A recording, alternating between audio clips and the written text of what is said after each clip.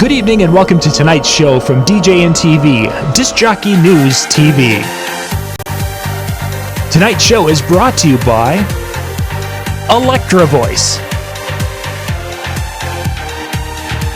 DJ Event Planner, Promo Only, and the DJNTV Insiders.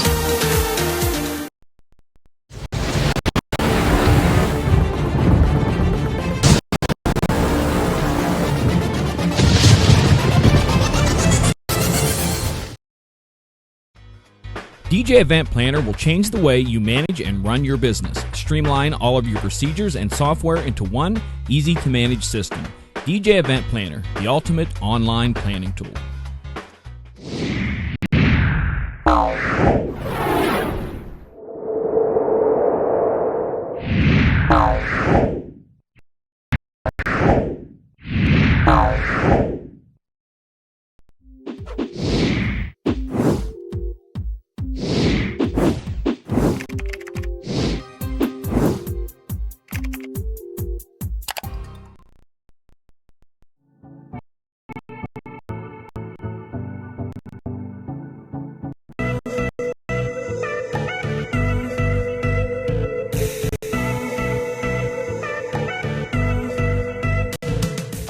Hey, good evening and welcome to night 3 of the DJNTV Virtual DJ Expo.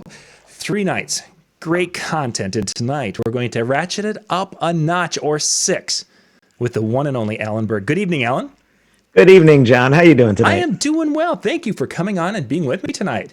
My pleasure. This is always one of the highlights when we get a chance to sit down and talk a little bit about business and shop and different things like that, because You've got such a variety of experiences and knowledge within the wedding industry.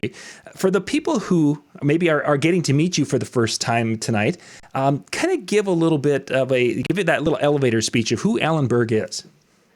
The short story is I've been in the industry a long time, mostly on the media side. So I started selling wedding advertising in wedding magazines, and then I actually published 2 wedding magazines, my wife and I. And then I worked for a little company called The Knot, which I'm sure most people here are familiar with The Knot. I was many things there, including vice president of sales operations. And many people in the industry got to know me because I was the main business speaker. So if it was at the Las Vegas DJ show or at Mobile Beat or at Wedding MBA or any of those conferences, local or national, chances are if The Knot sent somebody to speak, it was going to be me, unless you cared about the trends. If you wanted the colors and things like that, you had an editor, but otherwise it was me. And that's where most people got to know me. I was there from 2000 till 2011, and that's when I untied the knot. That's one of mine. I see what you did there. Like that. It was funnier when Wedding Wire and the Knot weren't combined, because it was like now I was consulting for Wedding Wire. So since 2012, actually, I've been consulting for Wedding Wire and doing sales training and speaking as an education expert for them. And now that Wedding Wire and the Knot have combined, I do that for both of them. But I also have my own business as a speaker, as a sales trainer, as a business consultant. I'm an author. I've written 5 books. I've spoken in 14 countries. He presentado en 5 países en español. I've presented in 5 countries in Spanish, which since I left the Knot, I taught myself Spanish. So I didn't know Spanish in 2011, and starting in 2013, I did. And I travel around the country and around the world, and I do remote consultations with DJs and venues and photographers. And I consult to websites like Wedding Wire and the Knot in Ireland, England, Dubai, India, Australia. And other than recently, most of the time you'll find me on a plane flying to a conference, and I'll be home for a little bit now, but we'll be back to doing that soon. Yeah, very shortly you'll be back going around. You got an incredible schedule that as I follow you on social media, it's like, goodness, does this gentleman ever get a chance to stay home? Well, my Facebook life is exciting. I was in Australia last year, and I posted a picture of myself probably at the Sydney Opera House or something like that.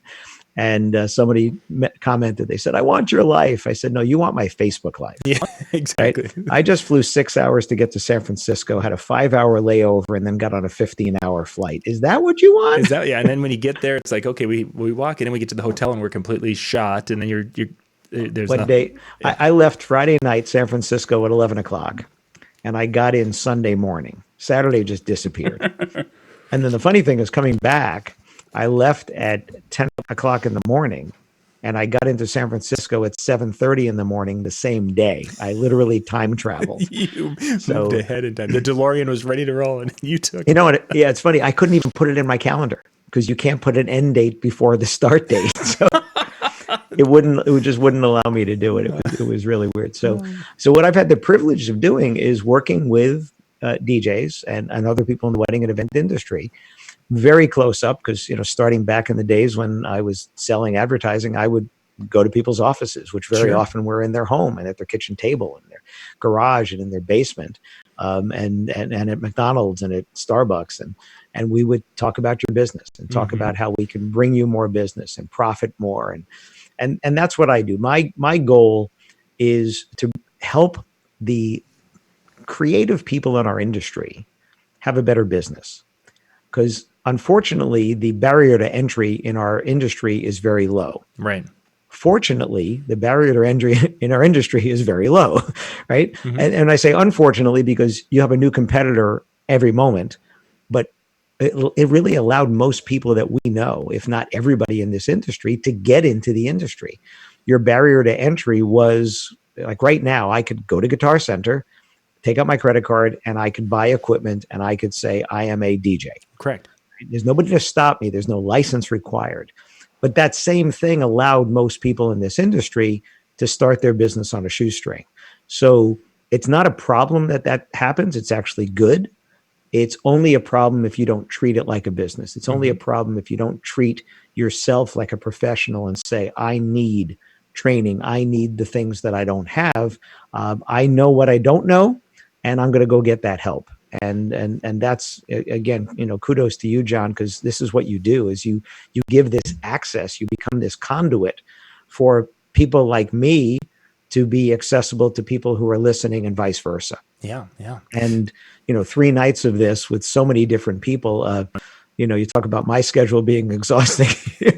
your schedule there, you have permanent indents in your seat, I think. I think so. Yeah, you could tell as the day start getting a little more squirmy on it. I've done better tonight with my scheduling, so I won't be quite. That's as bad. okay. But yeah. And I'm prepared for mine. So anybody who's joining me, this is a little bit of this is called Redwood Empire. It's a bourbon and rye mix. So salud, sláinte, to everyone's health. Everyone who is ailing these days, there you go. Salud. So let's kind of jump into tonight. Let's dig into the whole sales process just a little bit, because there's a lot of people who are going to be receiving inquiries and different things. This is the time where people who are home are searching. So it's time to really kind of ramp up that sales knowledge and process. Right. And, any business, it breaks down to this. So I do sales training. There's my logo in the middle, your personal sales trainer. So I'm alanberg.com. That's my website. Bottom left corner is the logo there. But when I do sales training, I realize that I am your personal sales trainer, right? The businesses in our industry, very few, if any of them, can have a sales trainer on staff. So I act as your personal sales trainer.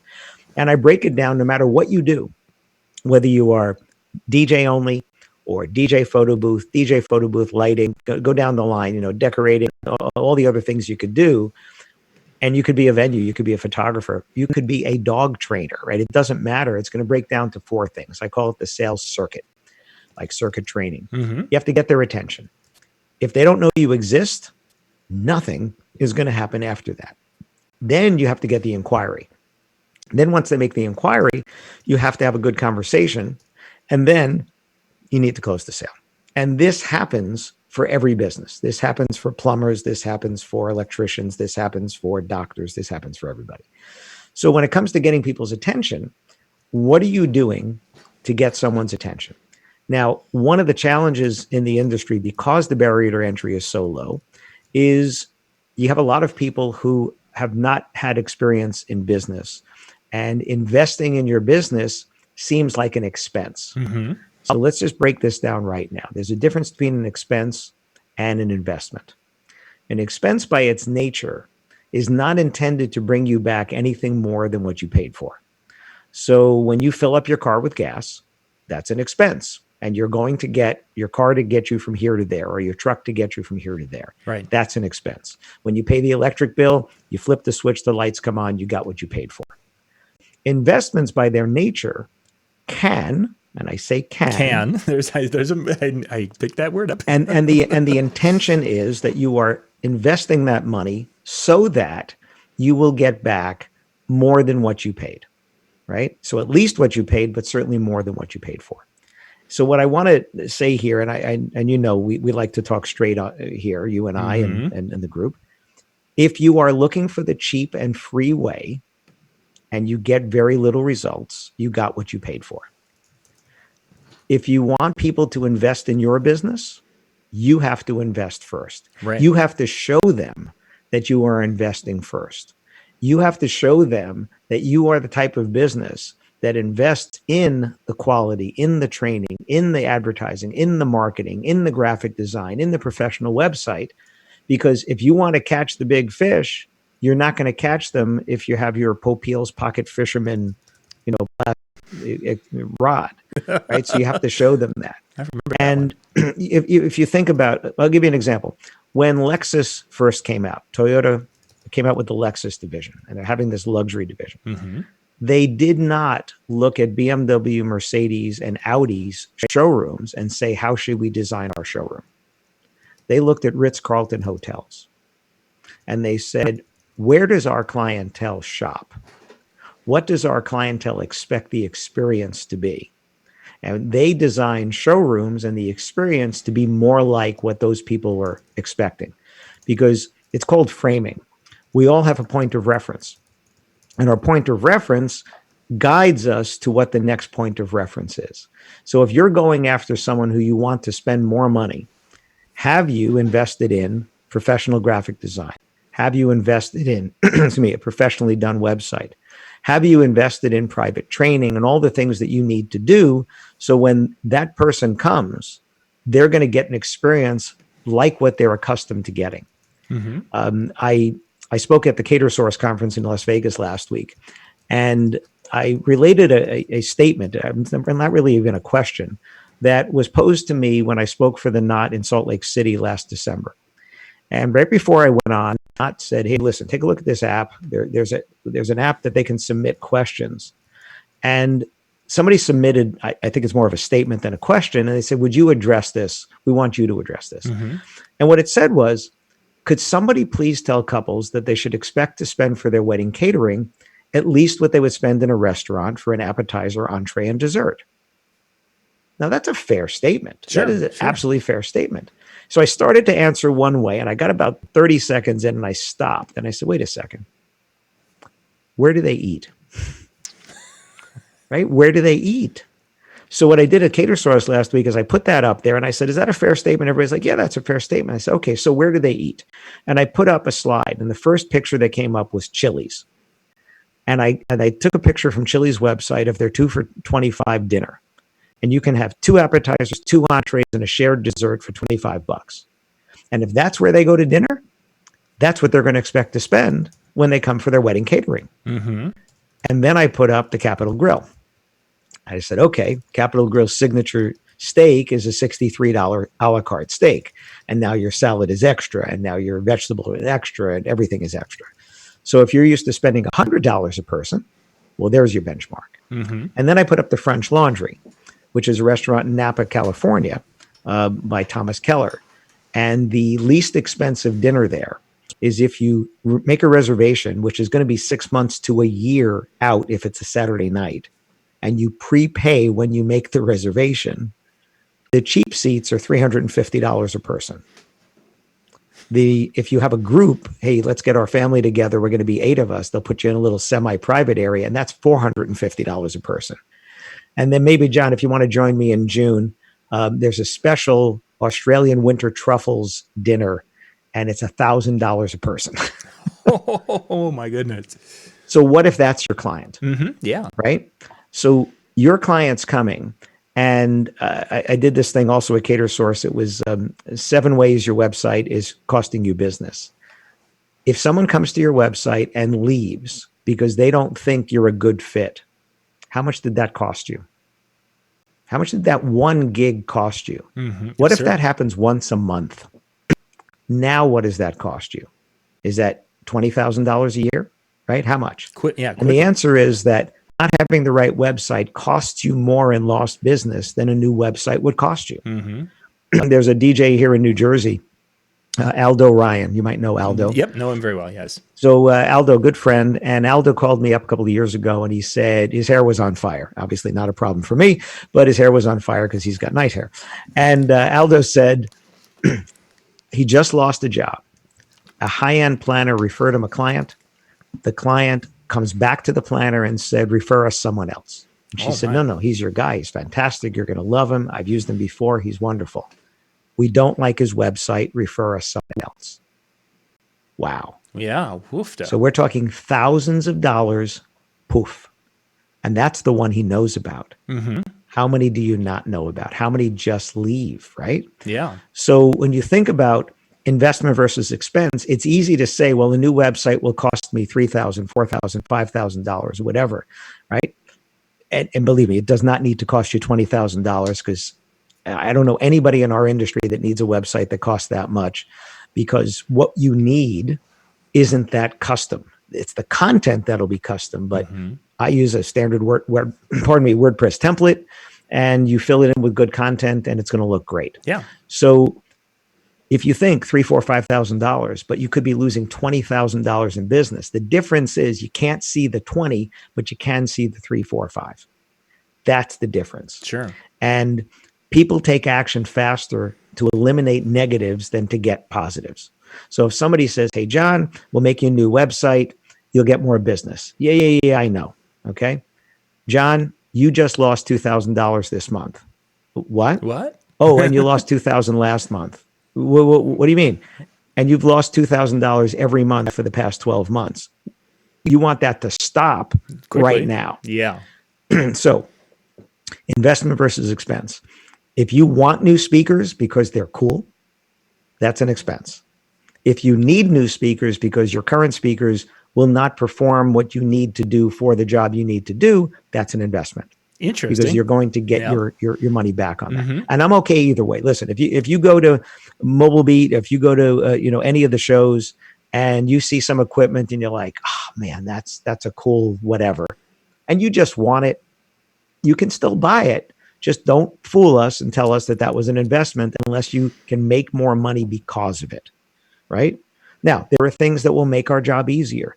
Doesn't mean it's necessarily an investment, but if it's saving you time, that could be then an investment. So let's talk about advertising, because I know there's a lot of talk. Because my background, again, I published wedding magazines. I was vice president at The Knot. I've consulted to Wedding Wire.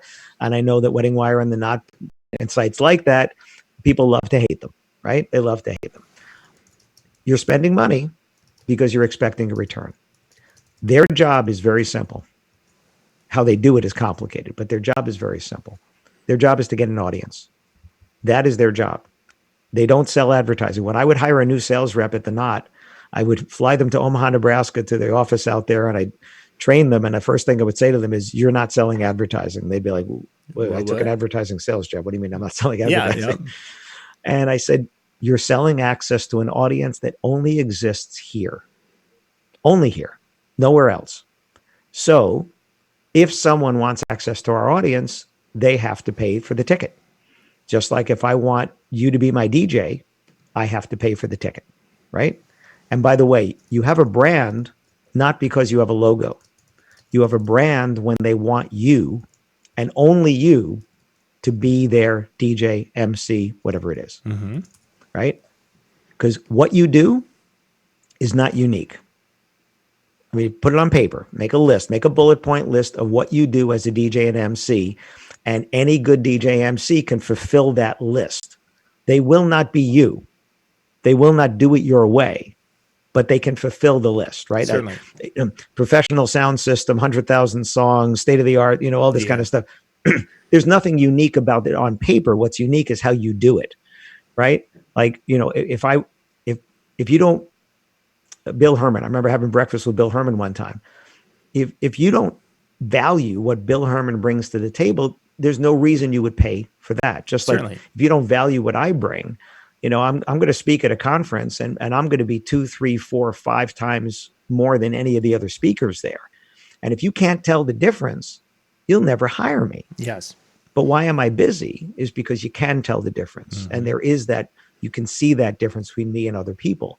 And the same thing with you. If you want them to pay your price, they have to want you because they need somebody. But when they want you, you have a brand because now they want you and only you. And that for a multi-op, that's, I want someone from your company, but then I also might want this person, right? So if I'm Mike Walter saying, okay, great, Mike, it's you, but if I want this DJ, or if I go to, Jason Janai's company and I say, okay, I want Tony T, right? I want Tony T, that's a brand because I want Tony, not just somebody from SCE. I want Tony T. Specific, yeah. Right. And that's what makes the difference there. So never buy the ad, never buy a booth in a bridal show, never buy an ad online or in a magazine or a billboard. Buy the audience that will see that because that audience doesn't exist anywhere else. I had somebody contact me recently. They're a DJ, photo booth, video, photography. They do multiple services in multiple states. And their bill for Wedding Wire and the Knot was going to be over $100,000 for the year. Right. Okay. And I said, okay. And they said, can we talk to you about this? Because it seems like a lot. And it was really great because they reached out and they paid me for a consultation and said, hey, let's discuss this. We want to know, is this right or not? And I said, I'm not going to tell you whether the price is right. In other words, are they charging you the right rate? But let's talk about this. How much are you going to invest? And we came up with a number. And then how much of your sales is that? So their anticipated sales for the year was going to be like $1.75 million. Sure. $120,000 to invest to get 1.75 million is only about 7%. That's not bad. That's really quite good numbers. Right. Yeah. The difference is that there were more zeros. Yeah, exactly. Right. So take somebody else with $175,000 in sales investing $12,000. It's the same 7%. Right. It's the same 7%. My brother-in-law plays blackjack, and he plays at the $100 and $200 minimum table. Right. The odds are exactly the same as the $5 table. Right. And if I sit with him at the $100 table, it's to watch. And the reason it's to watch is because I'm not willing to make that investment. Therefore, I will not get the gain. Because if I hit, I would get the same gain that he would. I'm just not willing to put that money down. That's not my thing. That's not my idea of an investment, right? But the odds are exactly the same.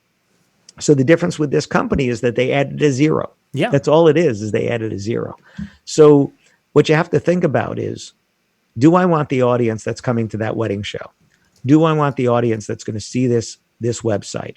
And what I had posed to them was, I said, let's say we took 50,000 of that and didn't give it to Wedding Wire and the Knot. Where are you going to put it? Because you're never going to get that audience. You're not going to get that audience somewhere else. You will get someone else's audience. Yeah. And some of those same people might be there, but you'll never get that audience. So have you tried Facebook ads? Yeah, we're already doing some of that. Google ads, yeah, we're already doing some of that. I said, and results? He said, yeah. I said, and if you threw another 50,000, do you think you could replace what you got over there? He said, no. I said, well, you have your answer then. Yeah, very quick. Yes. You have your answer. And that's all they needed was for me to just kind of talk them through that and say, okay. I said, listen, I'm not telling you it's not hard to write that check. Oh, yeah, for sure. But if you don't write that check, you don't get the 1.7 million. So you mentioned, of course, that was a 7% roughly. Yeah. Is there a magic number when it comes to, for our businesses, where we, the amount we should be dedicating to advertising and such, or a percent, I should say? It's a great question, and it's not an easy answer because every business is different. So let's start out. You're a brand new business, and you've been in business a year, 2 years, and you're growing your business. The general rule of thumb, and this is a very general rule of thumb, is that if you're trying to grow your business, you should be investing 10 to 15% or more of your anticipated revenue. Now, that's an important word there, anticipated revenue. So let's say you're doing $50,000 worth of business, but you want to do $150,000 worth of business. You have to invest 10 to 15% of the 150, right? You want to get there. Sure. So not what you're doing, what you want to get there. Now, once you get there, you can back off. So the analogy I like to use is an airplane. So you're a brand new business and you're sitting on the tarmac in your airplane. Okay. And now you want to get that business off the ground. So what does the pilot do? The pilot puts on the thrusters all the way and starts barreling down the runway. And if you give it enough gas, you can get enough lift and get off the ground, right? Sure. But now you need to get to cruising altitude. So in order to get to cruising altitude with a full load of gas and a full load of passengers and a full load of luggage, you have to keep that gas on, keep it going, keep it going, keep it going. Once you get to cruising altitude, the pilot will back off on the thrusters. Hopefully they won't turn them off. It sometimes feels like it. Well, that's what you call a glider. Okay. So there's only one way to go when the engine is off, and that's down. And that metaphor works for your business. If you stop marketing and advertising once you get to cruising altitude, you're going to fall because somebody else is still on the gas. Somebody else is doing that. So brand new business, 10 to 15% or more of your anticipated revenue. And I was working with a DJ in Indianapolis. I've been working with him for a couple of years now. And he was doing part-time while he was in school.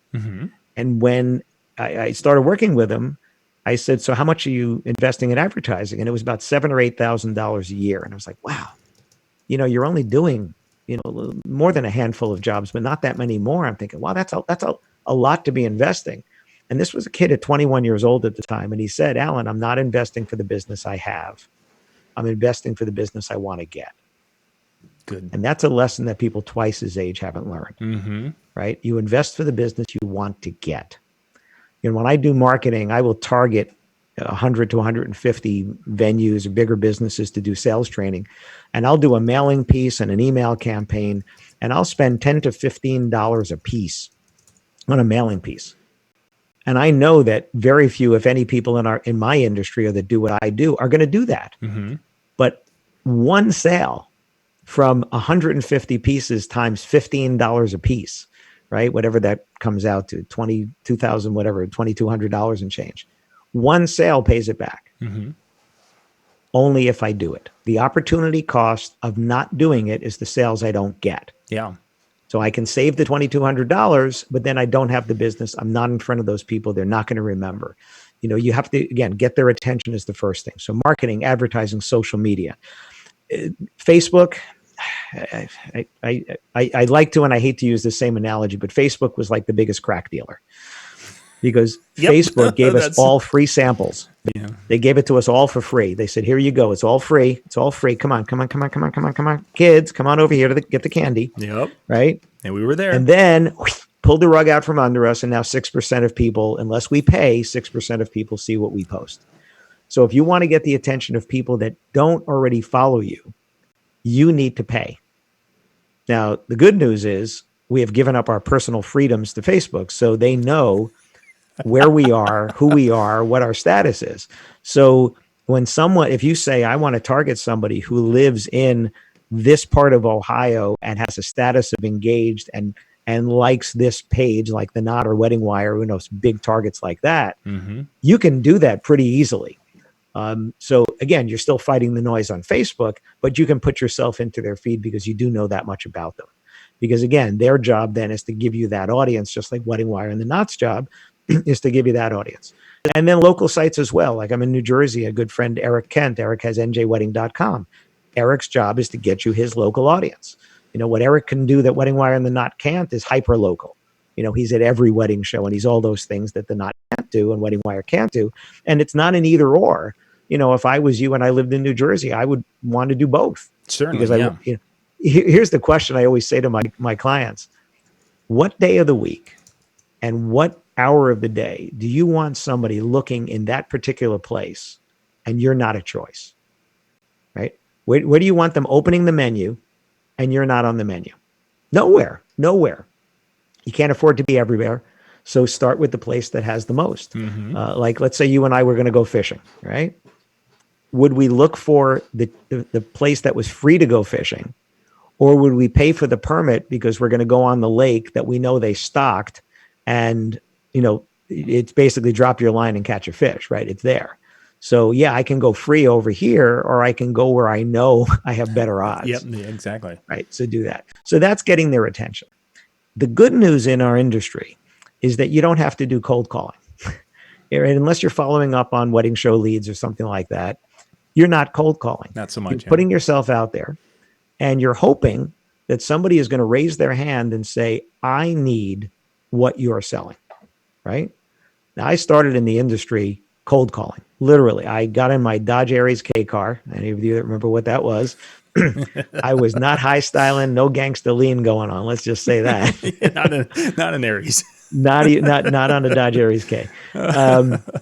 However, I did drive that car 30 to 33,000 miles a year for 3 years, and it made me a lot of money because it got me where I was going. So that was it. Mm-hmm. And I was driving around knocking on doors, just finding people and cold calling, making phone calls, and literally just walking into businesses and saying, hi, how can I help you? Mm-hmm. And this industry, by the time they're interested, they've already eliminated most of your competitors.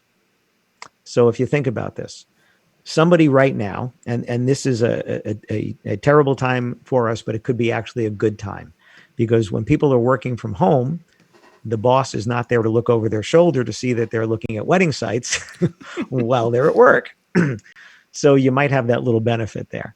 So what you have then is, by the time you get the inquiry, they've eliminated most of your competitors because they're not going to reach out to 25 different DJs. They're going to reach out to a handful of them. 3 to 5 is generally the number, some more, but generally 3 to 5. And you're on that short list. So if you follow Simon Sinek at all, do you know Simon Sinek? Oh, yes. Yep. So Simon Sinek, Start With Why. He talks about the golden circle. So you just imagine 3 circles, an outer one, inner, and inner is what, how, and why. They need what you do. I need entertainment for my wedding. I need lighting. I need a photo booth. I need video. I need whatever it is that you sell. I don't really care how you do it, right? Yep. Most of what a DJ does when it's involved with a wedding or an event is completely out of sight of the client. It happens before the event and they don't see it, right? If you're doing a grand entrance, all that editing that you're doing on music, they will not see that at all. They don't see you practicing. They don't see you having meetings and going through the do not playlist and the do playlist and coming up with your playlist and what you want to do for this particular event. They don't see that. Just like people don't see what I do. And, I'm a professional speaker. I'm going to invest 30 to 40 hours in a speech. And if I've given the speech before, I'm going to invest anywhere to 15 to 20 hours. And I've given the speech before. I'm still going to invest that. Why? Because that's what professionals do. But it's out of sight of the client. You don't see that happening. So they need what you do. They don't care how you do it. The why. Why is it important to them? What is the outcome that they want? And why do I need you specifically to give me that outcome? So when you get the inquiry, it's up to you. Hopefully your website has done its job and has already shown them some of the why. It's up to you to help them buy the outcomes that they're looking for. You're not there to sell them services. Stop selling services. If I take your name off your bullet point list, I can give it to everybody else listening here. That's not what you're selling, because somebody sells it cheaper. What you're selling is, I want you, John, Tony, Judy, Jody, Sue, I want you to provide me with that outcome, because I feel that only you understand me. Only you know what it is that I really care about, and you're going to help me get those results. That's what we sell, is results. We don't sell stuff. Stuff is a means to an end. Yeah. We sell results. So when you get that inquiry, you want to turn that into a conversation. You want to that conversion is having a good response to have this conversation. And I just had a DJ just the other day. He reached out to me because I had done a webinar for the Knot and Wedding Wire on how to respond to inquiries. And it was actually the most popular webinar that I think they've ever done. We had like 2,000 people on this webinar, literally. Yeah, crazy. Which for me is the same as talking to 5, because I can't see any of you anyway. So. It really doesn't matter. No, it's just right. It doesn't. Speaking in front of 2,000 people is different than speaking in front of 20, but webinar to 20, I always try to make it like I'm speaking to 1 anyway. So he reached out and he said, Alan, I loved the webinar and I've started to respond differently. And I'm having this conversation, and he was doing all the things that I said. So he thought, getting to the point of short conversations, fitting on one screen of a phone, asking low commitment questions. And then he'd get to a point where it would just go dead. It would just ghost. And he just, long story short, was tight and all this stuff. I said, just send me a couple of your conversations. Let me see if I can see anything obvious. Sure. And he sent me a couple of conversations. And I said, okay, you know what? Here I would have said this instead. And then on the other one, I said, why don't you try that? Here, I would have gone maybe here. 2 days later, he emailed me and he said, on one of the conversations, he said, not only did I get a reply from her, I had a phone call and I booked it. So it went from ghosted to booked with what I call a little tweak. You know, for me, it was the jeweler screwdrivers. It wasn't, I needed my, you know, my sledgehammer. I needed, you know what, just do that different. And very often that's the difference between getting ghosted and not. It's just that little bit of a difference. So that's that conversion, is replying to their emails, replying to their texts, to their Facebook messages, to the WhatsApps and things like that. And just having a conversation. You know, what if the phone would ring? If only, you know, back in the day. Yeah. Like we say back in the day, now we sound used old. to have telephones that rang on. Oh. This is really good, by the way. This is Redwood Empire Bourbon and Rye Mix, Sonoma County, California. There you go. Okay. So this, having a conversation, if the phone rang, you would know nothing about them. So the first thing I'm going to tell you here is your contact form, cut it down right now. You don't need to know their mailing address. You don't need to know the start time of the event. You don't need to know the number of guests. You don't need to know the venue's address and all these things that I've seen on all these forms that you use with DJ Intelligence and DJ Event Planner and all these things. You will need to know it. You don't need to know it now to start a conversation. To start a conversation, you need to know a name, an email address, since they're sending it through digital, and I would put a phone number. That's what you need to know. If the phone rang, you would say, "Hi, thanks for calling, you know, John's DJ service. How can I help you?" "Oh yeah, hi. We're getting married. We're planning a prom. We're having a fundraiser. We're having and we'd like to get some pricing and information about having to be a DJ." Right? That's what you would know. So if you got that phone call, you would be like, "Oh, cool, I got a phone call." But when you get that in an email, you're like, "Oh my God, they're all price shoppers." That's all they're doing. Yep. But it's exactly the same. It's just that the communication method has changed. Otherwise, it's exactly the same. So when you get an inquiry that asks you about how much it costs, I want your inside voice to go, "Yeah." Because you're in a very small group of people that got that inquiry. The best group would be a group of one, right? That would be the best group. But you're probably in a group of 3, maybe 3 to 5. And how many DJs could have gotten that inquiry? And the answer is dozens, if not hundreds, right? If you're in a major metropolitan area, how many DJs are there, right? Hundreds. For sure. How many got that inquiry? 3 to 5. Yep. Maybe, like I said, maybe a couple of them reached out to 10. But when they start getting responses from 10, they're going to be like, forget that. So you get that inquiry. You want to be able to ask them some things that they will answer for you without feeling like you're high pressure and feeling like you're prying. I call those low commitment questions. Low commitment questions are the venue. Low commitment question, are you having both the ceremony and reception there? If it's a venue, if it's a wedding, right? How many guests are you expecting, right? That type of stuff. Have you been at a party or something where I've been a DJ, right? Those are low commitment questions. High commitment questions are the ones that get you ghosted. If you ask too soon for a phone call, for a meeting, for a budget, you get ghosted. Very simple. Yeah. Very simple. Stop doing that right now, because you wouldn't walk up to somebody at a bar. You'll go to the bar and you think that he or she is cute, and you walk up and you say, "Hi, John, you want to get married?" I was wondering how you were going to put that together. Right? You just wouldn't go right there. You'd be like, "Hi, is this seat taken?" Right? Yeah, exactly. Start with that. Yeah. Right? And if you get a positive outcome from that, well, let's go a little bit further. You know, "Hi, busy night tonight," right? And you would have a conversation. Yes. Now, statistically, every field you add to a contact form, less people will fill it out, even if it's not required. The opposite is also true. Every field you take away, more people will fill out your form, regardless of whether the fields are required. So if you can cut your form down to the bare minimum, you will encourage more people to reach out, because it's lower barrier to entry and it feels less imposing. And for gosh sakes, take a look at your contact form on a phone I saw one the other day, and it was asking, for their name, for the fiance's first name and last name, separate fields, organization name, street address, and it just went on and on and on and on and on and on and on. And yeah, maybe the default with that, because it was definitely imported from either DJ Intelligence or DJ Event Planner or Gig Masters or one of those. And it's every field that you would need to know. Yeah, eventually.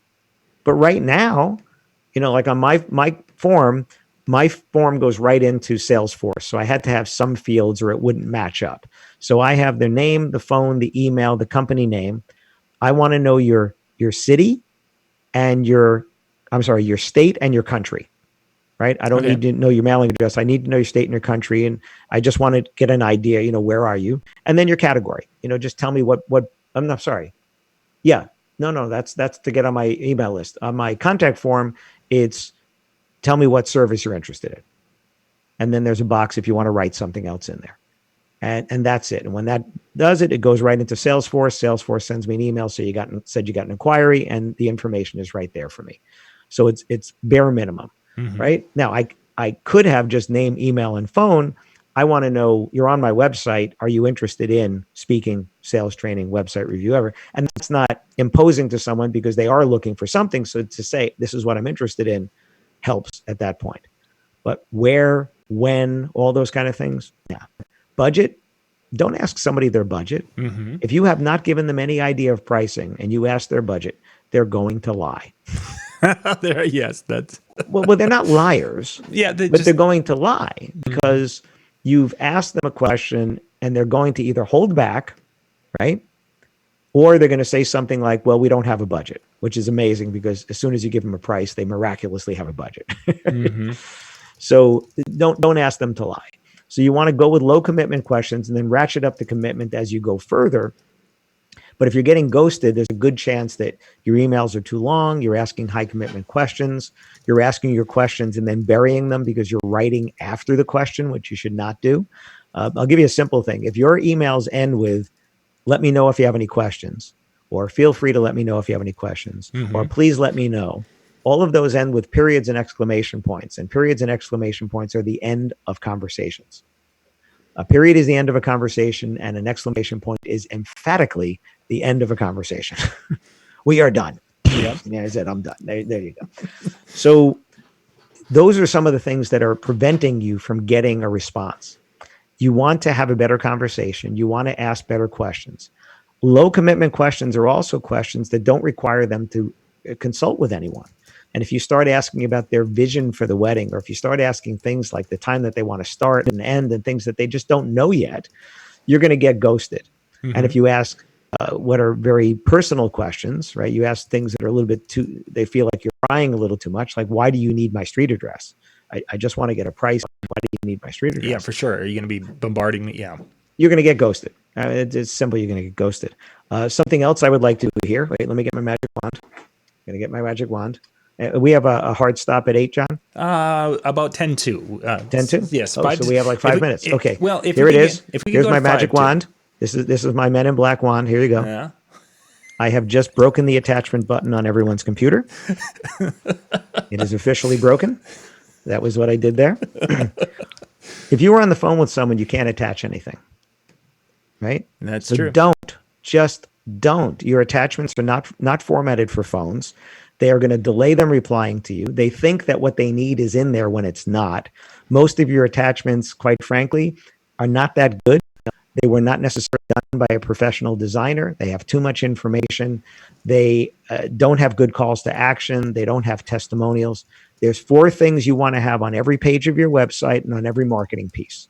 All right, since we have about 5 minutes, 6 minutes or so. Yeah, let's go another 10. Let's wrap it at 5 too. So the 4 things you want to have on every page of your website and every marketing piece, and then we should just go to snow here, right, John?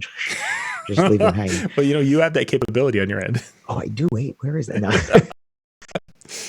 The 4 things you want to have on every page. The first is an aspirational image. Show me an image that I want to jump into and say, I want to be them. So it is not, to me, it's not the first dance picture if you do weddings, because that's 2 people on a dance floor. I want the wedding couple in the middle of the dance floor with all of their friends having a great time. Probably one of the best pictures I ever saw. Jimmy Esposito up in Boston, 617 Weddings. Jimmy had a picture shot from behind the DJ, and it was him, and he's a sleeve tattoo on his left arm, so you could see it was him. You could see the DJ, you could see his laptop. The dance floor is packed. The bride was not in the middle of the dance floor. The bride was standing right in front of the DJ booth, and she was facing him. So the picture was shot from here, and you saw her face. And she had her arms out, and she's just looking at him like, you are just bringing it to my wedding right now. Oh, nice. It was phenomenal. She took off his website because he had it on there for so long right now. Okay, so yes, first dance someplace on your website, but I think the first picture they see is just people having a phenomenal time. If you don't do weddings, if it's corporate, if it's schools, if it's fundraisers or whatever, show me people that look like them. Same thing with photo booths. I don't want to see your photo booth. I want to see people having fun in your photo booth. And if it's weddings, I want to see wedding people having fun in your photo booth, right? That's what I want to see. Yeah, for sure. Second is aspirational text. Talk to them about the results. Use the words you and your, not I, we, me, us, our, and mine. You're going to have to use the words I, we, me, us, our, and mine, but you want to balance it more towards you and your, so they feel like you're talking to them about the results they want. So when you choose John's DJ service for your wedding, you and your guests will have the time of your lives because you. Okay. Yep, exactly. Okay, I live in New Jersey now, so I'm talking to you. Okay, you got that? I'm talking to you. Okay, I got a guy. You need a guy? I got a guy. If I don't got a guy, I know a guy who's got a guy. Okay, never mind. So I changed my accent when I moved from New York. Now I have to have a New Jersey accent. Okay. 3, social proof. Social proof is people that have already experienced it talking about the results that they received. One of the exercises that I do, I did a mastermind day recently outside of Chicago. And what I did is I had everybody bring printed copies of their reviews from online. And I had them swap them with somebody else. And I had the other people find the brand, find the results, find the words and phrases that describe the business that they were reading about. Not your own business. I had them do it for somebody else. You can certainly do it for yourself. And then you want to use those words and phrases anywhere and everywhere you can, right? So on your website, I want you to think of them like speed bumps. I want a single line that goes across on desktop. It'll wrap to maybe 3-4 lines on mobile. But I want these single lines just throughout your website, throughout the pages on your website. So I have to slow down. I get to read it and then I keep going. It doesn't stop me. You put a whole paragraph, nobody wants to read it, right? And then you're going to do that on your marketing pieces. You're going to do that on everything that you do. And then the fourth element is the call to action. Tell them what to do and make it easy to do it. So let's talk about this. If I see a picture, all right, let's say we're at a wedding show, right? What are you handing out at a wedding show that's going to go in their bag? If I was at a wedding show and I was a DJ, I would have a 6x9 postcard that has a phenomenal picture of people having a great time. I'd have your logo with one testimonial quote on that side, and I'd have your web address. And on the back, I would say, why do couples like you choose John's DJ service for your weddings? That's a great question. Don't take our word for it. Listen to couples who already have. Boom, boom, boom, boom. Call to action. If this is the way you want to feel after your wedding, call us, email us, contact us today. Okay? And I'll show you that I'm a hypocrite. One of the things I give to my clients when I'm doing sales training is this. If you don't ask, the answer is always no. Okay? Then on the back, if you see those red lines over there, you can see them. There are 4 short testimonials, right? Why should you have industry guru or Alan Berg train your sales team? First one says the results have been unbelievable. Second, we've been putting your sales principles into practice and certainly seen the results. Third, the results are in my paycheck. Fourth, I immediately put to use techniques that we learned that day. If these sound like the kind of results you'd like to have for your team, call, text, or email Alan today. Okay? The only thing that's missing from this is the image, because this wasn't meant to be a photo piece. So it's meant to be like this. Yeah. So the idea is still the same. It's just the execution a little different. Certainly. But no one can talk about it better than people who've already experienced it. But don't give me the whole paragraph. That's like putting a cake in front of me and saying, here, Alan, eat the cake. I don't want to eat the cake. Give me a fork with some cake on it. Hey, Alan, try this. Ooh, that was good. That looks good. You want some more? Yeah, okay. Oh, that was good. We keep talking. Next thing you know, I ate the whole cake. right? It's the same thing. Get them to eat the whole cake, one piece at a time, because they're going to read it. Make them in context. If you're talking about lighting, I want a lighting testimonial. If you're talking about how responsive you are, I wanted to say that. And you'll find this. It's like panning for gold. When you go into your reviews, you're going to find all the reasons why someone should hire you. And it's not because you have state-of-the-art sound system. I don't even know what state-of-the-art sound system is. Who is Art? Art has all this equipment. It's always state-of-the-art. And I've wondered what state Art actually lives in. What state is Art in? Yeah, I think it's the state of confusion. Something like that. So again, what makes you different is those words. So what you're talking about is the results. Ask them about the results that they want. Ask them, one thing we know is that when people get married, they typically are in a group of people that are getting married, friends, cousins, things like that. I spoke to somebody at the Knot at an event recently, and I said, she's married a year. I said, how many weddings did you go to last year? Right? 17. Oh, that's a little extreme. Just imagine 17 weddings, and if these people know one another, she had 17 dresses, right? Because exactly. That's you can't be seen in the same dress. I was going not like a guy, right? We can change the tie, and now we have a new suit, right? That's why I have 100 neckties, because I can do that. So this is the difference. There is what did they see at other weddings that they definitely wanted hers, right? Or if you're talking to the bride, talking to the groom, or brides and grooms, whatever it is, what have you seen at other weddings that you definitely want at yours? What have you experienced at other weddings that you want at yours? What have you experienced at other weddings you don't want at yours? What do you not want to happen? And then you want to hear about all these things that they're like, oh, I don't want that. Oh, I don't want that. Oh, I don't want that.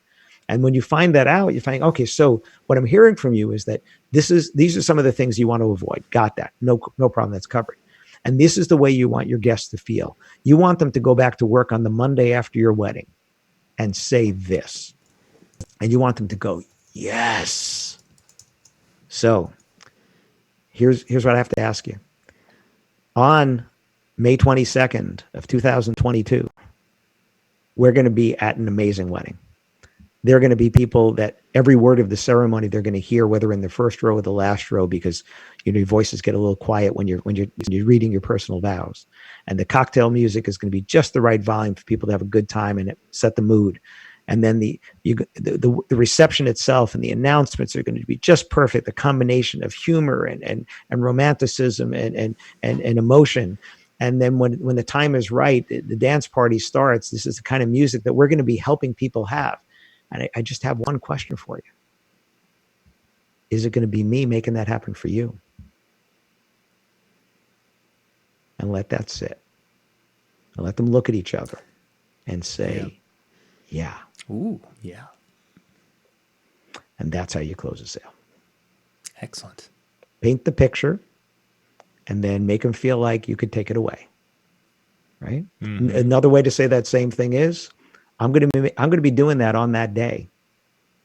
I can only be in one place at one time. Is it going to be your wedding? And let it sit. That book behind me, that one right there, is called Shut Up and Sell More Weddings and Events for a reason. Alan, we got just a touch of time left here. Let's speaking of, thank you. Let's see some of the stuff you've got there. You've got some resources for folks out there that can really turn their business around.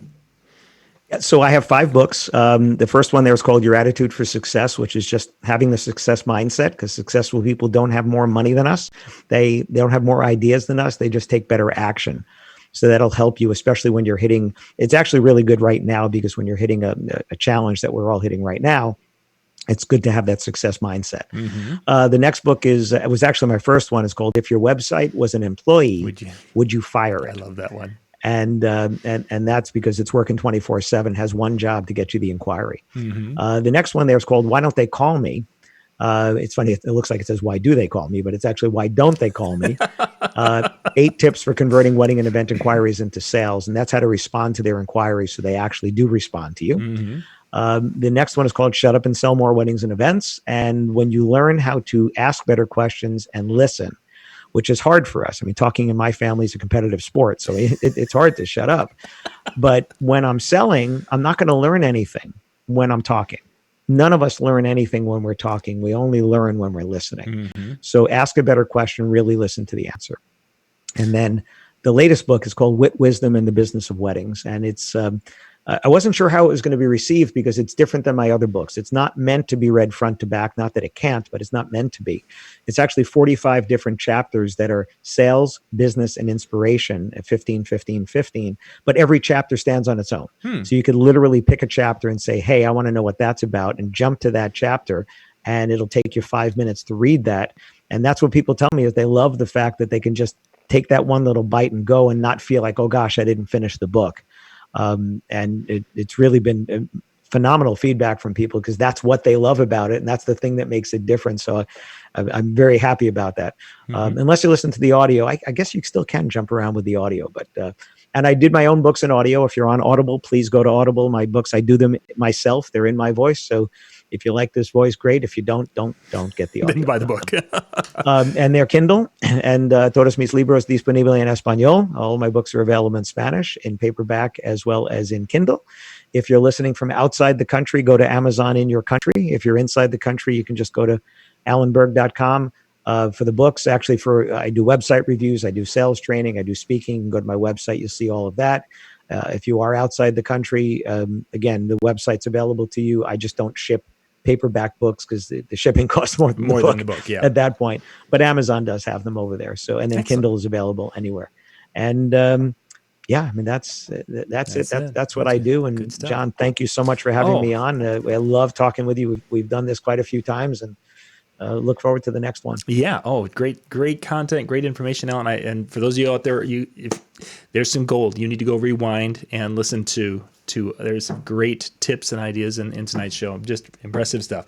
Alan, thank you much for being on. Thank you for your passion and training and such, and looking forward to not only our next session together, but seeing you. Are you going to be at Wedding MBA this year? Have you gotten that lined up yet, or? I am actually the only speaker that's spoken at every Wedding MBA there's ever been since 2007. Excellent. So I'm not breaking the streak. I am speaking. I will be speaking at least 3 times, like I do every year. Perfect. And have my huge booth at the trade show.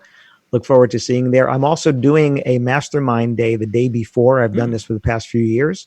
It's a very small group.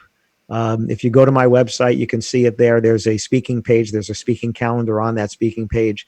And I do these small group masterminds where I get a small group of businesses together and we just do this collaborative day all day. And Wedding MBA doing it there, and there's actually a payment plan, so you don't have to pay it all at once. I know that's a painful thing for people now.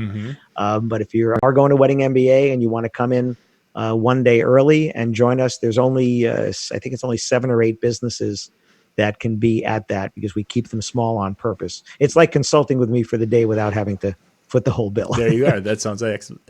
Pop out to alanberg.com, gang. Check it out. And Alan, once again, thank you much. We'll be back in about 2 minutes. Lou Harris is on deck, and he'll be with us in just a moment. Thanks so much.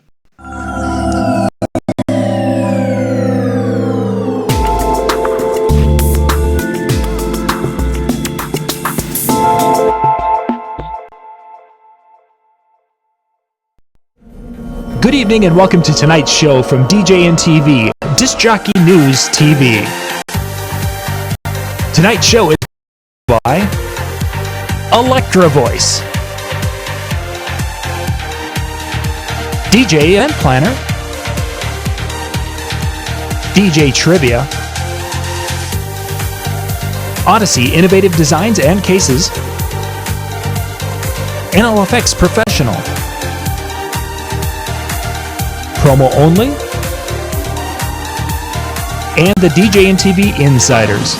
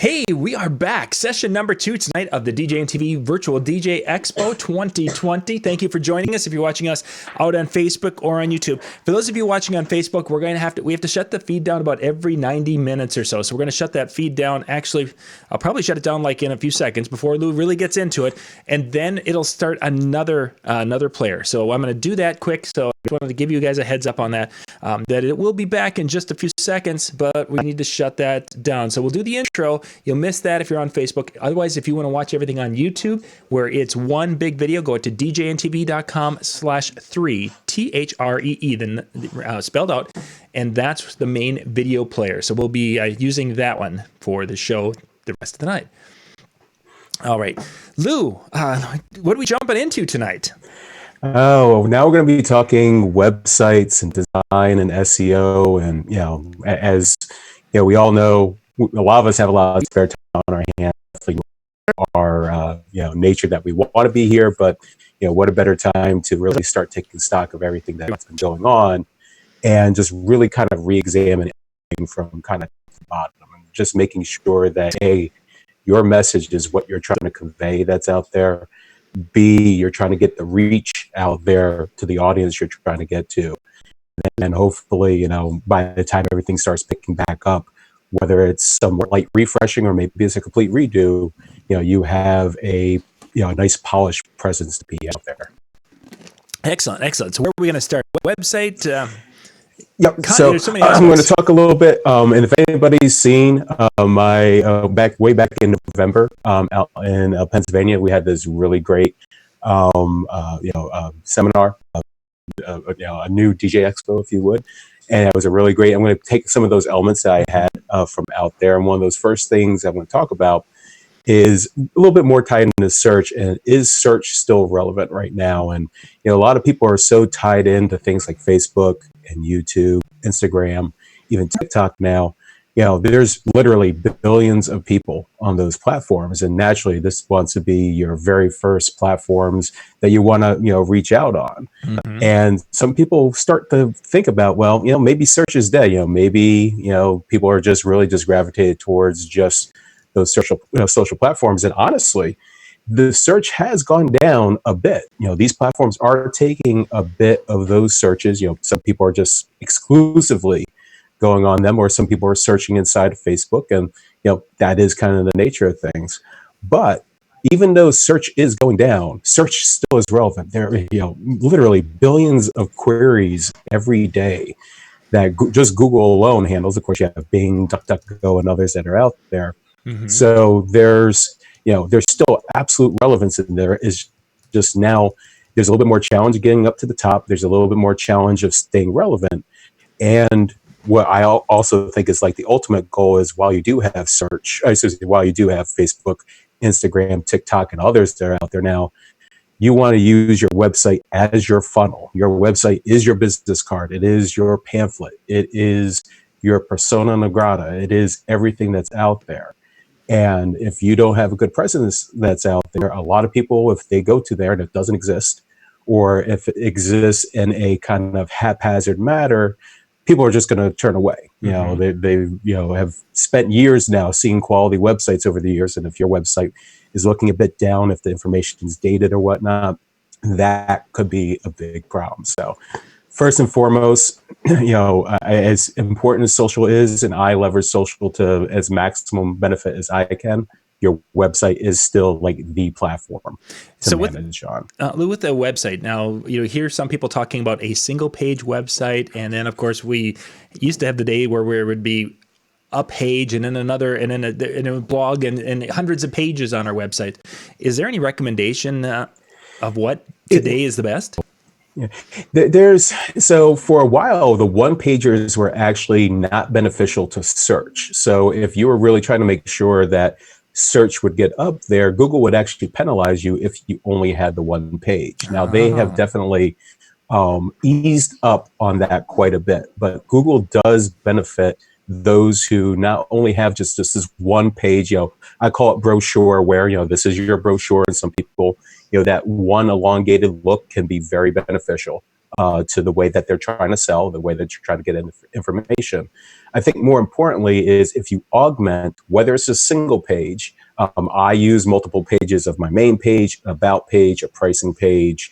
I have my mixtapes up there, and I have like a little bit about me that's up there. That's my structure that I have there. Then I have my blog. And to be honest, the combination of having, whether it's that one page or your core pages and a blog, that's what's a bit more important, because the more content that you can get out there, the more relevance that you show as a professional to put, articles that people will link to, articles that you share out on social, things that are relevant to the industry, whether it's from a more technical perspective, a more emotional perspective, any of those things, that's going to build your relevance in there. And that's going to gain you that, maybe not necessarily page one of Google, but that can help definitely build you up that way. And give you that, the results and hopefully on some keywords that would fit your demographic and market. Exactly. Now, the real thing that I want to stress on keywords is Google has definitely gotten very smart on keywords over the years. And if you try to, keyword stuff is what they used to call it. Yep. And a lot of old school hackers would see it in, whether it was cities that they were operating in, or they would put in mobile DJ 300 times on the bottom of their page. Those days are long gone. It was strategy at one point. It was sound strategy. But Google definitely now penalizes you if you have that kind of content. They also penalize you if you have thin content. So if you only put this one little paragraph of information and it really doesn't have any relevance, you still could technically put one paragraph of information up there. And if it's really good, it's this like awesome, nugget of information, and people share it, they're going to actually see that. The algorithm will detect that. They'll give it relevance, and that will again boost your presence within there. But if you put a lot of thin content out there, that can ultimately hurt you in the end. So when you do put this stuff out there, whether it is your front page, whether it is a blog post, make sure there's some content or video, whatever your suit de jour of how you're trying to present out to people is. Excellent. So meta tags, is that something that you can dig into a little bit? Because that's a confusing part for even myself when it comes to the SEO side of things. And it's just confusing as a whole. Let's not mince the words. You don't have to necessarily be a rocket science to figure it out, but you definitely have to spend quite a bit of time kind of really deep diving to understand what it is and what you need to know about it. The easiest way to kind of to take this in perspective is the meta tags are kind of like the index, the description of what things are. Everything from if you're putting a photo up there and there's an alt tag that says, it's my couple dancing at this particular venue. That is metadata. That is telling Google or whomever to associate that little bit of content to that image. And vice versa, everything from author tags to let you know that you are authoring this. A lot of this information is very pertinent to SEO and how Google ultimately compiles this and put it up there. Luckily, if you use platforms like WordPress, there are lots of tools out there like Yoast SEO. There's also Rank Math and some others that are really high quality. They actually put most of that information in there for you automatically. Oh, nice. So there's a lot less you have to worry about. There's still definitely, each page needs a little bit of tender love and care. Making sure your images are properly done. Making sure the text is well formatted. Things like header tags, they're not just there for decoration, as much as they would like it to make big text to smaller text. But there's a hierarchy behind it. And if Google decides to say, "Oh, hey, you have things a little bit out of line," that can maybe just a little, could be a lot. So you're mentioning images. There's, of course, I take a really nice picture at a wedding, and it's image, IMG 47391. Should I be renaming these? And if so, how should I be renaming these to give me the best chance? So the naming is fairly important. The actual meta tags itself are even little more important than just the name. So you can still throw your IMG 3427 up there, but your alt tag and your description tag is definitely where the meat of it is at. Now, naturally, if you rename it, let's say the couple's name, Matt and Julia or something like that, that adds that little bit extra relevance into it. So, and it's a little bit less important because this is a little bit more for image search, but it still gains all that relevance and builds that structure within your site. So every little bit is important. Definitely the description tag and the alt tag are the two most important things. And then if you think about it, renaming the file definitely adds at least a little pizzing to the whole thing. Is there a point now on web pages and such where two messages are a thing, or is that just you can definitely go a bit overboard, and it's not necessarily from the sake of just search or something like that, but it's user not capability, but experience itself. So if you just flood a bunch of images, I know there was a photographer I worked with a couple years ago. She's a great photographer, took amazing images, but when I saw her website, it was just literally just a cascade of images everywhere. And it takes a long time to load. They weren't tagged properly. It was just definitely too much for any person really to digest. Mm-hmm. So I always say, no matter how you flip it, whether you have just this one nice single big image on a page or lots of little images, that they're purposeful. Every little piece, you shouldn't just throw up there just because it's beautiful or anything like that. It should serve a purpose. Like if you go to my main website, when you hit the first landing page, it's like this picture of a couple. Mm-hmm. And it's my tagline that's there, and it's there, it's barren for everything else. There's one specific purpose: to draw the eyes, to draw the attention, and then make people scroll down after that.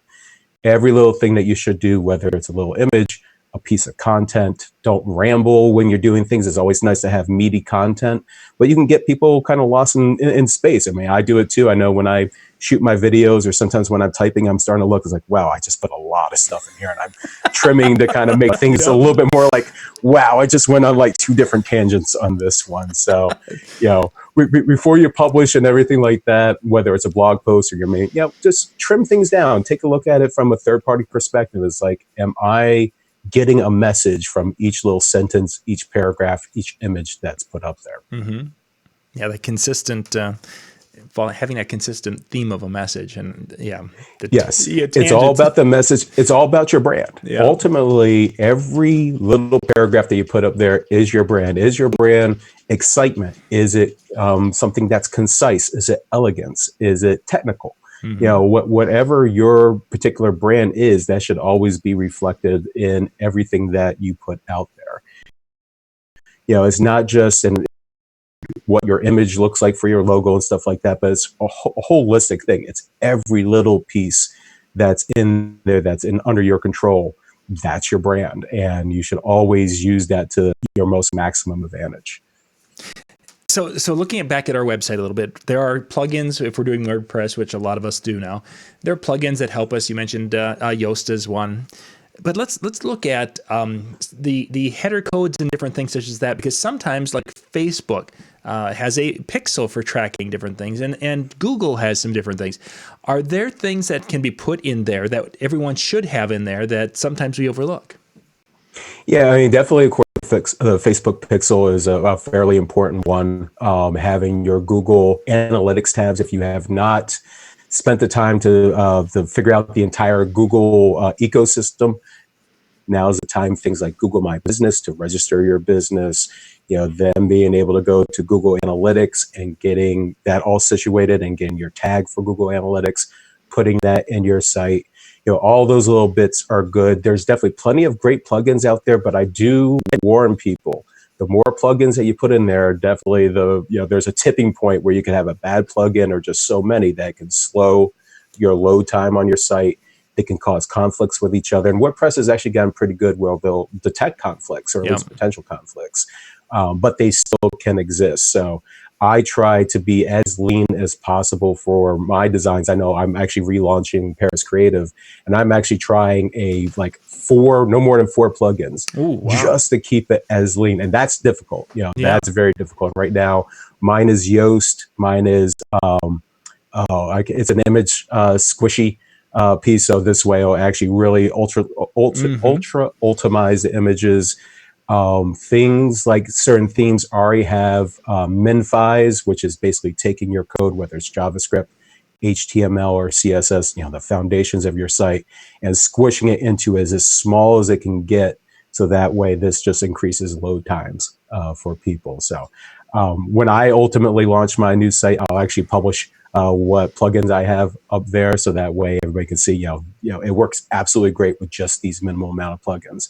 Don't be afraid of them, but be aware that each one could add more complexity and ultimately. So one of those plugins that is Jetpack.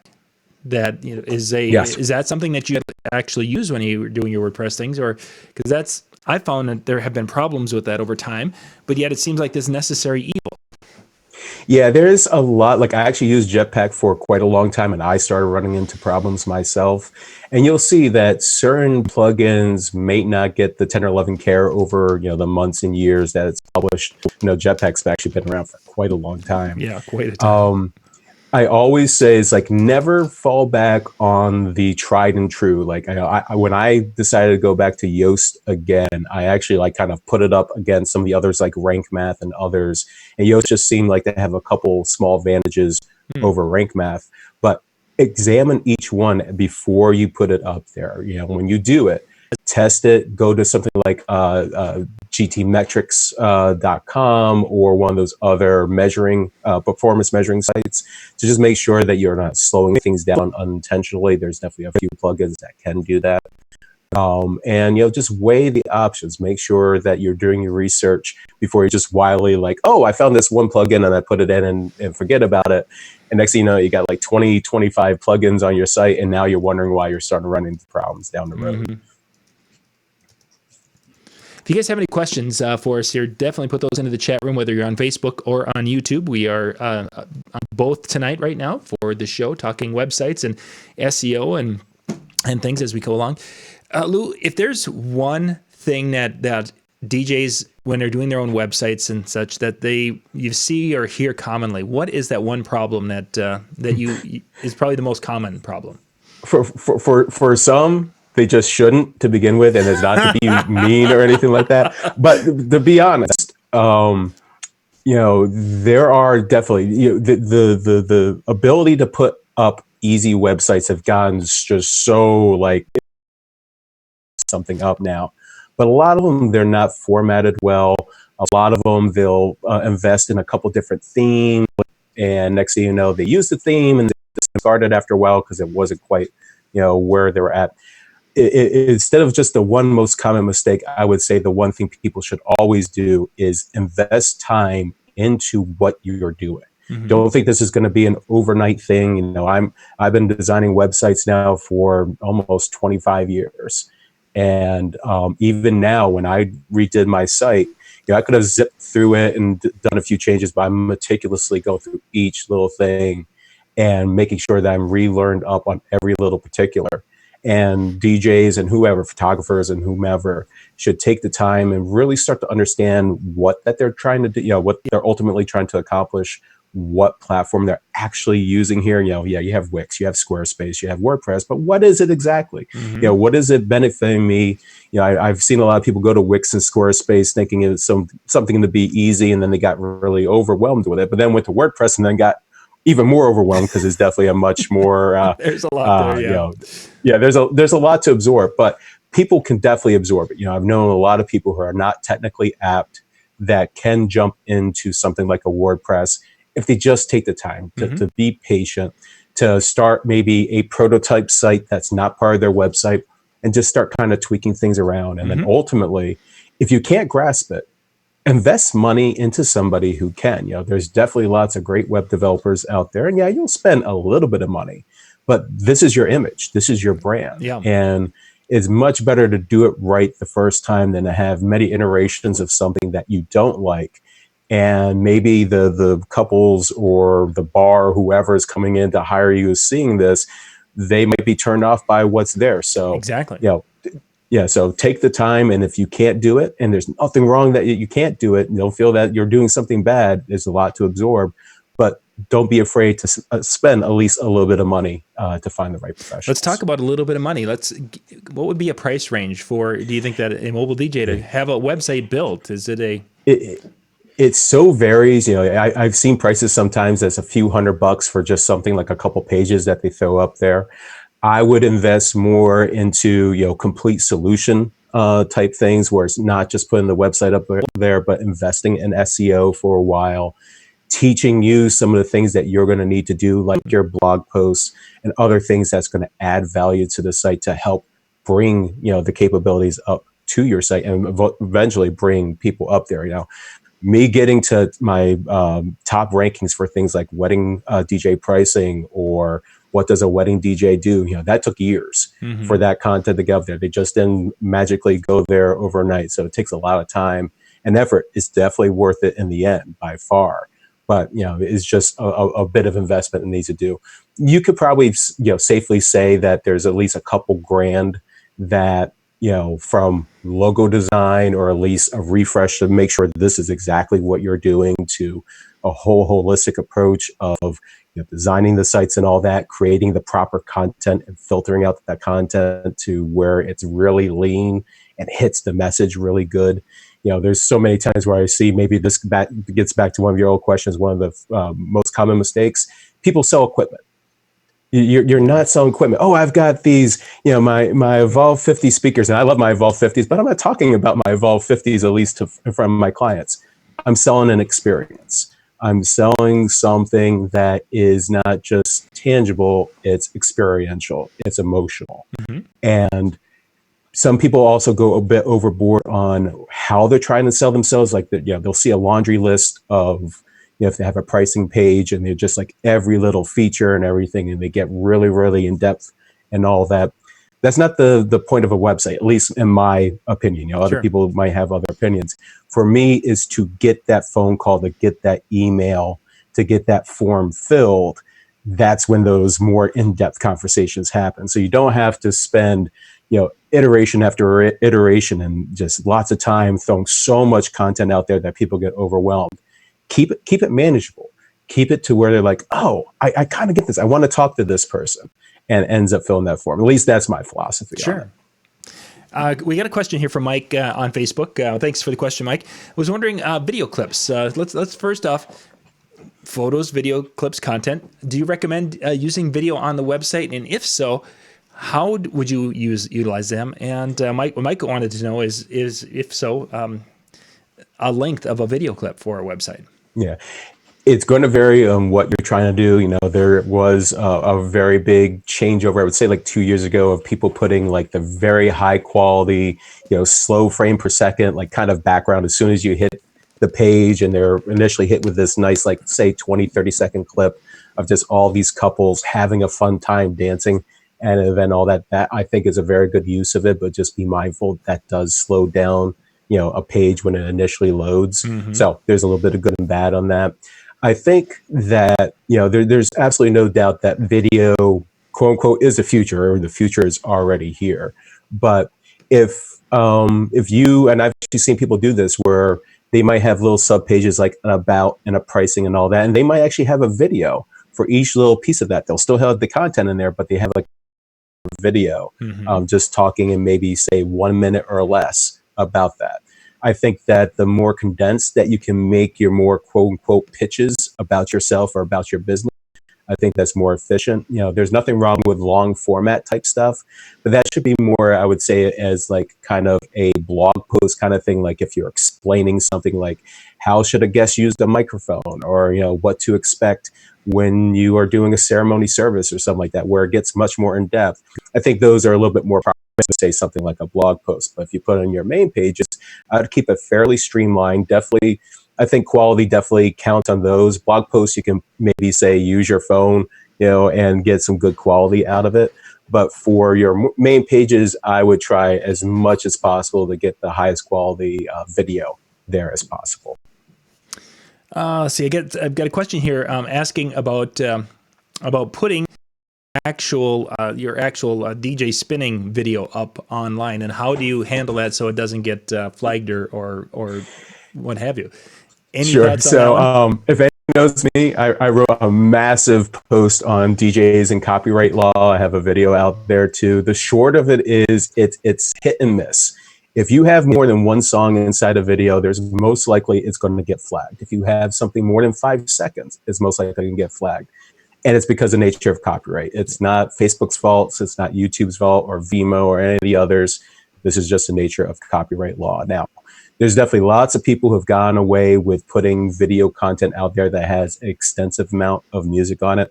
I do have one on Vimeo for Vimeo that is a little quick fire mix I had in the studio. So you can do it, but just be aware, we are teetering on what is legit copyright law and something that we shouldn't really be doing. But of course, it is our nature. This is our business, and how do we best express that?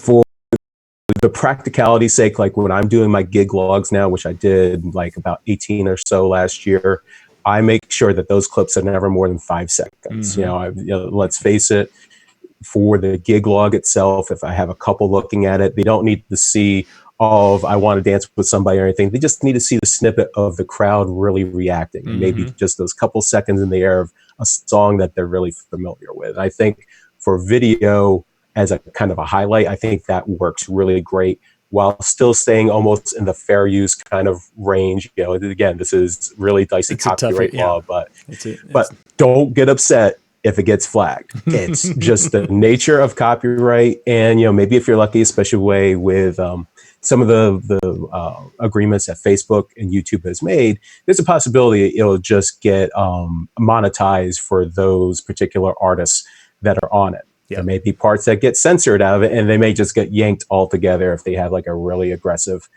copyright holder. But the truth of the matter is, we just don't really have any real control over that. Yeah, our experience, because we've done shows with audio. Facebook will just basically say, "Yep, we're going to delete it," accepting the deletion. YouTube will do the monetization situation, as Lou was mentioning, or you'll get to where it's blocked in regions. And YouTube's your best chance, actually, for that. Vimeo is interesting because if you get caught there, your account goes bye-bye, no matter how. Absolutely. And I don't know if you remember, we had that happen to us like around a year ago or whatever it was. We had two videos that were a music show. They had been up there for months and didn't think anything of it, but they weren't behind a membership paid wall. And if we'd have had them behind a membership paid wall, but they were a regular blog post on the Disc Jockey News website, and it was found and searched, and then we got the notification, your account has been shut down. You have 24 hours to download as much video as you can. It's like, whoa, we had over like 400 videos. Exactly. And just think, if that was your main source of a repository of videos, and YouTube, while they've gone very relaxed, you still do have a 3 strikes policy there. So, be careful. Again, it's hard for us as DJs to be like, how do we not get this out there? This is our profession. We need to show our craft, but we just have to be just very mindful of what the law is, what these companies are doing to try to stay as legit as possible for themselves, and how can we navigate the waters. Lou, thank you much for your time tonight. We got to jump here. No problem. We are running out of time quickly. Great content, great stuff. If people want to reach out and ask some questions, check out your blog and such, where can they go to check those out? Yeah, they can go to pariscreative.com. I put all my blog posts up there. I'm constantly on a lot of the Facebook groups, and a lot of people know that they can friend me, and I have lots of DJs constantly just hitting me up for questions, and I have an open door. And Excellent. Hopefully I'm competing with Ben, with who's the biggest Star Wars geek. Good stuff. The gang will be back in just a couple minutes. Mitch is up next, and we'll be talking about some of the best of the 755 series that he's been doing in the morning. So we'll hit that next. Lou, once again, thanks for being on tonight. Thank you for inviting me.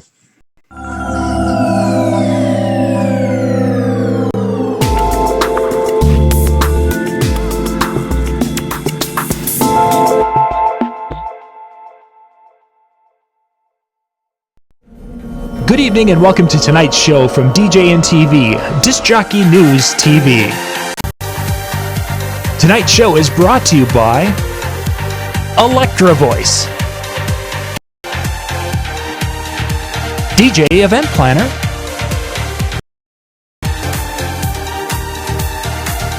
Promo Only, and the DJNTV Insiders.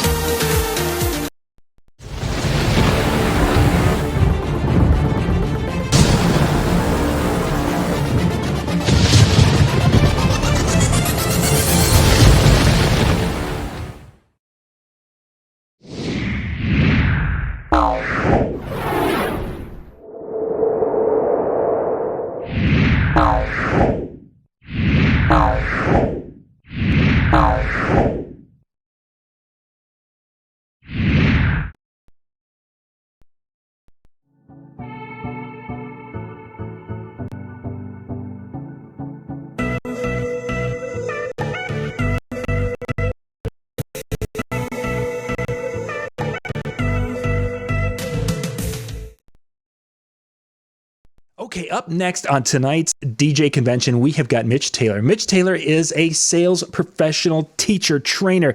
The man knows his stuff. Mitch, tonight, let's look at some of the best of your 750. You're live at 7:55. Your morning show you do pretty much every day. Yeah, every weekday we host live at 7:55 on my Facebook feed, and I thought it'd be good to kind of do a best of or top three, if you will, kind of thing. Excellent. To give you some of that content again here. So let's jump right into it now. The first one you're going to talk about is something that all of us have, some of us use, is dealing with voicemail. So this one was based upon a mentor of mine, Jeffrey Gittimer, and Jeffrey really hones on end boring voicemail, or I like to call it voice jail, because that's really what you're in. You're trying to get a hold of someone. Someone's trying to get a hold of you. We've both been in that situation either way, right? Yes. As the consumer or as the business. Mm-hmm. So think about it. You are in the fun business if you're a DJ, if you're a photo booth operator. And so your voicemail needs to portray a fun business. Everyone has the same old, boring voicemail. Hello, you've reached Mitch at Tailored Weddings. We're not available to answer your phone right now. I mean, seriously. Yep. We can almost script it out. I can almost tell you exactly what I mean, yours is a Pink Panther theme when I call, so that's cool. But, you know. But you get to my point, but the Pink Panther theme is perfect for you. And that's the point, is you want to create something that is going to stick in their minds. Right. That's going to be different. So when was the last time you changed your voicemail? When was the last time you threw that curveball of something different for the people that you're serving on a regular basis? Mm-hmm. Now, self-admittedly, I don't think I've changed mine a little bit, so I need to change mine soon again. However, if you call Tailored Weddings, it is completely different. It is. Voicemail. Yes. It's not the same old voicemail. Please leave your number after the tone. It's not that. You know, I mean, you have caller ID now. Mm-hmm. I mean, you're going to see what the number is, right? Yep. That pops up on the screen. So you shouldn't have to leave the number after the tone at all. So let's give you some quick tips. There we go. Yeah, I was just going to say. To help to wow your voicemail for your clients. First off, don't start with hello. Everyone starts with hello. Sure. Or thank you for calling XYZ DJ kind of thing. Start with something completely different. Start with a question surrounding your USP, maybe. What is your USP? Hopefully you know what that is. Now you're talking, and then they're listening. Mm-hmm. Because they're expecting to get, hello, you reached so... You're not giving them that. Right, you're interrupting that whole process. Immediately it's a shift. Maybe you're like, okay, I don't really know how I want to go about that. Maybe you're not that creative. Who in your life is creative? Well, if we think about it, kids. Kids never forget how to play. We as adults have lost the art of how to play. But our kids, they know how to play. Mm-hmm. So increase your cuteness factor. Have your kids record your voicemail for you. That's going to stand out. Sure. Most people love kids. Bonus points if they say something funny while they're leaving the voicemail, or give them an outline of what to say, and you can almost hear you whispering in the background, possibly, or something like that. Coaching them. No. Yeah, you're coaching them. Yes, humor is the fastest way to connection. And another tip for you, end with why they should work with you or connect with you. Create a wow experience with how fast you actually return their call. Now, sometimes you could argue we're not getting all these voicemails anymore anyway, but if you do get it, this is a way to stand out. So the key is to find that way to stand out from the competition. Give you a couple different ideas there. And being different will create that mental shift in your potential client to stand out. So a few tips there for ending boring voice jail.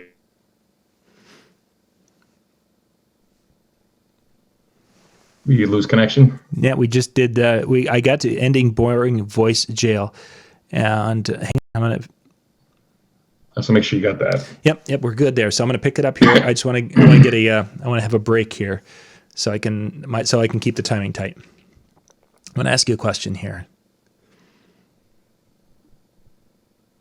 In 3, 2. So, Mitch, one of the things when I'm calling a lot of friends or a lot of colleagues in the industry, I get that boring old, the one that's basically built in voicemail. Is that something that would be better than the "Hi, this is John, and you can leave a message" type of thing? Which one would be worse? I would still encourage you to not do the standard canned one that exists currently, with your cell phone provider or your business operator, whatever it might be. Just skip the can and skip the standard. Go for something unique and different. Create that mental shift. Maybe you could have one of your local venues that love you record the voicemail for you. Nice. Do you have a local photographer that you just work all the time with, work well with? Do each other's voicemail. Hey, I know you're expecting to get Danielle, but this is Mitch, and you've got Danielle's business. And this is Mitch from Tailored Weddings or whatever. Mm-hmm. You know what I mean? Right, and so that might be a shift. Like, oh, wow, okay, so this is the person. That's the guy that she recommends for entertainment. That's the photographer that Tailored Weddings recommends all the time. Right. Well, do you need the idea? Different shift. Yeah, just that unexpected, that little surprise that makes people stop for a second and say, ooh, unusual. So great way, some thoughts to end that boring voicemail. Let's jump to our second topic tonight. Now, this is kind of getting into time management just a little bit when you did this one. Kind of tell us a little bit about this 3-step process. So 3-step process, we look at how many minutes do we have in a day. There's 1,440 minutes in a day.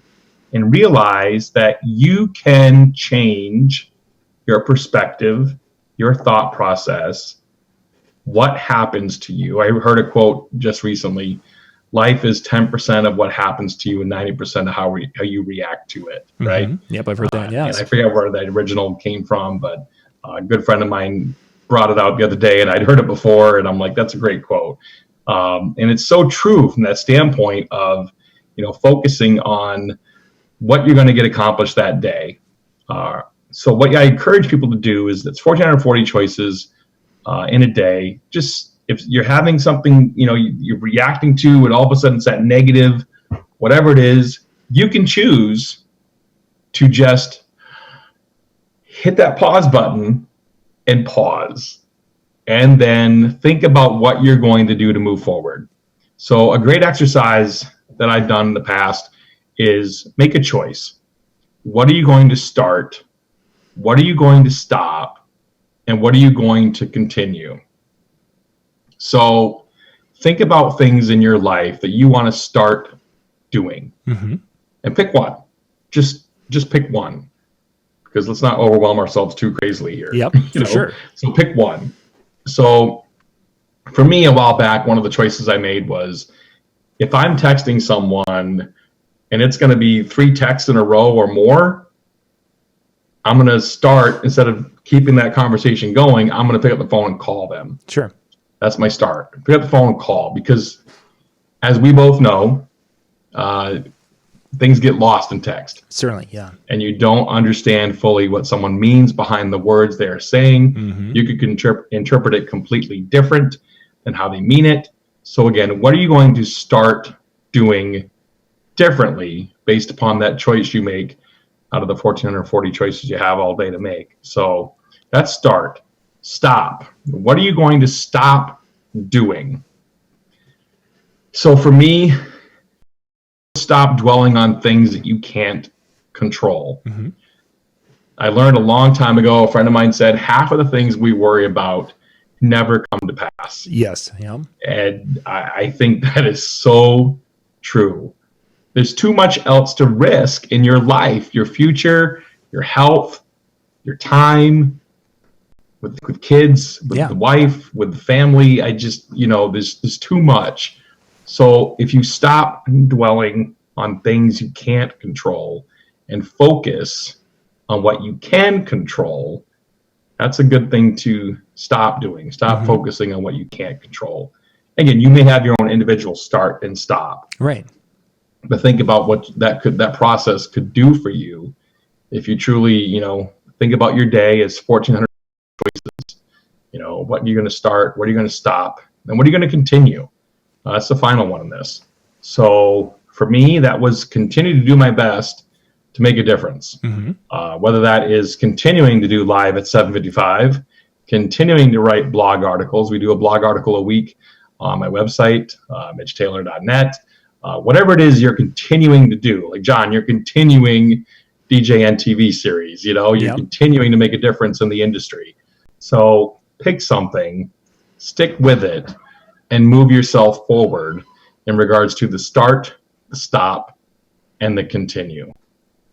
Yeah, and I think as you mentioned, each of us are going to have a different list of things that we want to start. It might be, I want to start exercising on every day and walking a half mile. Again, I think that part of this is having those definitive goals of what you're going to do when you start something. The stop one, though, is probably the one I think, at least for myself, is the area in which I need to do the most, because so many little things in our lives that just eat that time away. When you're mentioning time with family, there's just these time bandits everywhere in our lives, and we have to really be able to decide, which ones are that I need to stop. And then, of course, there's some things that we do that are for the betterment of our family, for our industry, society, whatever, that continue. So, those are our three definite neat ways to kind of think about that. Okay, so let's jump into our last one here. We can spend a little bit more time on this one. And this is something actually, Mitch, that talking about customer service. And this is an area which is in the DJ community is always discussed. But I think if the discussions that we see within the DJ community on Facebook would go to a business coach outside of our industry, I think they'd be horrified at what some of us would consider their customer service in how they're handling their situation. So the last one here, we're going to talk about putting the word serve into customer service. So for those who are wondering a little bit about that, kind of define that for us. Service. Oh, hang on. That's we So I thought you were froze there for a second. Or I did. Yeah, mine came through. So I set you up with tell us more about putting the serve in customer service. So let's just keep a little quiet for a few seconds and. Putting the serve in customer service to me is what you need to do today in business to stand out. It's not enough just to return the phone call. It's not enough just to meet with them when you say you're going to meet with them. You have to find wow points throughout the process with a client to be able to show them to be able to show them that you really care about their event. It's little details. The devil is in the details. For example, I had a client come in this morning and she was ready to come in. How many of you in your daily hustle bustle, daily life, do you just have them come in off the street and then you pull up their information and you start talking, but you have nothing pulled in from when you first talked with them? You could have egg on your face if they all of a sudden you're talking about, we're gonna rock your party, and they're like, we're not even gonna have a dance floor. That's not really great customer service.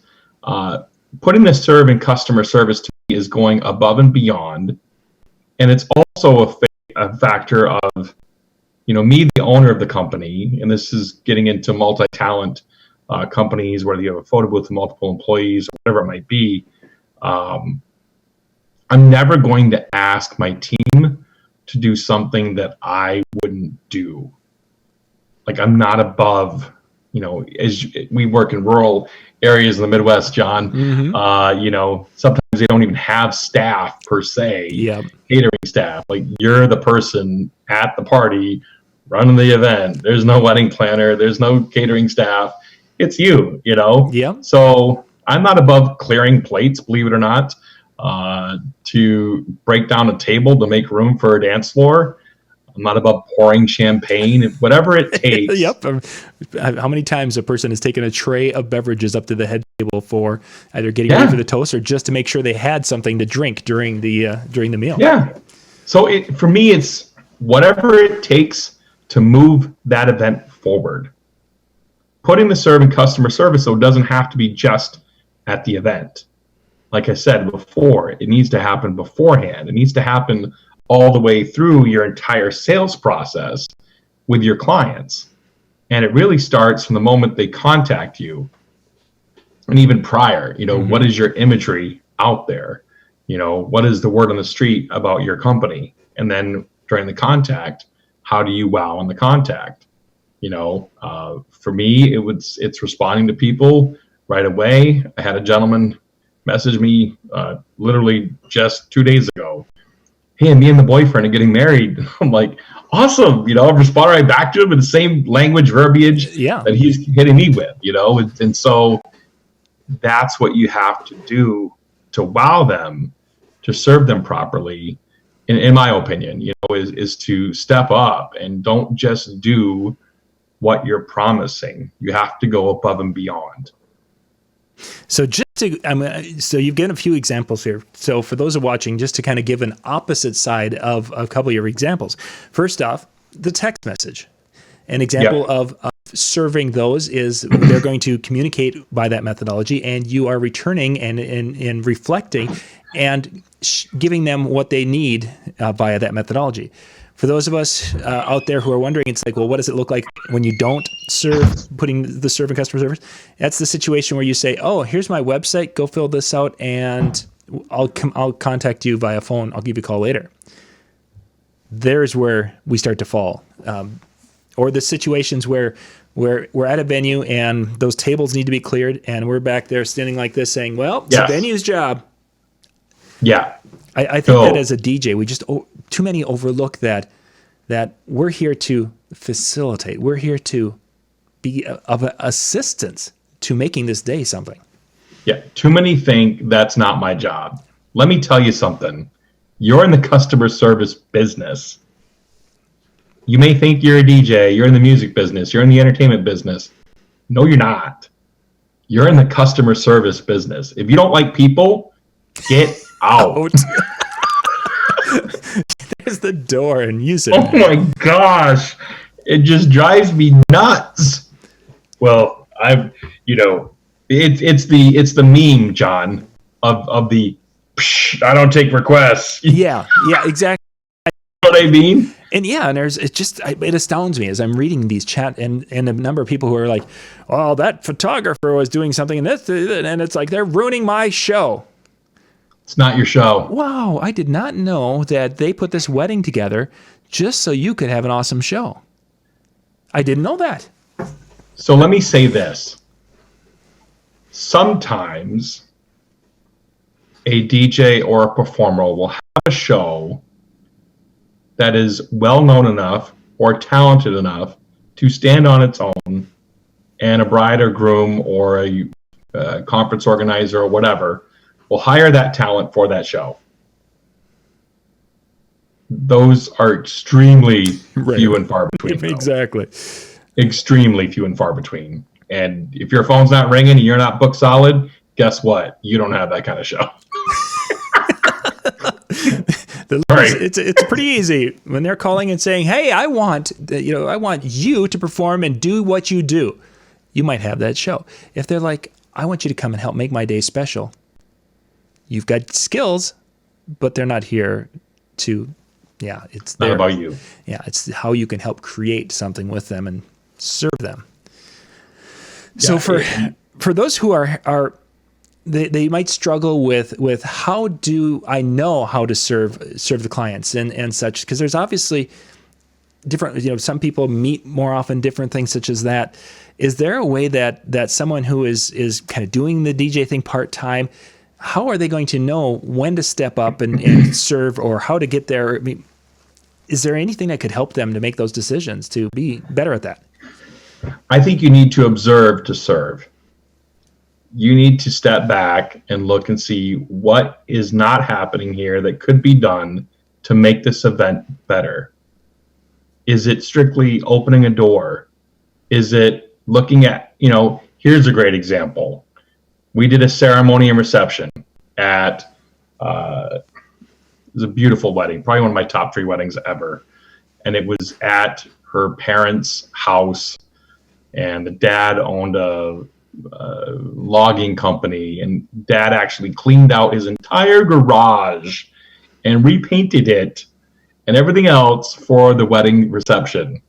Her mom was dying of cancer, and she wouldn't last much longer until April of the following year, actually. So she lasted another 6 months.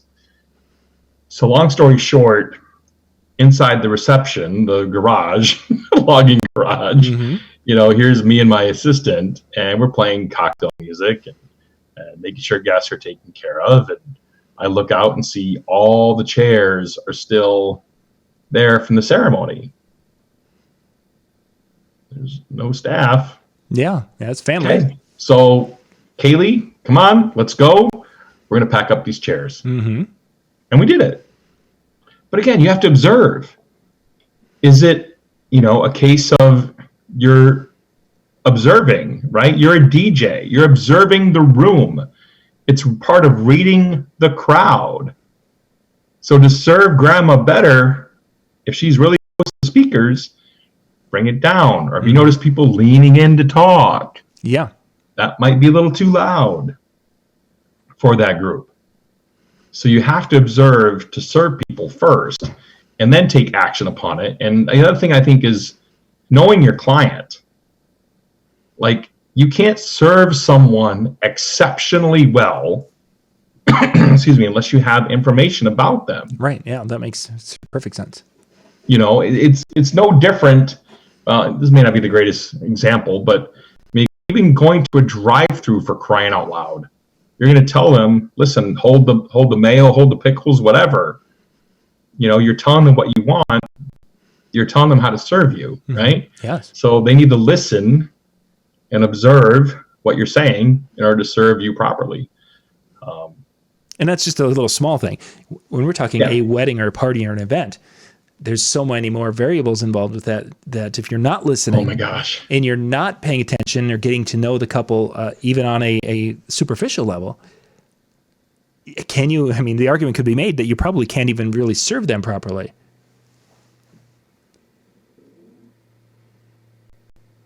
No. There we went. Yep. Froze. Okay.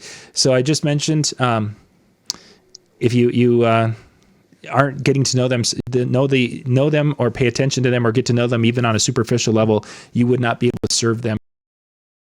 I finish that statement. Yeah. Anytime.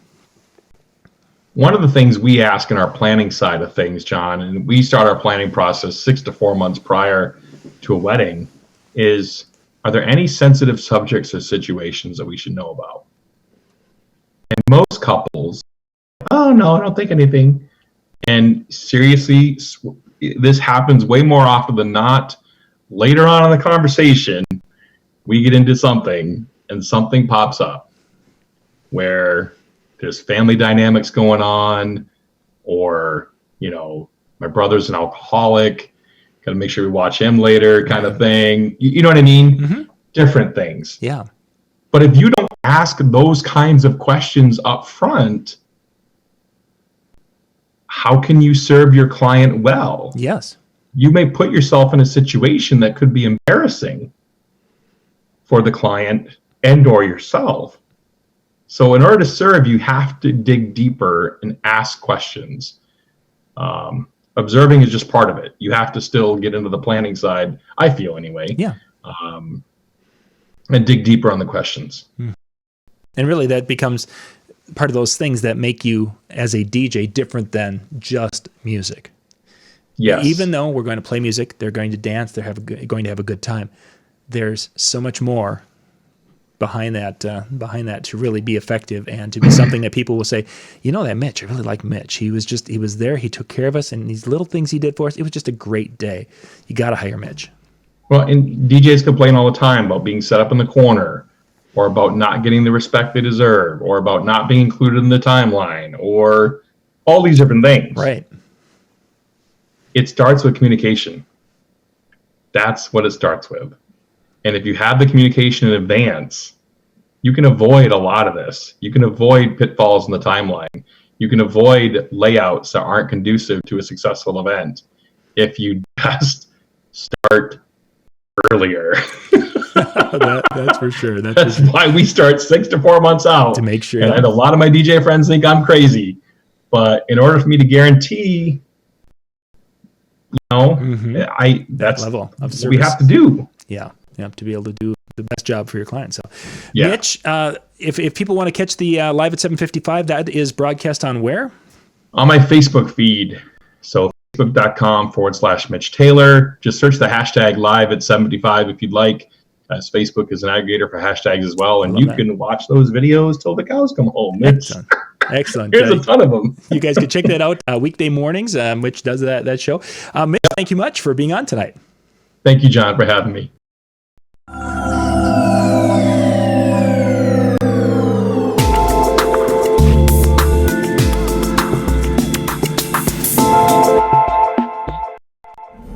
Good evening and welcome to tonight's show from DJNTV, Disc Jockey News TV.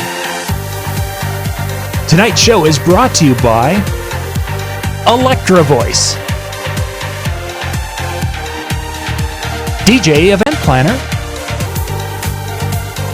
NLFX Professional, Promo Only, and the DJNTV Insiders.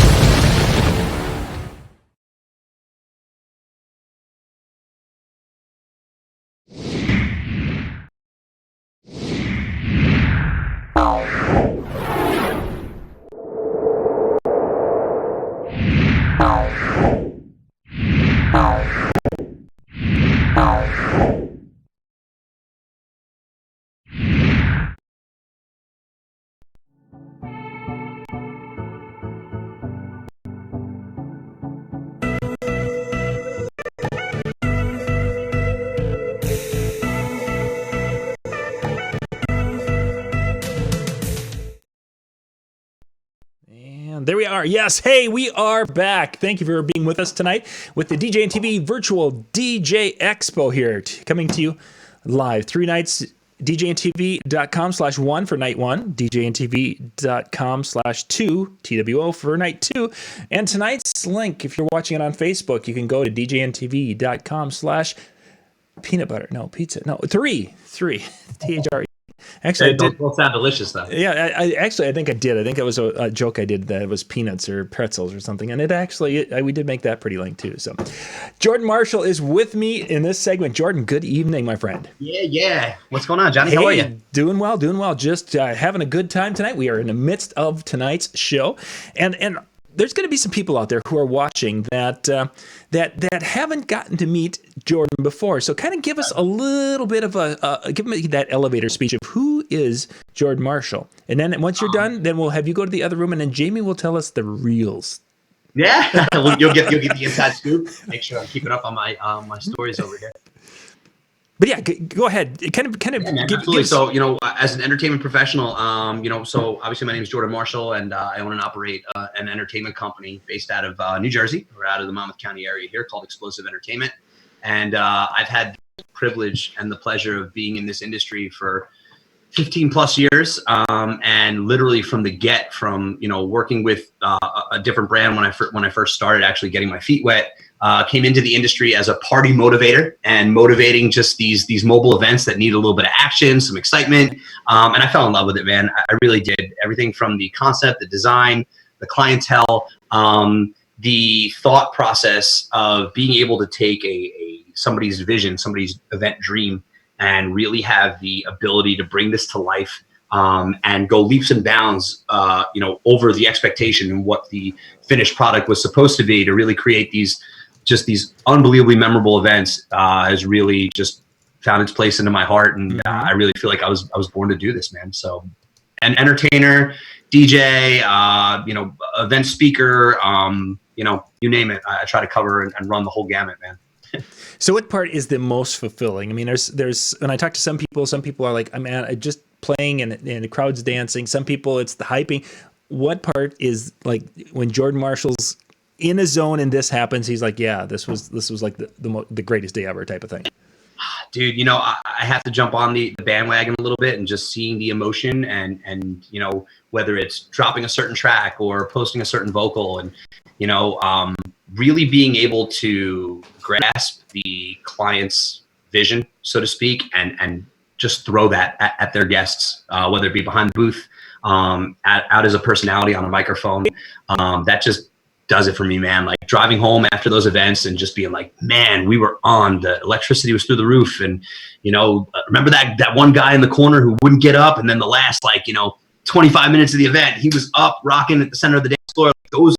That's where it's like Goonies never say die, man. Like shout out to Matt Radicelli. He rocked that t-shirt the other day, man. And it's a huge movie line, but it's the truth. Like, not every event's going to be teed up in your favor, but being able to go in there and, put your heart out on the table. And when you're performing and it takes a step away from the cheesy aspect and it becomes real, and you're really trying to get that point across and get, that emotion across, people see that, they gravitate towards that, they vibe towards that. So talk a little bit about networking with other DJs in your market. Of course, that's been part of, you've got a circle of people that you work with and engage with. So talk about how do you handle that networking with your competitors in your market?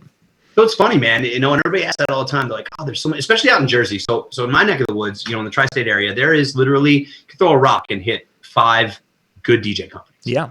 A good job that will all get you to a good end result. It's just a question of what's your process, what's the vibe. So, for me to be able to stand alone and also to be able to network and trade secrets with these guys, I kind of feel like for a while, everybody was like very skittish about giving their secret sauce away. Okay. So to speak. They're like, oh man, I don't know how, we can vibe on that. Like, we're direct competitors, but the way I approach it is that there's only one me. There's only one Jordan Marshall. There's only one John Young. Basically the energy and what we're trying to create is universal within our industry. We're trying to create these, just unbelievable events that people near and dear to their heart for, years and years and years for as long as their days are. And the best way that we go about doing that is by putting all those secrets out there, which is exactly what I'm doing here, is paying it forward and, chopping it up with some of my industry people. I was literally on the phone today with a gentleman by the name of Adam Hirschhorn a little bit earlier today. Yeah. Who is literally right out of my market, has a company, AGH Entertainment, that is our direct competitor. But Adam and I happen to be very good friends. We see eye to eye on a lot of different things. Our performance caliber and our performance product is different. Certainly. You know what I mean? Based on personality and stuff like that. But our grand scheme of what we're trying to achieve is universal. And the entertainment industry as a whole is still very incubator. So everything we're doing here, like, these Zoom conferences and, a virtual, mobile beat this year, like all these tools that are at our resource for, me to chat with you and to, shoot a text to the entertainment company up the road and be able to vibe. Like, these are the times where I think we do all need to be on the same page, and we do need to network, and we should be trading, certain, secrets to help keep stuff running smooth. And, ultimately at the end of the day, everybody's trying to run a company, a business within themselves that is raw, that's still new. So, like I said, I find, there are no secrets there. The gloves come off with me, man. Like, I'll literally give you the keys to the Rolls Royce, because you're going to drive it different than I would. Certainly you would. Yeah. That's a huge thing. And a great differentiator is that everyone's going to do it a little bit differently. Same set of tools and knowledge. let's talk a little bit about staff. You've got a staff. I've seen pictures of you have more than just yourself involved there. How do you to recruit and get the people that you have that can create the magic that you guys do? So it's a great question, man, and super.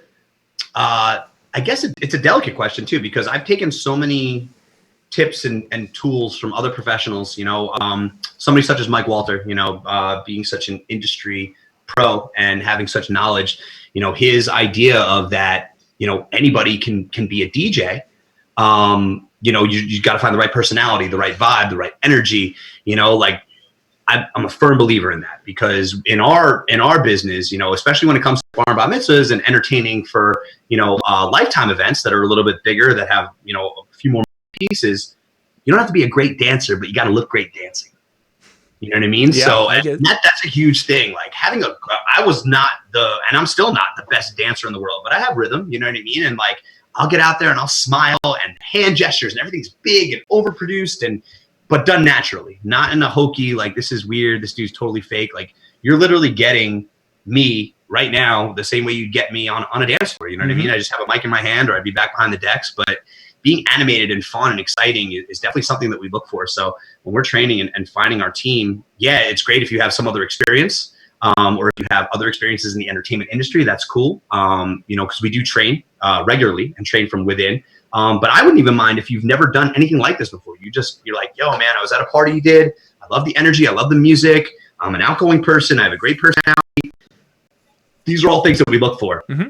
In addition to also, kind of trying to recruit based on a talent. Can you DJ? Can you, match beats? Do you, do you quick mix? Are you, actually blending all of your songs all the way through your events, or are you just kind of, dropping tracks? And, how's your song selection? How's your programming? Can you post vocals on a microphone? Are you, if shit hits the fan and the power goes out for 5 minutes, what are you going to do? It's crazy, man. Our lifestyle is organized chaos. I think you got to be ready for anything. And, even though we get timelines and certain stuff from planners and different people, I think that you just got to be ready for whatever's going to happen that day. And the wind can blow however it's going to blow. And I think being flexible, able to roll with the punches, and always at least appearing like you have a viable answer, or you can, hey, listen, we're going to work together to figure this out. It's all good. Don't worry about it. You know what I mean? Just always being able to, kind of exude confidence and exude, a positive reaction is huge. So I'm looking for outgoing personality, somebody with great style. Like if you pay attention to the stuff that the trending, labels and fashion that's going on today, the way that you speak, although being able to handle a big corporate client, and speak in that, in that frame, also being able to kind of tailor it to a private event, being able to cut and paste that into the way you speak to a couple, a bride and a groom. Just kind of knowing your audience and being able to kind of roll with the punches, and you're kind of playing ping pong a little bit. You're back and forth. And within that ping pong game, you're trying to grab onto the conversation at hand. I want them to know that I'm a real person, that I'm in this with you. We're going to build this together. And I also want them to know that the talent that I've recruited is trained, bi-monthly, 3 times a month, literally working on anything and everything. There's so many different things that are going on, everything from special needs to, events that are, bilingual. You know what I mean? Who knows? It could be anything. You mentioned lifestyle. What do you personally do to get yourself into the state of mind, the physical condition, whatever, so that you can bring this energy that we're seeing on video tonight? I mean, this is, as you say, this is who people are going to get on a dance floor, so that who they're going to see and get there. I get it. What do you do? I love it. I love it, bro. I love that question. I love it. I get it all the time. I mean, you literally in my hand, and my arm is literally a living mural of Mickey Mouse, Transformers, G.I. Joe, Ninja Turtles. So you watch TV, is what you're telling me? Yeah, man. Pop culture, dude. Pop culture. Cartoons, movies, actors, actresses, Fortune 500s. What's the big trending thing that's going on in hip hop, in fashion, in makeup, in the world? Obviously, coronavirus. Just being on top of your trending topics, pop culture. If it's happening out there, I want to know about it. I want to learn about it. I'll literally watch trending shows. We do obviously a lot of being in Monmouth County, we have a ton of bar and bat mitzvahs. So being in with today's 13-year-old is a must. Because before you're even getting an opportunity to go near those adults, you got to do an hour of cocktail hour with those kids. And if you're not cutting it up, if you're not bringing, and I'm 38 years old, and I have guys on my team that are bringing it even more on a trend-setting level. I mean, like, they're just finger is directly on the pulse. I have the privilege of being around these guys, which is cool. But it also fascinates me how, like, the world works and how stuff works in waves. And, like, literally, like, I could be talking about sneakers, you know, with the CEO of a company, you know, just because him and I are both into shoes, into Jordans, into kicks. And then all of a sudden he's talking about, you know, locking down his Fortune 500 company's, you know, holiday events from here on in. So you never know where your next lead's going to come from, who you're going to be talking to. You never know who's in the room. So I always try to, like, be a jack of what's going on. And can I talk about that? Can we speak about, oh, hey, you know, like the whole Kobe thing, or did you hear about that trade that went down? Or, oh man, you know, you got Tom Brady's, you know, finishing up in Tampa Bay now, like all this crazy stuff that, you know, unless you're on it. And I do this, like I'll have all these news feeds, everything from TMZ to, you know, to all of Forbes, to GQ. All these magazines and apps are pumping my feed. So every morning, whatever the big trending topics are, I'll look on there. I'll see what TMZ is reporting in you know, as far as like entertainment goes. I'll check out the New York Times. I have their app. I'll read what's going on politically. Just kind of having your wits about you before I even start the day, just to know what the day's bringing, what the new developments are with everything going on, really helps me for my pitch. It helps me for my culture. It helps me for, you know, who I'm going to be in front of.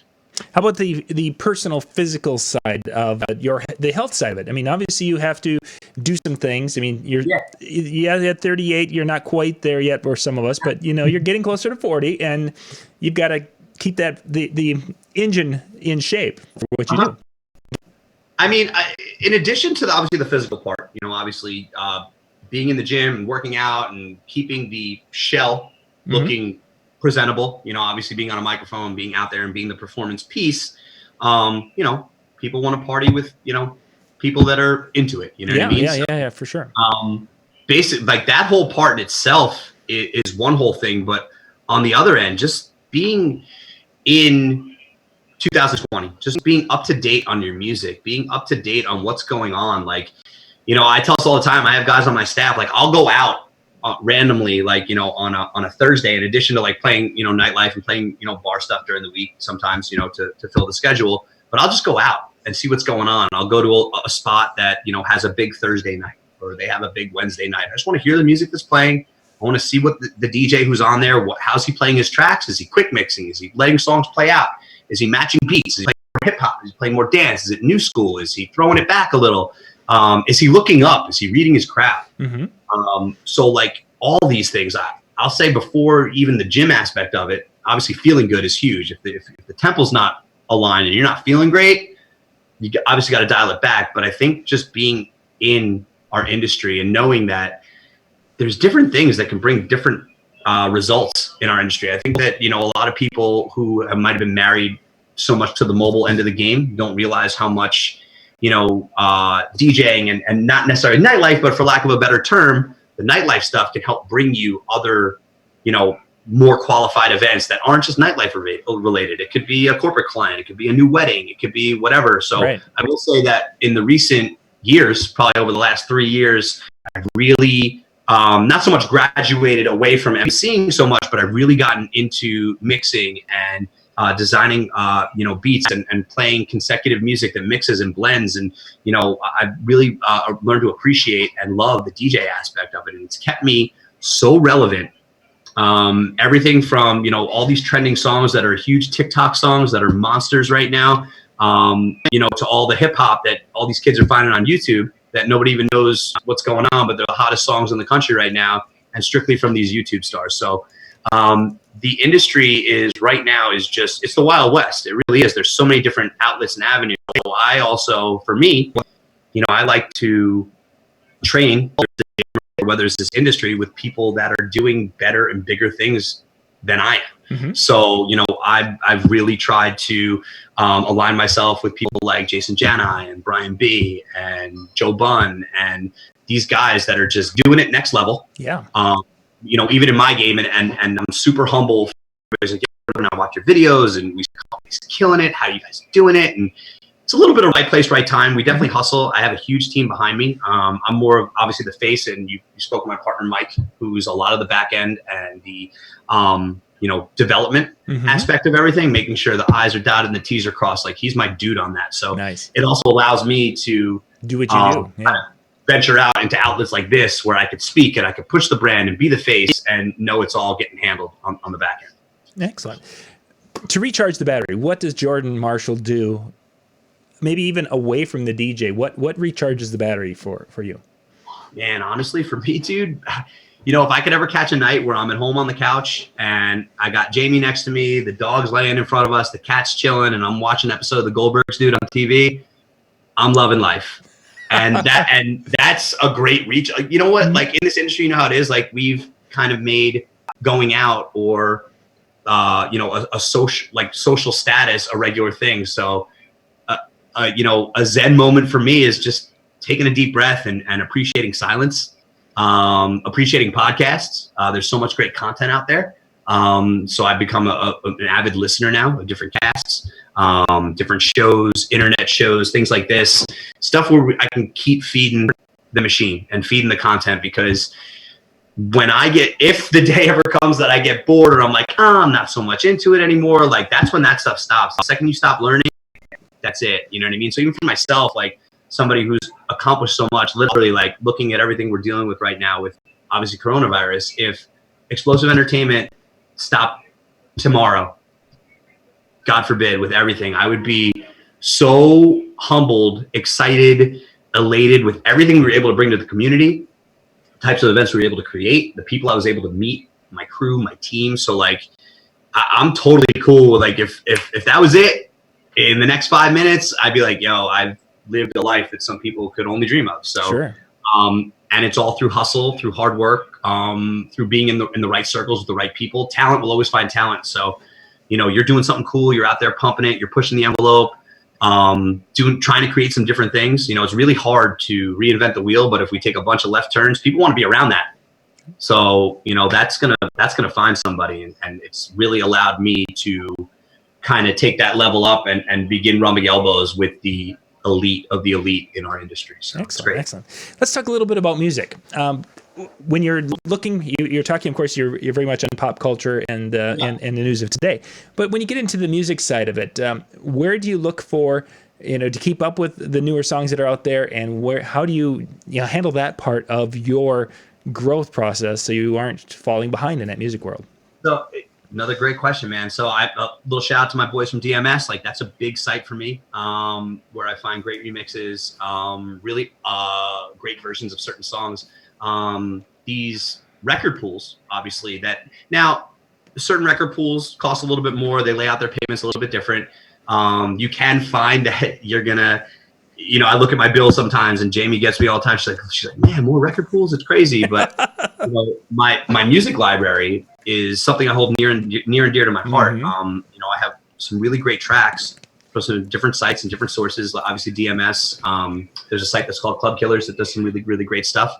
Obviously, there's a Digital Music Pool, and sites like BPM Supreme, stuff like that, to help fill you in. So I try to jump all over the different pools. If I've been kind of married to one, obviously, I'm a homestay with DMS. The guys over there are great. Shout out to Warren and the whole crew. They really have a great platform and made it really easy to mix up your music and have different genres. And, I've obviously struck a personal relationship with those guys over there. So I really dig the vibe and the culture of DMS. But like I said, there's so many record pools that help keep you on top. You have all the tools. I will say that the big thing, what I do, a cool little tip with my crew, so with my DJs on the inner circle, is that I'll subscribe to, 2 or 3, and then I'll be like, hey, Chris, which ones are you on? Why don't you get these 2 or 3? And then we actually trade our passwords back and forth. We'll meet up. We'll have like a little DJ sit down. Like, yo, I'm trying this track. It works real well. What are you playing during your opening set? So I think it's something that constantly, again, needs to be cultivated and massaged and reworked and redone. Like, my crates are never exactly perfect. I'm always taking songs in, pulling stuff out. I'm like, hey, I'm not really playing that anymore. Let me move that over here. So again, with music management, and this is something that obviously I think Dave Lander, Digital Dave, is huge. He's actually doing some crate management stuff and things like that. He's really good at. Nick Spinelli's another one that has his crates managed really well. The music's huge. So at this point, having it accessible at your fingertips to where you could drop it at the points that you want to create the message or the atmosphere that you're looking to build with certain tracks, you could literally tell a story with, you know, certain word plays and different types of tracks. So the music's all out there. You know, definitely the record pools is a huge thing on keeping me in it. I also have a bunch of DJs that I formed little communities with, either through Instagram, through WhatsApp. I have 3 or 4 different chats that have me on different DJ groups. A lot of those groups, a lot of those guys are remixers and reworking their stuff. You know, people like Jason Janai.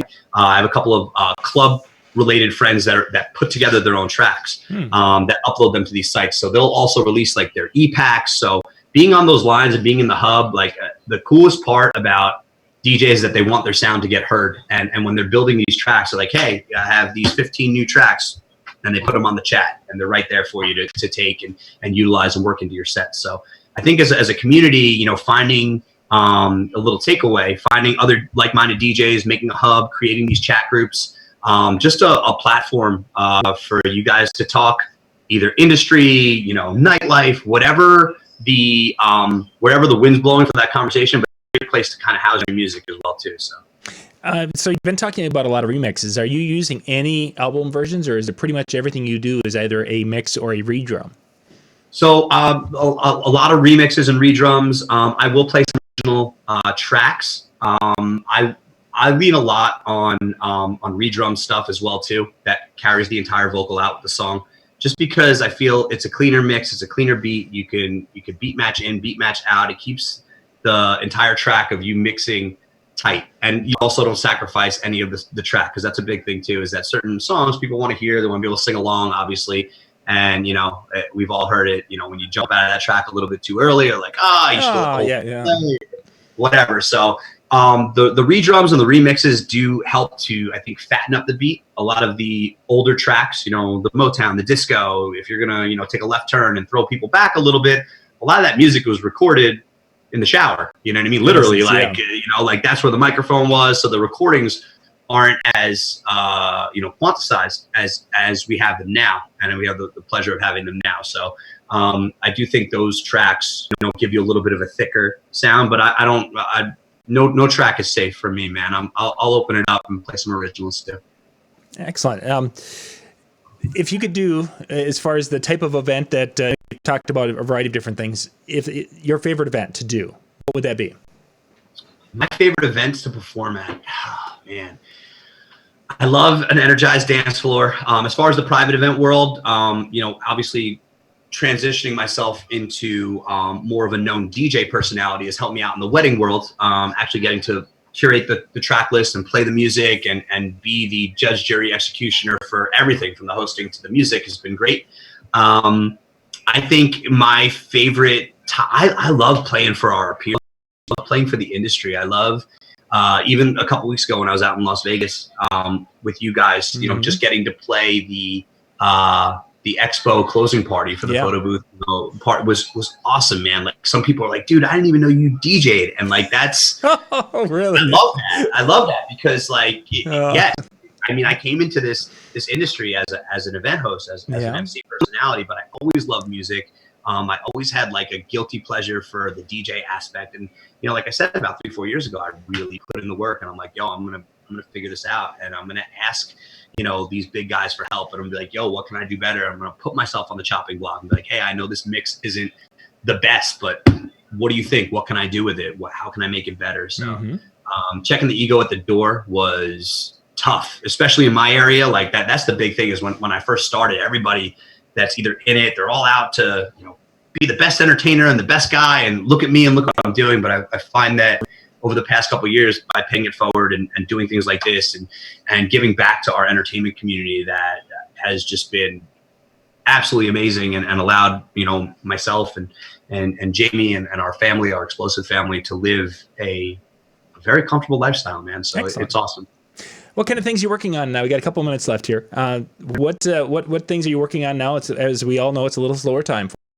So some new passions, some cool stuff. I'm actually working on kind of a little bit. And although it wasn't foreseen, it's a really great time, I think, for a recharge and to like maybe take some things that I was doing that maybe has just become, run of the mill just because, you get into a rut. Everybody does. I'm definitely going to be shaking it up. I want to get we have some new goals as a company. I have some new goals for myself. I really want to start to push it more of as a personal performer and a talent. I've been speaking a lot with Rob Ferre.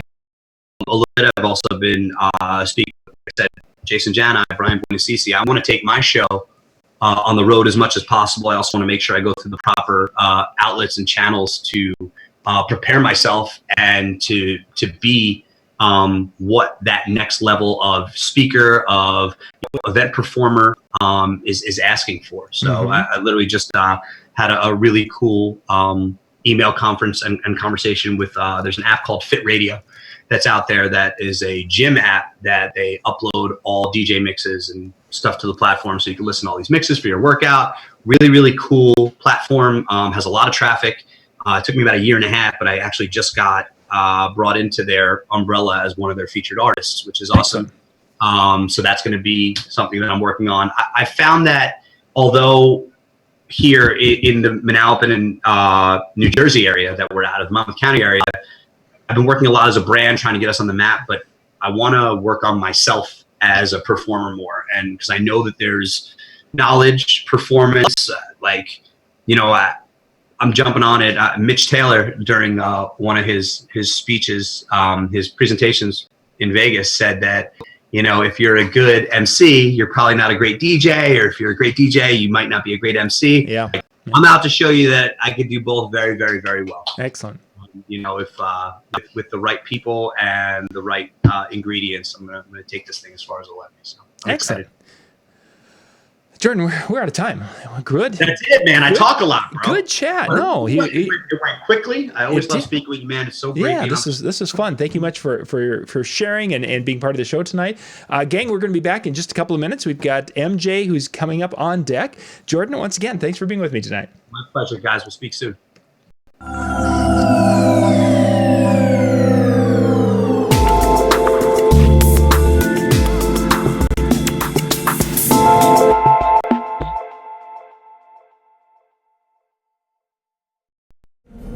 Good evening and welcome to tonight's show from DJNTV, Disc Jockey News TV.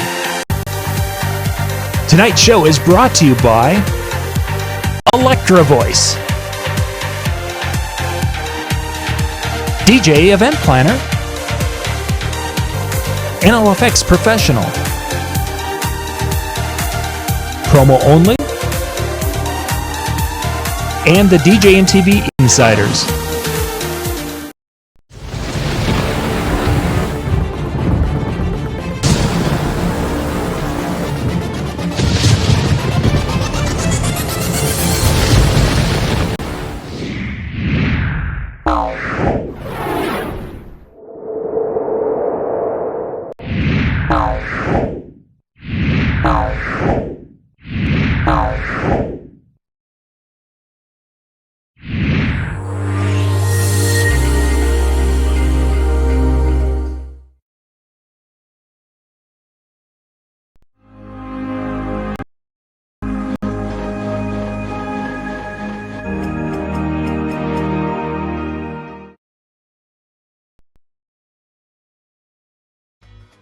DJ Event Planner will change the way you manage and run your business. Streamline all of your procedures and software into one easy-to-manage system. DJ Event Planner, the ultimate online planning tool.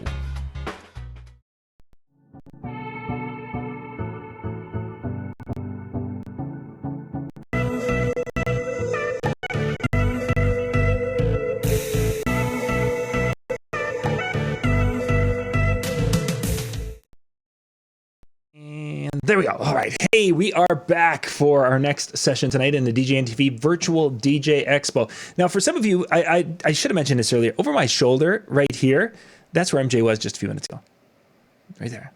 That's the chill room going on right back there. So if those of you who are watching MJ and you're in the chill room right now, I will wave to you this way because if I wave to you, I don't have a camera on back there. The delay on the chill room, yeah. Yeah, there's a delay in the chill room back there, but I'm seeing Howie back there, and he's easy to pick up because of the hat. I can't tell without looking. So if you guys want to hang out in both, you can do that, or you go out to the chill room and watch this in a little bit later, whatever works best for you. DJNTV.com/chill takes you out to that Zoom meeting, and it looks like it's really quite full right now, man. They must be solving world problems. I'm just going to say it. One record at a time. One record. So, MJ, tonight we're going to talk a little bit about things that I should have on my cell phone. Yeah, I normally, if you know my shows, I normally talk about software or hardware or mixing. I kind of keep it on those levels of the mix DJ. But I thought with this, I wanted to do something that would appeal to every single DJ, no matter what type, what level, what talent, whatever. I wanted to do something. So I thought about, what is every single DJ have in common besides music, which then that becomes opinionated. I say cell phones. And if you know me, I'm very much addicted to all kinds of technology. If you would look at one of my social media feeds, it's got every brand of, computer company that's sending out, advertisements, and this tech blog and this and that. So I stay up on a lot in the technology world, and cell phones, I probably could do a channel on just cell phones. There's no doubt in my mind. But we're going to talk about tonight things that you should have or maybe thought of, or different ways you didn't think about using your cell phone for business, as whether it be a DJ who does weddings and stuff, or a DJ who does club stuff. All this is going to be things that kind of can tailor towards all of that, business-wise, music-wise, everything. I wish I had like a ringtone, a cell phone ringtone. So as we were transitioning, we could have that ringtone. I can make it happen. No, we better get on with the show. So, all right. So I use my cell phone for absolutely everything, and like John and I are both old enough to remember prior to answering machines, to where if you wanted to get in touch with someone, you had three choices: call them and they answer the phone, go to their house, or send them a letter. That was it. That's your only three choices. So what I believe, looking at what I hold in my pocket all the time, it is an absolute miracle what we carry in our pocket. Its ability to do everything.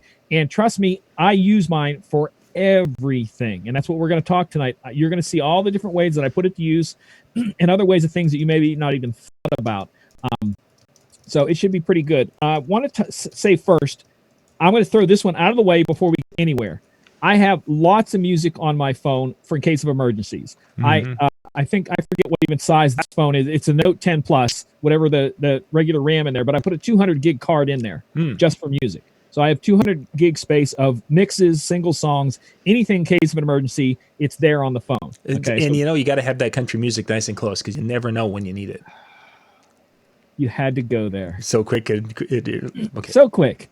But I don't know. There's no country music on there. But anyways, I'm going to throw that out of the way first because this is way beyond just having music on your phone, the stuff I want to talk about. Excellent. Also keep in mind that if it's a full-time business, pretty much everything I'm going to talk about when it comes to purchasing, even we're talking about the type of phone you own, a lot of it's going to be, so you have to think about that. This is your business. Yes. If you have a business telephone number and a regular, your regular number, think about getting this. One of the first things, think about getting a phone that has dual SIMs. So there where you only have to carry one phone, but because you have your business SIM in there, this is now your business phone and it is 100% write-off. But you can flip a switch and it'd be your regular phone in the evening if you want. Mm-hmm. So that's something to think when it comes to the type of phone you purchase. Not everybody can afford the high-end phones, but a lot of them now in the mid-range and the low still have a lot of the capabilities that the high-ends do. So don't think that you have to spend a lot of money, but if you do, it's a write-off. Like I said, I love this phone. I spent the money on it. I'm going to show some pictures of the camera, and it's part of the reason why I bought this is the camera, just the stuff it does. We're going to talk first about general sound. So one of the first things I'm going to share a lot of pictures tonight is DJs. Our music tends a lot of times to tell us the BPM, tells us the key, tells us everything. But if I'm maybe DJing somewhere with somebody else and I don't get a chance to look and see what the BPM is, or you just have a song playing and you're like, what's that BPM? I'm going to show a couple of apps that you can do just to detect the BPM, just starting flat off. And we just used it in the chat room because Brian was playing a record. And he's like, I think this is such and such BPM. And I grabbed the phone, opened the app that I'm about to show you, and tapped it out. I'm like, it's this BPM, Brian. So start sharing here. Hold on. Share screen. There we go. Okay, so this is BPM counter. It's a basic BPM app, and you tap it out to see what the BPM is. Sure. And that's all it does. And you can reset it, and the number above gives the counts of how many times you hit. But there's also apps out there that, let me click here. Oops, sorry, wrong one. That's the other one behind. There we go. That will self-detect the apps. Self-detect the BPM. So in there that you can look at. Again, we just used it in the other room. I don't use it a lot, but every once in a while, I'll get a song and I go, this thing can't be right. This is like not 100 and such. And I'll tap it out and I'm like, okay, some knucklehead on the remix did it wrong or something. He wrote in the title 105 BPM and it's actually 107 or something stupid like that. So is this particular one that we're looking at right now, MJ, is that one that will use the microphone and listen, or is it something that will detect the song on the phone? It's microphone listen, so it's in whatever's in the room with you. So if there's a lot of noise, it might have a little trouble picking it up. Gotcha. Okay. But yeah, that's why I went with the beat tap one, because if I can hear it, I can tap it out, and it gets me at least close. And I know I use that a lot of times if I'm in the studio in Ableton and I have tracks that I'm trying to beat match over or do different things like that, and I'll go, okay, so what's this BPM on this one and this one, and then I have to percentage them out to match each other, and I'll use the tap thing to get myself within that percentage range of what I want. Also, everybody uses at some point like Shazam. This is not the right thing here. I don't even know what. Oh, this is a sound meter app. I'm still in the general sound ones. It's good to have a sound meter app. They're not all perfect, but it's good sometimes if you're in a room and you keep it to a certain level. This at least gets you in the ballpark. And there's zillions of these, and I do have a sound meter. It's actually right here, still in the box, that I take if I need it somewhere, and they're pretty close. I've had both of them out at the same time, and they're really close. So it's good to have one of those on your phone. Again, most of these are free, so you're not spending anything yet. Nice. So those are good things there, and they're good things to have with you. So now we're going to move on to song detection stuff like Shazam.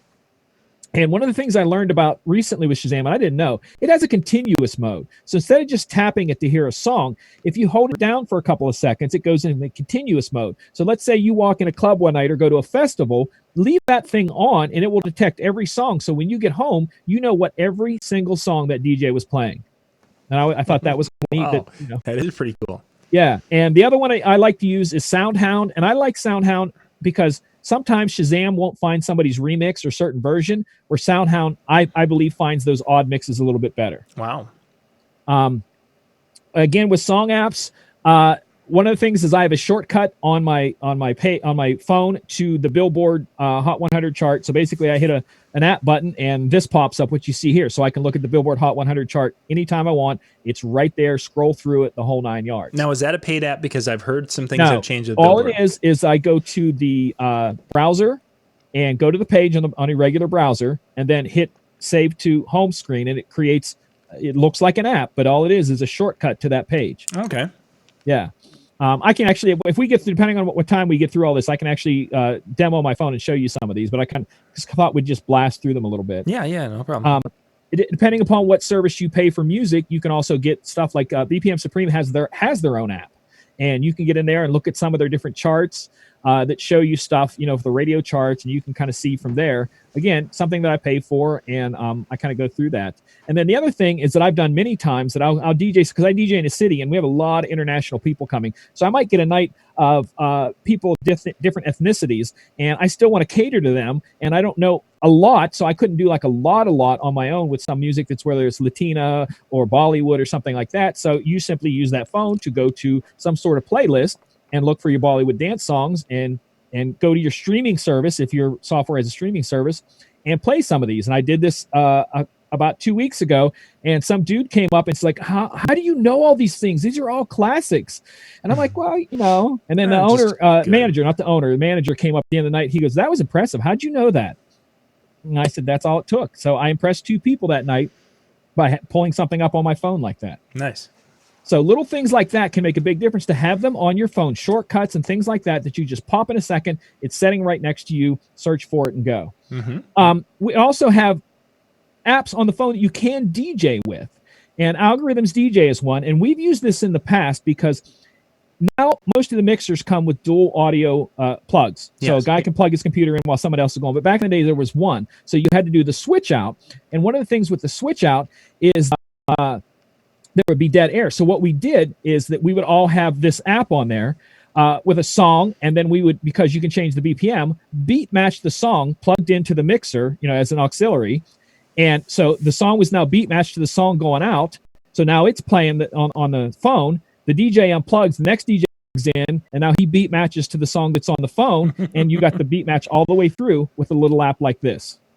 And that's all it took. But you can take that a step further. If you own any iOS stuff, the Dejuiced app, it's by Hercules, actually can connect to a controller. So you technically could, if you have an iOS phone or a tablet, come straight out of the back of the mixer or whatever it is, right into there and control this with your controller. But it only works with iOS for some reason. Android, it doesn't quite work unless you have a special, like one of Hercules' controllers actually has Bluetooth. So if you have Android and that little controller or a controller that does Bluetooth, you can do that. But those are two options for apps right there. Again, not paid a single thing for any of it yet. I'm going to go down a little bit further to apps that actually play music, and we all have something like that. So I have Deezer on virtual, and I have iDJ Pool. Yeah, iDJ Pools. iDJ Pool, and both of those are streaming services that I pay $10 a month for, and it gives me access to that from there. But you also can have something like this on your phone and can save you in an emergency case something crashes. You can put on a playlist. If you're paying for the service, there's no commercials and something like that. And it's just a case of an emergency. Or worse, or somebody goes, oh, at this party, man, if we give you extra money, can we get you to put something up in the front room?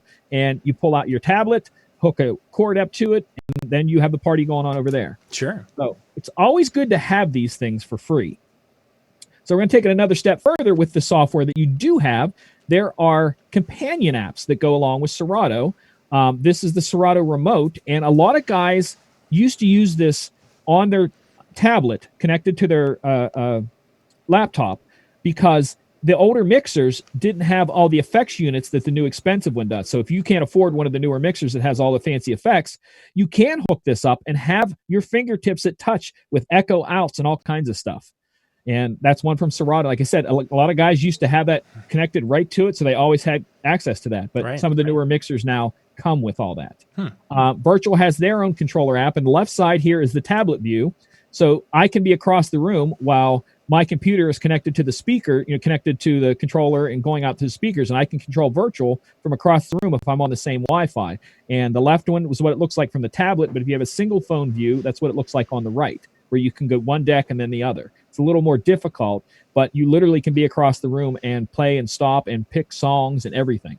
Have you ever utilized that capability? At a couple parties that I didn't care what happened. I wasn't there to, there were friends of mine, and one of them was, I don't remember what it was. I think there was a snowstorm or something at one of the lounges that I DJ'd at, and it became a real lounge night where everybody just kind of sat down. It wasn't like, the staff came out and sat down with some of the people, and I came in, and the owner's like, just come down and hang out, just put a mix on. And so instead of putting a mix on, I threw that on my phone. And so I was sitting down there and just switched songs and beat match across there, put it in loop mode, and just sat there for hours, like about 2 hours until we all left, and just played it from that. Had a good time. Yeah. Nice. Yeah. So it's again, not something that necessarily, you can trust it if you want to, you can't, depending on Wi-Fi signal, stuff like that, but it's something that's neat. Like I said, these are all, again, you're not paying for anything. So none of the stuff I've mentioned so far, you paid for.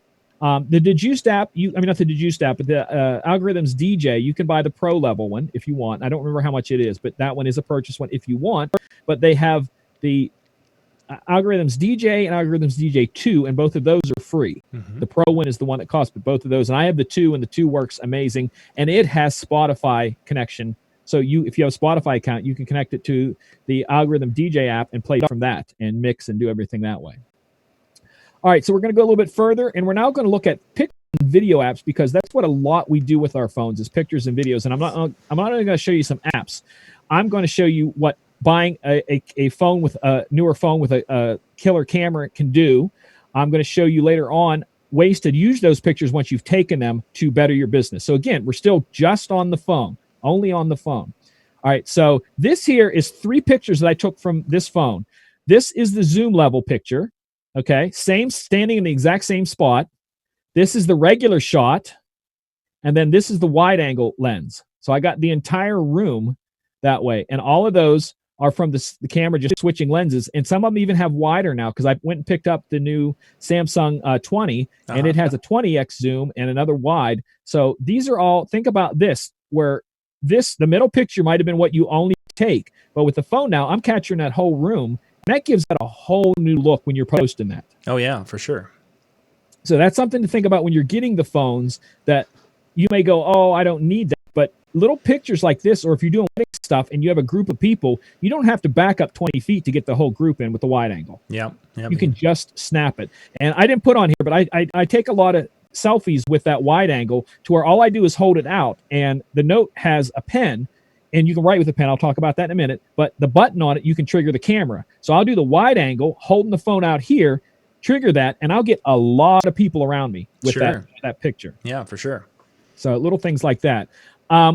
If someone comes up to you, like for me, I DJ in the clubs, and they go, hey, do you have this song? And they show me their phone with like Spotify. And I go, no, but I'm going to try to get it. Instead of taking a second to write it down, I say, let me take a picture of your phone. Take a picture of your phone, and I snap a picture of their phone from over top, and now I have a note of that song that they wanted played.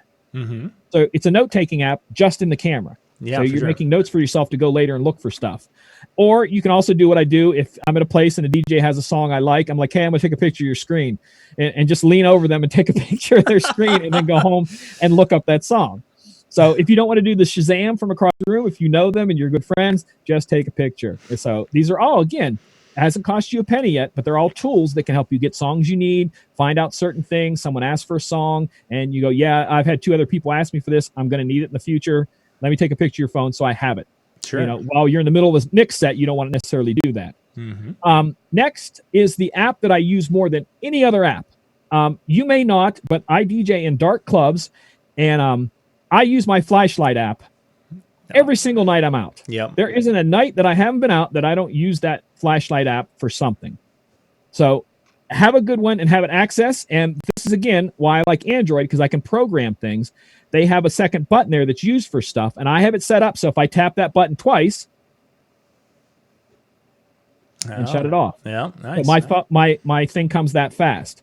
Another one that's just like that is called a strobe light, and I've worked this out with the one place that I DJ. It gets crazy packed over in the corner by the dance floor, by the DJ booth, and the bouncers are usually on the other side because that's kind of like more where the rowdy stuff happens. So instead of getting on the mic and disturbing the room, if I need them to come over, I have that strobe app that I put it on strobe, hold the phone up, and they see the strobe, and then they come over. Mm. And I don't disturb the dance floor. I don't disturb the groove. But yet again, I can get the bouncers over there whenever I need them. Sure. Little communication things like that. Mm-hmm. Next one up is notes for taking notes. If you need to take notes, there's endless amounts of apps out there for taking notes of any sort, whatever you like. One of the ones that I've gotten to, this is the one that works with my phone, like I said, the note, where I pull the pen out, and immediately as soon as I pull that pen out, I can start writing on the screen, taking notes. And that quick, I can do that. Another thing that I learned recently is that OneNote, I didn't know they could do this till recently. So you have OneNote where you can write, okay, on your screen or type or whatever. But you can be in a seminar, because a lot of us go to DJ Expos and stuff. Yeah. You can have OneNote, so it's recording all the time, picking up the audio. Oh. And you can make notes on there while you're doing it. And then when it's over, you go back and click on something you've written, and it will take that audio back to when you wrote it. Oh, nice. So if I write, John said something funny, and I go click that, it immediately goes to that point in where I had written that down in the audio. So you can get right there. Wow. So again, as a DJ, we're not even talking about DJing. We're talking about going to a DJ seminar and making notes. So that's the thing there. And I'm sure there's other ones for iOS that do the same thing, but these are just ones that I'm just kind of throwing out there that are kind of there for everybody. Sure. Where am I at now? Screen one. Okay, yeah. So now we're going to go on to getting paid, which we all want to do that. And that includes you can get tips or anything, but there are endless apps out there that you can get paid or pay other people. So if you have a tech that night that's helping you, and you instead of writing them a check or cash, whatever they prefer, you can dump it in, and especially if they're a younger person, this is their norm. Yeah. Yeah. So it isn't going to be odd to them. This is their norm. All right. So now that you've taken these pictures with this camera and all this stuff, this is a way to network and get people, make your touching base with people get bigger and bigger and bigger and bigger and bigger. So one of the things I do is that I always take pictures with somebody, and who I know, the goal is that I know follow me, post it, they tag themselves in it. So now that's on their pages. So people that have never met me, I'm on their pages, and so on and so on and so on. So you always grab someone to do that with. Always get pictures with DJs. If you're out somewhere, tag them in it. They will share it. We all are vain. We will share it. So you now get expanded into another audience just getting a selfie with a DJ friend of yours. Maybe you stopped out, whatever, on the way home from a wedding or whatever. Do these, and it makes a great networking thing with the DJ, number one. And number two, get you out there into other audiences that you never thought would ever see you. Sure. Okay. Also, I threw this in there. Get selfies with your thumb. That's important. Oh, sure. You don't want to leave your thumb out. Yeah, exactly. Take pictures of DJs. This is a good example. This is my friend DJ Midas, great DJ. I snapped a couple pictures one night. I stopped in on him, sent them to him. About a week later, he used it to post the next time he was there DJing and tagged me for photo credit. Nice. So I got at DJ Michael Joseph in there on his feed for photo credit, but because I'm a DJ, my Instagrams is, all of them are at DJ Michael Joseph. Now I hit another audience just by sending him a picture of himself. So again, all these things are ways to reach out and expand your audience even further. Don't forget to use that phone to click like and share on other people's stuff, people's pictures, people's events, because if you do that to them, chances you're going to be in their algorithm on Facebook and all that, and they'll do the same to you. And again, you're expanding your audience out there to whatever it is. I think each one of these to me is like a billboard, another billboard to get exposure. Do not hesitate, and I don't, to tag your brands. So this one I tagged, I literally hashtag Den and DJ, hashtag 12-inch skins, hashtag Odyssey case, hashtag cooler caps, and two of them reposted it. And I have a couple other pictures like that. If I do a picture and my controller's in the background, hashtag Den and DJ, they'll share it. So hit your brands that you use. The case, a Pro X, whenever I'm out in the case, I'll do the Pro X because it's a Pro X case. Yeah. Always do these with these brands, and then you make connections with them, and you get to meet them at the expo, and then they go, hey, by the way, thanks for sharing. Here's a T-shirt. Yeah. If nothing else, cool stuff like that. Also, when you're out and about and you see certain things that you need to share, make sure you share the pictures and tag them heavily, so that the brands also, because you have to think beyond brands, you have to think vendors. So like if pretend this was you were at a wedding and this was a centerpiece and you know the florist name, take a picture of the centerpiece and tag awesome centerpiece from such and such florist. Now you became a friend, and then maybe they'll go, hey, this guy's really cool. We have someone asking about a DJ who came in for flowers. Let's mention him. You never know. Yeah, for sure. So now we're going to look into things to add on to the phone to extend the use of the phone. And this is one that I'm considering getting, an external touch screen, so that what it's going to do is it's going to mirror my phone onto a larger touch screen so that I can edit pictures and videos right there like that. So that's one thing. It's just an add-on. Another one is, this was for Windows, and it's why I was sending you a message today about iOS, is that I know that you can do screen mirroring with iOS. Windows, it's called Your Phone, and basically it gives you a full, on any Windows 10 device, you can do any phone on there and do a full, not screen capture, but live. You answer your messages, edit stuff on a bigger screen live, including on the left side. You can get your notifications, your messages, your photos, and make phone calls. All of this connected to your phone. Like when I'm here in the studio, it's always connected. So if you send me a message and I send you back a long text, it isn't because I'm really good at texting. It's because I have a full keyboard attached to that. So again, all little tools that you can use. Adapters, so that if you ever need to have sound going out and power going in at the same time, a lot of new phones like mine is USB only, get an adapter. It might save you more times than you think. Also, this is a splitter cord that can be used for some laptops and different things, to where you can plug it in and it's going to kick two identical mono sounds out. One you can use as a monitor in a headphone, and the other one can go out to a speaker. So it can go, what it does is it monos a right and left side into two, it takes a stereo right and left side and makes it right and left mono. Sure. And that's a splitter cord that you could, if you got push and shove, it's a tiny little thing, inexpensive, plug in there, still be able to cue in your headphones separate from the music going out to the speakers.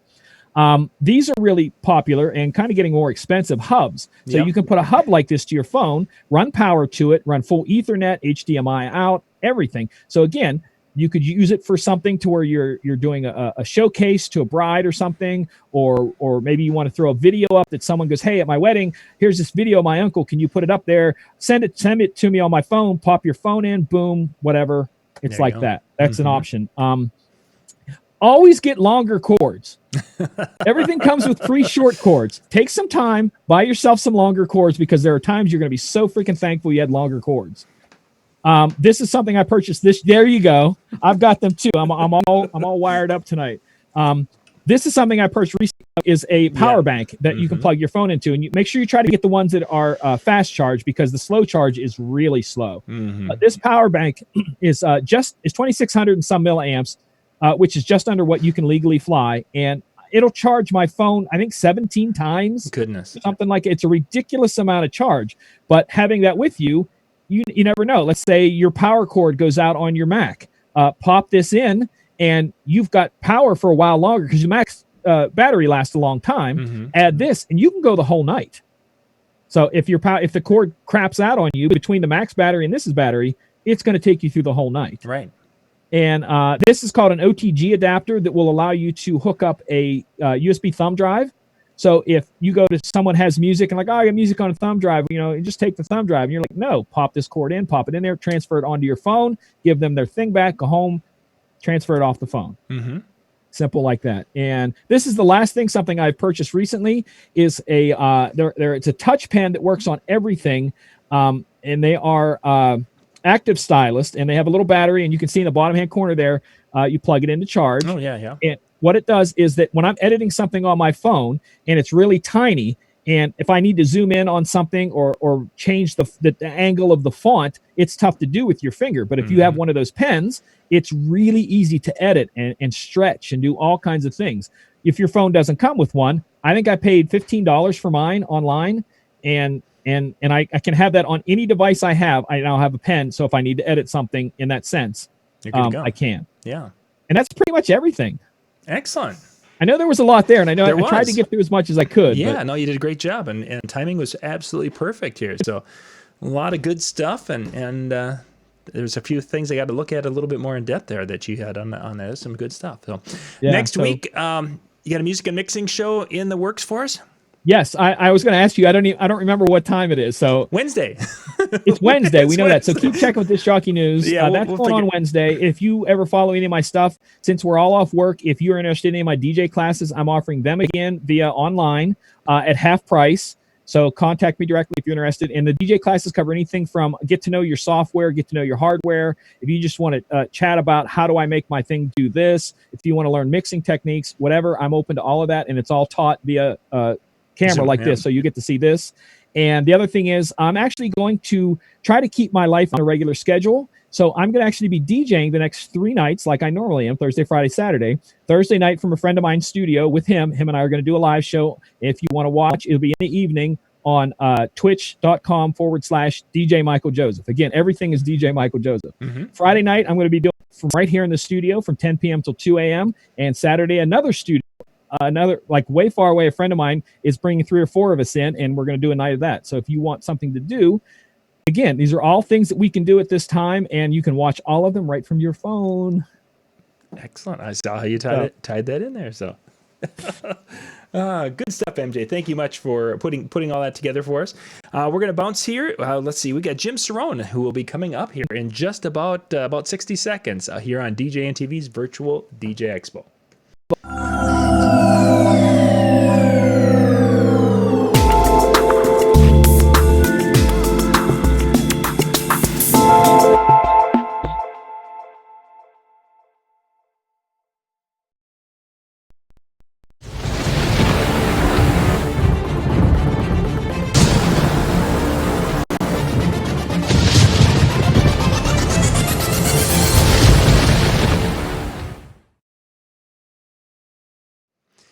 Hey, we're going to jump right into the next session here. We've got Jim Cerone.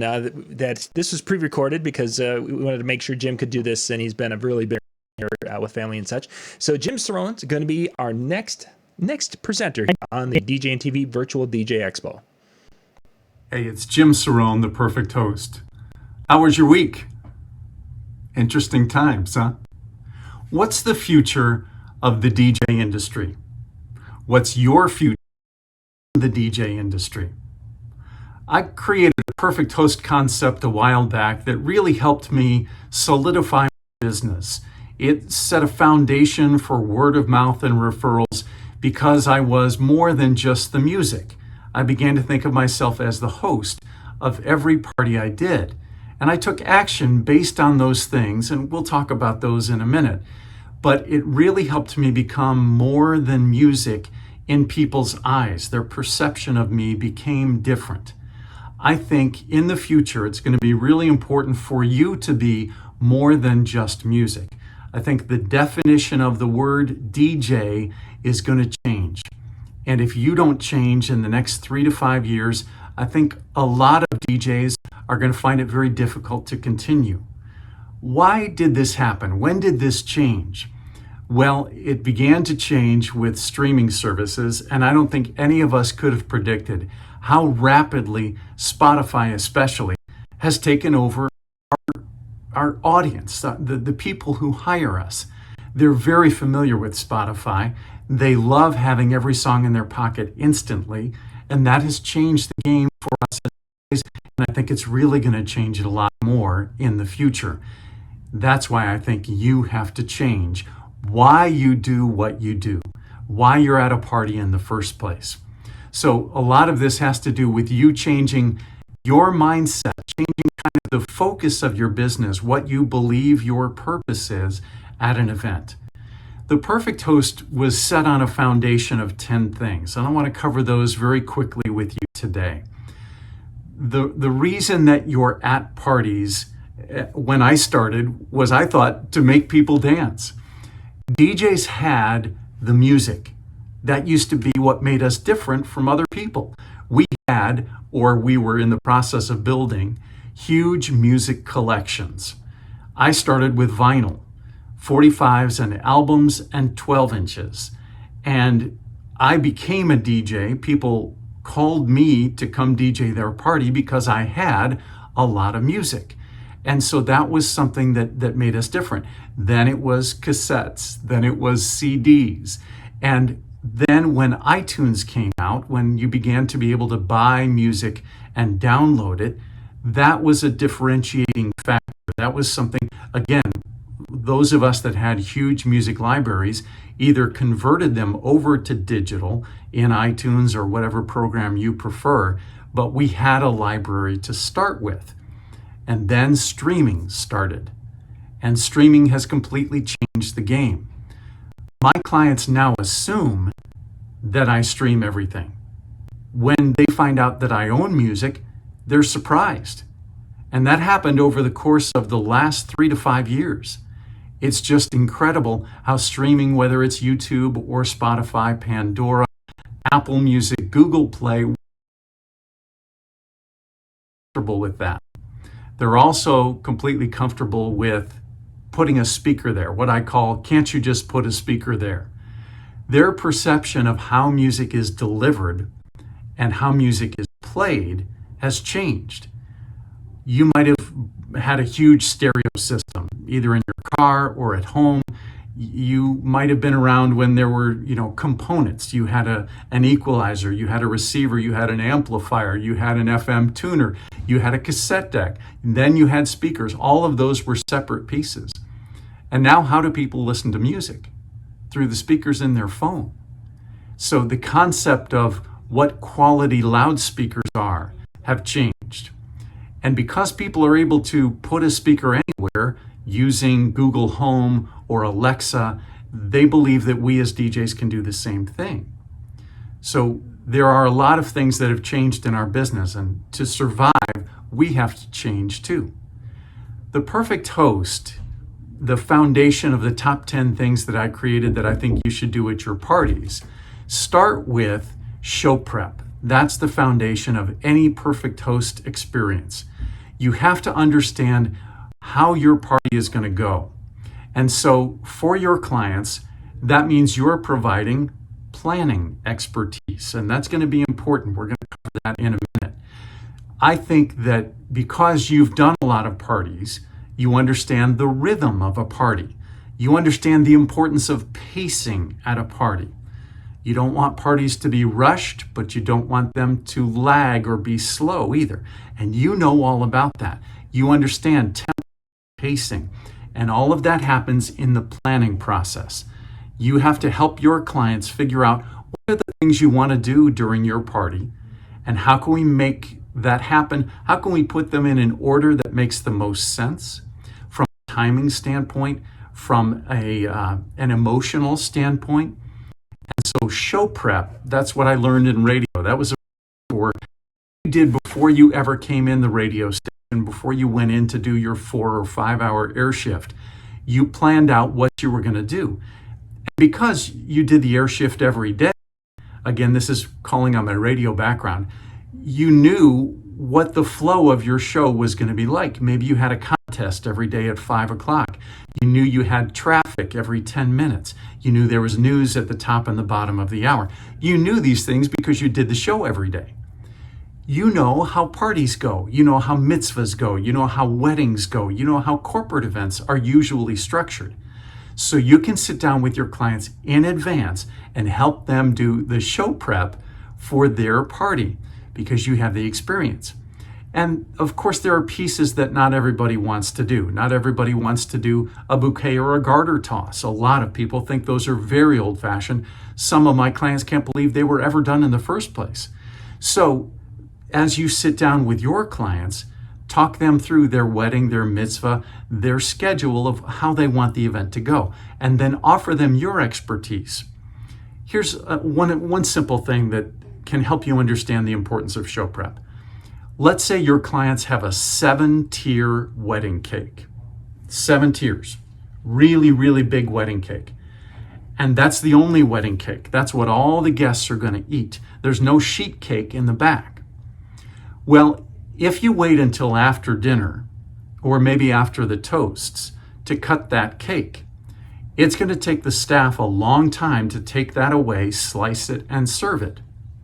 So in a case where you have a really big wedding cake, you might suggest to your clients with your planning background and expertise that they cut the cake before dinner when they first walk in. That way the staff can take it in back and they can serve it and have it ready after dinner, so that you've helped them avoid a timing issue because you know how long it takes to cut cake. So by having them cut it in advance, now there's no delay. It can be served right after the entree and the evening can continue to flow. So show prep, helping your clients, assisting them with the planning process, is a very important attribute, a very important thing that you bring to the table. Then I was one of those people who used to be late all the time.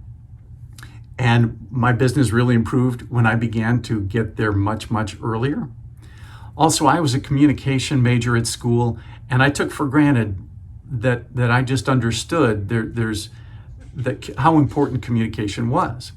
Well, communication at a wedding, when there are often 13 to 15 vendors involved in the process, or for a mitzvah or a corporate event, there's a lot of pieces to the puzzle. And if you are the person who's proactive, who initiates communication and shares timelines with everybody on the team, then you are perceived as a lot more than just a DJ. Suddenly, you're a host, you're a party planner. There's a lot of things that go with it. And you never want to step on someone's toes. I work with wedding planners a lot. I appreciate what they do, they appreciate what I do. And opening the lines of communication and being flexible and working with them is the key. So when I say party planning, what I really mean is from an entertainment standpoint. We look at a corporate event a different way than a corporate planner looks at the event. We look at a wedding a different way than a wedding planner looks at the event. We're concerned with the entertainment, with the flow, making sure the guests are involved and that everyone is having a great time. A wedding planner has a lot more things that they need to think about. How are the gifts getting from the event to the bride and groom's room? What time are people showing up for hair and makeup in the morning? How are the buses getting the guests from the... So there's a lot more that they do that we don't do. So communication also comes with understanding and empathy. And I used to think empathy was this namby-pamby word, but now I appreciate and understand what it means is putting yourself in someone else's shoes, whether that's the mitzvah parents who are very nervous and very worried about how their investment is going to come together, whether it's a bride and groom who have planned this event for 18 months, whether it's a corporate planner whose boss is watching and checking everything they do. If we can put ourselves in their shoes, that's a real help. And that begins with step number 2 of the perfect host, which is communication game day preparation. Being early at an event, initiating communication early in the process with everyone on the team, those are all very important parts. Getting to the venue very early is something that I didn't used to do, and now I understand the importance of it. You're probably at your best when you're calm and relaxed as an entertainer. You're not calm and relaxed if you arrive to a venue late, or you encounter a traffic problem, or you have a flat tire, or you discover that they have you set up in a different place than what you talked to them about. So when you're 3 hours early, which is the timing I like to arrive at a venue, that gives you plenty of time to deal with issues getting to the venue, deal with issues getting into the venue. We all know sometimes freight elevators don't work, or there's now extra security layers that you have to be cleared through. So giving yourself lots of extra time on game day is really important. Then, once you're set up, you have time to change and get into your outfit for the event, and you have time to relax, to go through the agenda another time, to talk to the people at the venue, to meet the banquet staff and the servers. You just have a lot of extra time to network. Often the florist is there when we're setting up. You have a chance to make a new friend, to build a new vendor relationship with the florist or the other vendors that are there setting up. So being early on game day is very important. A third tier of the Perfect Host Top 10 is what I call looking the part. And this is going to be different for every person, and style has certainly changed a lot. Everything has gotten a lot more casual. But if you do your show prep and you're early on game day, you've got a pretty good idea of what you should wear that day. Depending on the clients that you serve, they may have a different need for you. I had to dress in Western wear for a corporate event recently because the theme had kind of a cowboy theme to it. So there were bull riding, the mechanical bulls were there. They had somebody walking around doing rope tricks. All of the music was country themed. And so I couldn't wear a tux. I needed to be sure I wore what was appropriate for that event. Finding out that I should have been wearing cowboy attire at the event would be a really bad time. So show prep and game day, making sure you're there early, but looking the part. Think of who you serve. And this is a really good exercise for you to actually sit down and do. Who are the people that you serve? What kind of events do you regularly do? I do mostly weddings. Those happen in all different types of event in my home city of Indianapolis. There are some that are very modern and contemporary. There are some venues that are very elegant and old-fashioned, and there are some that are in between. You may do barn weddings as well.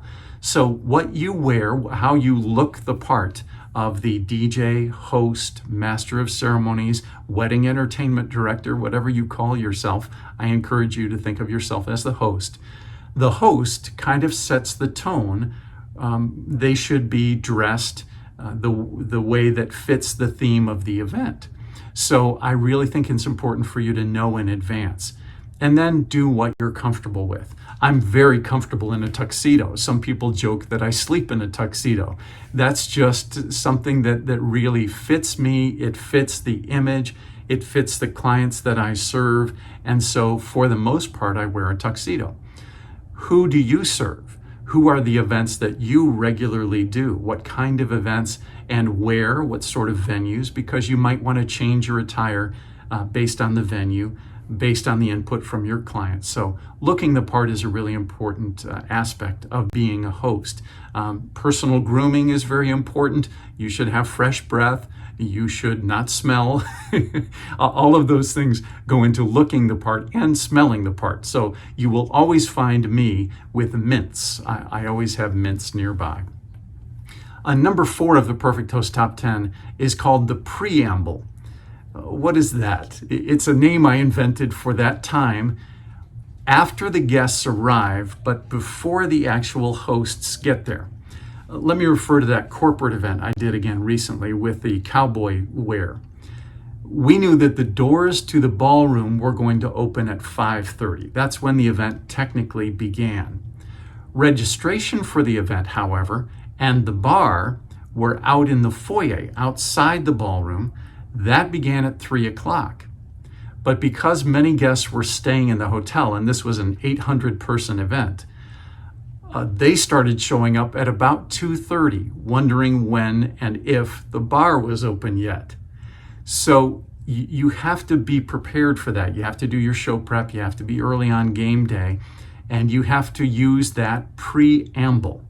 Now, even though the ballroom doors didn't open till 5:30, and my part was happening inside the ballroom, I didn't just stay in there. I went out during what I call the preamble, which is before the event actually started.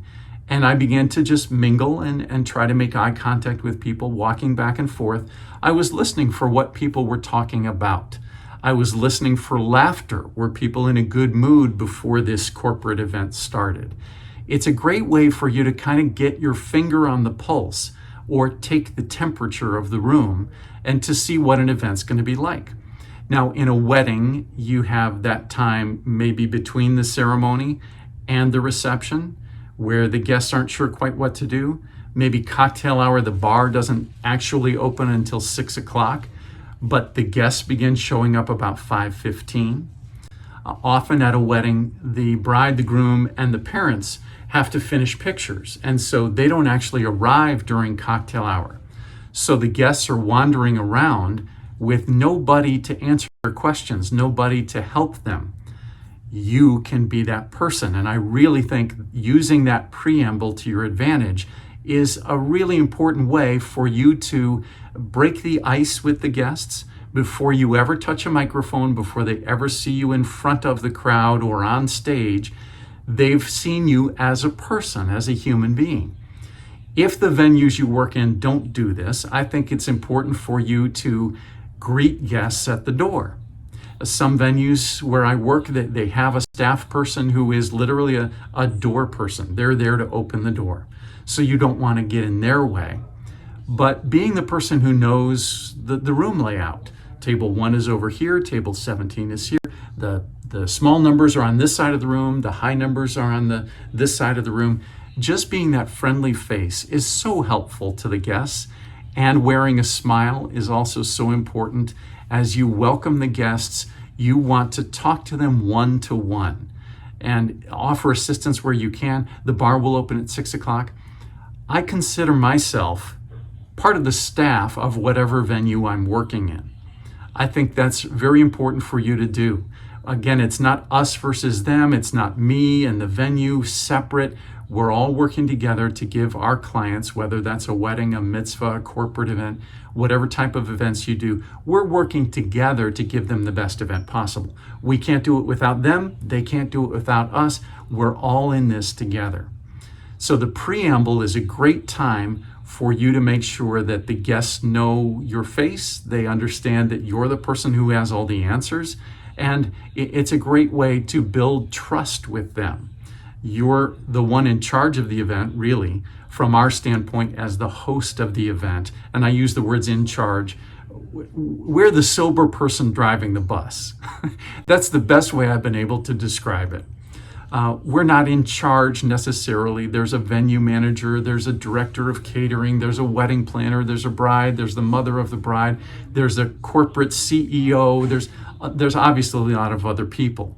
But we are the entertainer. We are the person kind of making sure the event stays on track and goes at a comfortable pace.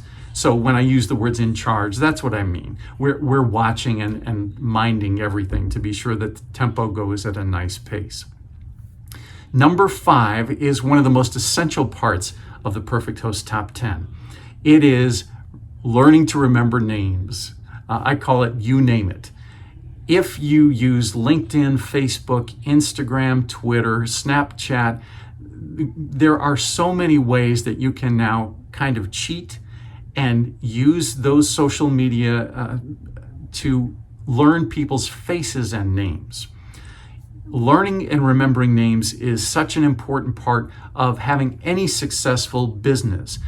The most successful politicians, the mayor in your area, the people who serve on the school board, the people who are successful in business, understand the importance of networking.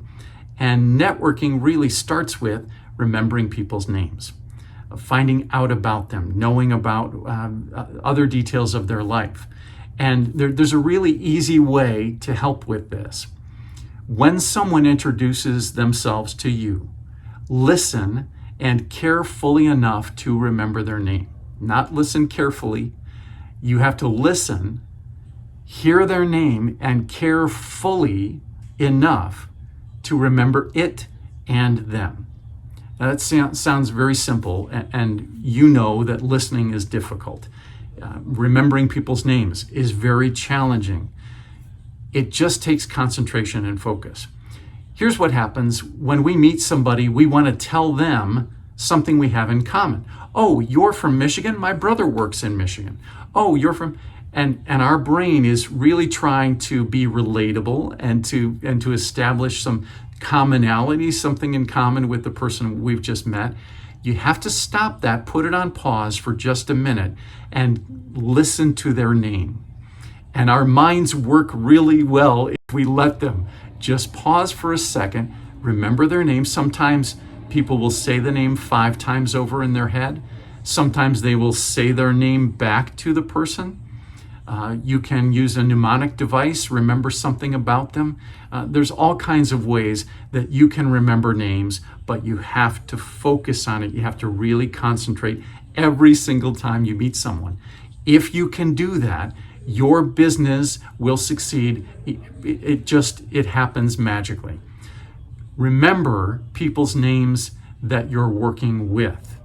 Not just the banquet captains, but the servers, the bartenders. There are people in the Indianapolis area that I've known for years and years. It's incredible how you can make somebody feel special just by remembering their names. It's wonderful when somebody calls your name, isn't it? When somebody says your name, it's wonderful to be a regular at a restaurant or at the dry cleaner. It's wonderful when somebody remembers you. You can give that back to somebody else by making them feel special and important just by remembering their name. Now, we're running short on time, so we can't go through the whole Perfect Host Top 10. You can email me, message me. I'm happy to help you. I want to touch real quickly on the ways I think that we survive as DJs moving forward. Let me please mention Dave Ramsey. Dave Ramsey is a financial guru. He has all kinds of content available for free on YouTube. He has a daily radio show that you can also listen for free. It streams. And he has something called the Total Money Makeover book. For you to survive, you have to know how to run a business. And even if it's just your family, you have to understand how to run your family business, how to run your budget. Dave Ramsey talks in really plain, very simple English, and he'll help you understand how to live with low debt or no debt, the difference between wanting something and needing something, and the way to have a plan to survive in the future. One of his most important things that he goes over again and again and again is having an emergency fund. How do you build an emergency fund? How do you manage money? It all happens in little, when you hear the word budget, you may think of this big mountainous thing. You may have bad connotations with that word, either from your family. We all think about money or feel about money in a different way based on our backgrounds. None of that matters if you can just understand simple concepts of how much money comes in, how much money goes out. And the real answer is, the real secret is, it goes in little tiny increments. If you spend a little bit each day, you have a lot less money at the end of the month. If you save a little bit of money each day, you have a lot more money at the end of the month. So please seek out Dave Ramsey and ask me if there's anything I can do to help you. But the secret to money is little things. Don't think of money as this big mountain that you can never climb. You can, and Dave Ramsey will help you break it down.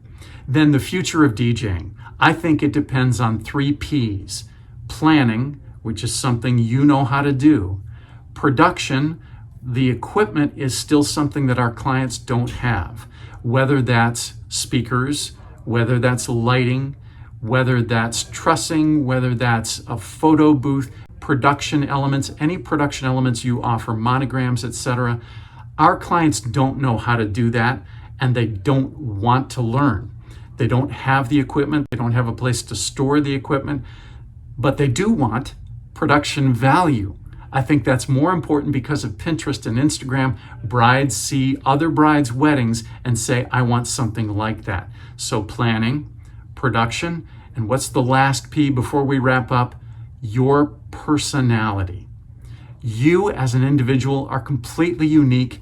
Your master of ceremony skills, your DJ ability, and your ability to parties is something that can't be duplicated. So the future of DJing doesn't necessarily rest on music, it rests on those 3 Ps. And I hope that that helps. I'm Jim Cerone, the perfect host. I'll look forward to seeing you soon.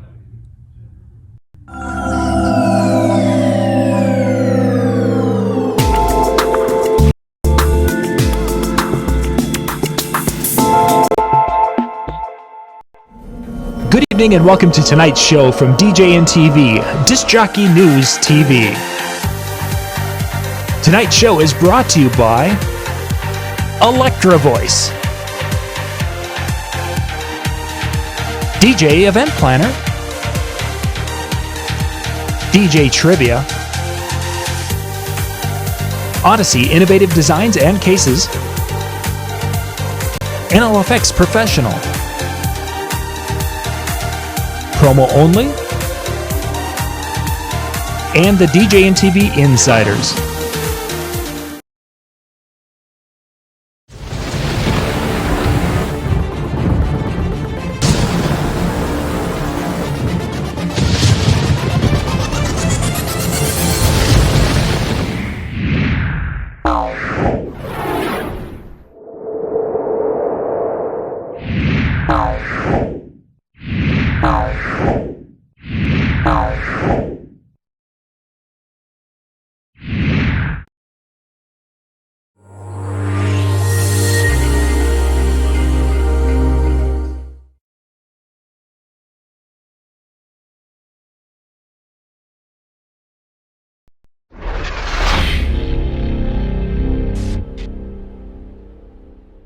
What's up, everybody? My name is Donnie Lewis, owner of Your Event Matters Entertainment and Illuminate Monograms.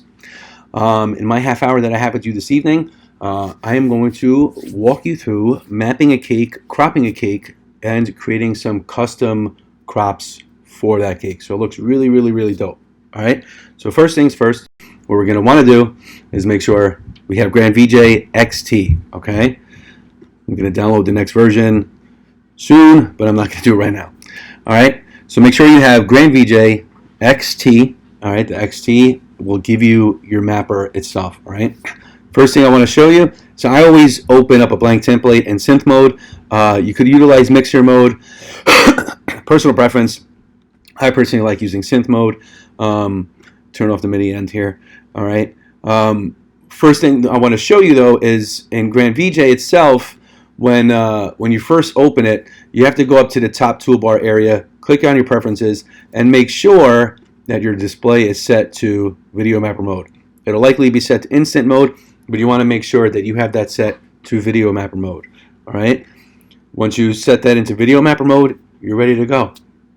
All right. So the first thing we're going to do is before I set up doing the mapping itself, I'm going to throw some visuals into the video cells itself, just to have some fun with. So let me just throw a few of these in here. Add some snow. Let's add some of these 3D effects. All right, and let's get the fireplace. Let's get my cascading particles. Something we created ourselves.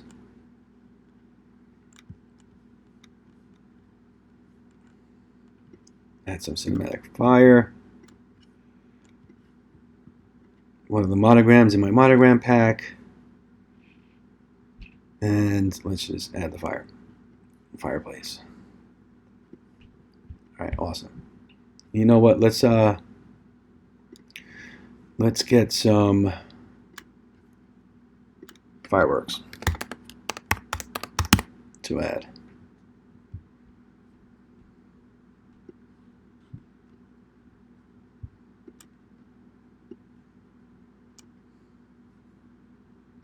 All right, cool. All right, and then the last thing I like to do is, I know that Grand VJ XT has your mask feature, but personally, I like setting up my masks as surfaces, so that way if I need to go back into them later, I can do so. So what I do is set up a black JPEG, and I always put it here in the bottom right video cell. Okay, so we have our videos in there, locked in, ready to go. Now what we want to do is we want to start mapping. So we're going to open up our mapper. All right, one of the first things I want to show you too is as soon as you open up your mapper, you're going to see your projector, or whatever you're using for the external display. Right now I'm using my Optima EH501. It's a discontinued projector, but it's a projector that I absolutely love. If you can get them used, more power to you.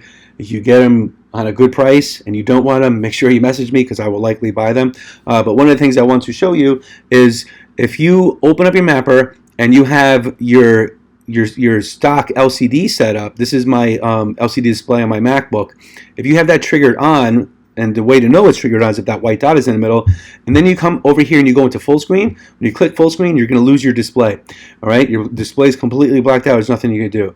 What a lot of people tend to do is they'll go over and they'll hit the power button, hold the power button down because they can't figure out how to get out. All right, the easiest way to get out is to hit Command F. All right, Command F on a MacBook will come out of full screen.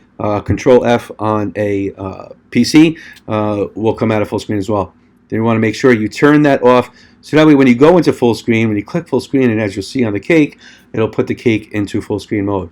So now we're ready to start start mapping the cake itself. All right. So we open up the first surface. All right. You see, there's two surface models here. You have a triangle and a square. Obviously, for here, we're going to be using a square surface area. All right. And then for this first one, I am just going to drag it down and then hit the edit grid. You could do it without hitting edit grid first. You know, if you wanted to size it to the size that you need it to be first, and then bring it over, you can absolutely do so. Personally, I just like using the edit grid right away. It tends to make the work a little bit faster. All right. So what I'm going to do is I'm going to get all these close to where I need them to be, and then I'm going to utilize my tab key and my arrow keys on my keypad, all right, to fine tune everything. So I'm going to take that, and you see I'm clicking right, left, up, down, and allow me to fine tune the cake map itself, all right. Then I hit tab, it'll bring me over, and same thing, all right. So all I want to do is make sure that I'm lining this up properly, all right. So my line work is right and set. Let's bring that in one more. And you know, just something to keep in mind too when it comes to the cake. When you're getting your cake made, I got this cake. It's a styrofoam filled cake that I have a baker that I work with that covers it in white fondant. This cake has to be redone. And actually, now that I'm doing this, I just realized that my baker has my 5-layer and my smaller 4-layer cakes that she recovered in fondant, and this one has to be recovered as well. So what you see is some of the line work is a little off because the edges aren't as straight as they used to be. If you're doing this, make sure you work with a baker and make sure that baker is able to create that line work off each layer as straight as possible, so that way the effects look as cool as possible. All right, so we have that first surface, and we're going to start mapping now. I'm going to name this one bottom left, BL, all right? Or let's go left bottom, actually. Okay, click enter, then we're going to go to the next one, and I'm going to click the edit grid. I'm going to come up, I'm going to get it close, Get close. Same thing and same thing. Now what I'm going to do is I'm going to use the keypad and I'm going to fine tune it. All right, put it there. Go there. It's nice and straight. And line this one up.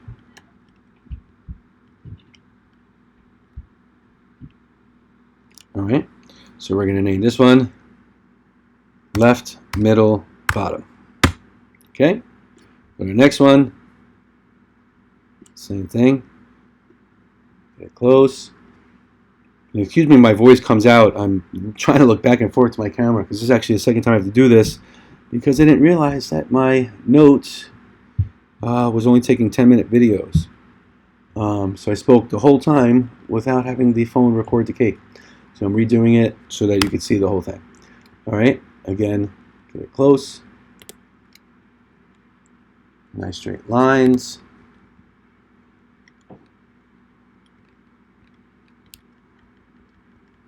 Readjust it here.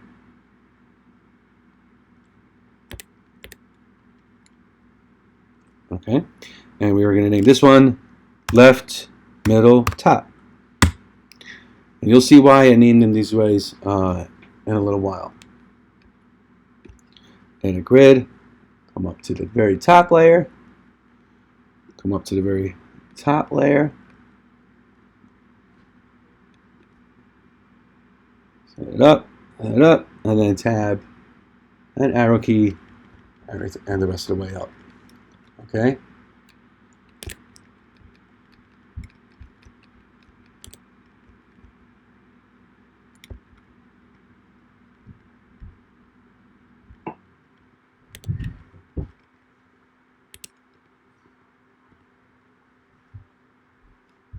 Perfect. All right, now we're going to call this left top. All right, now I'm going to stop the video real quick and restart it.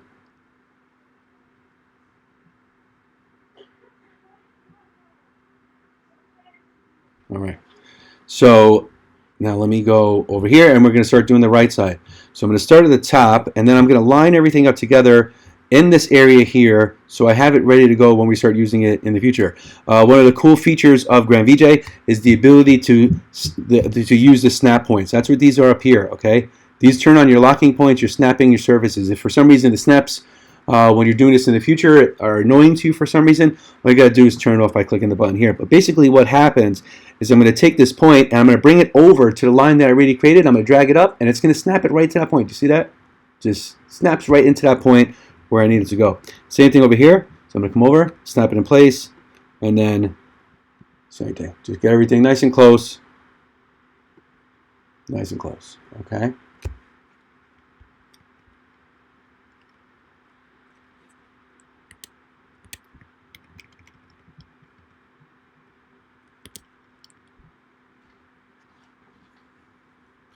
All right, so now that we're going to call this one right top. And we're going to work on, we're going to move this down so it lines up with the left middle top. We're going to call this right middle top. Enter, edit grid, snap it over, snap it over.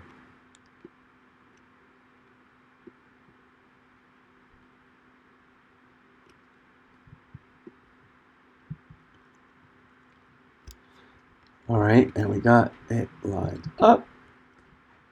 Down there.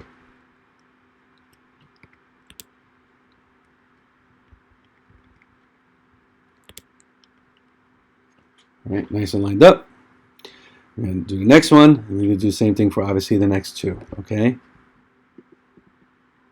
Now,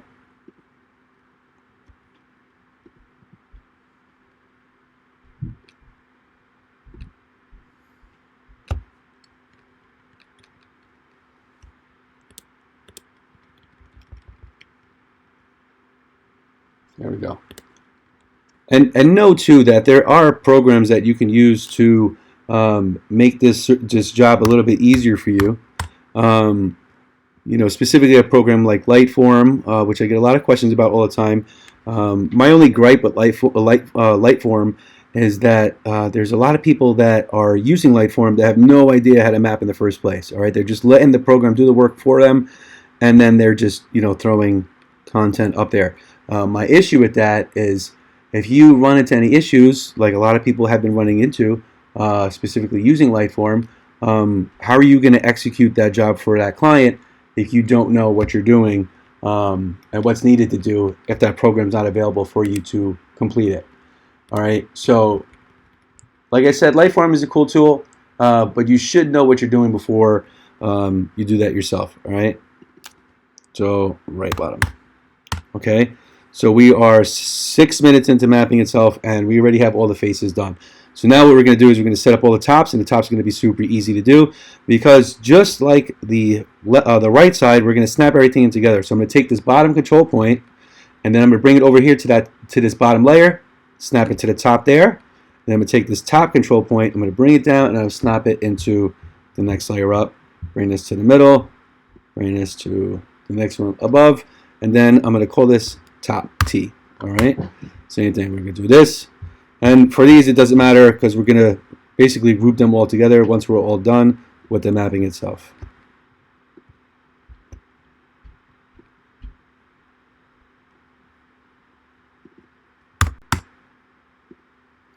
You're going to do this for these 3 layers in between the bottom and the top. And as you practice at home with this, it'll become a lot easier for you to do and make it a lot faster to do. Typically, I could get a whole cake mapped in less than 10 minutes with setting up the crops and setting up a bunch of custom grouped crops. And we'll talk about that in just a few minutes.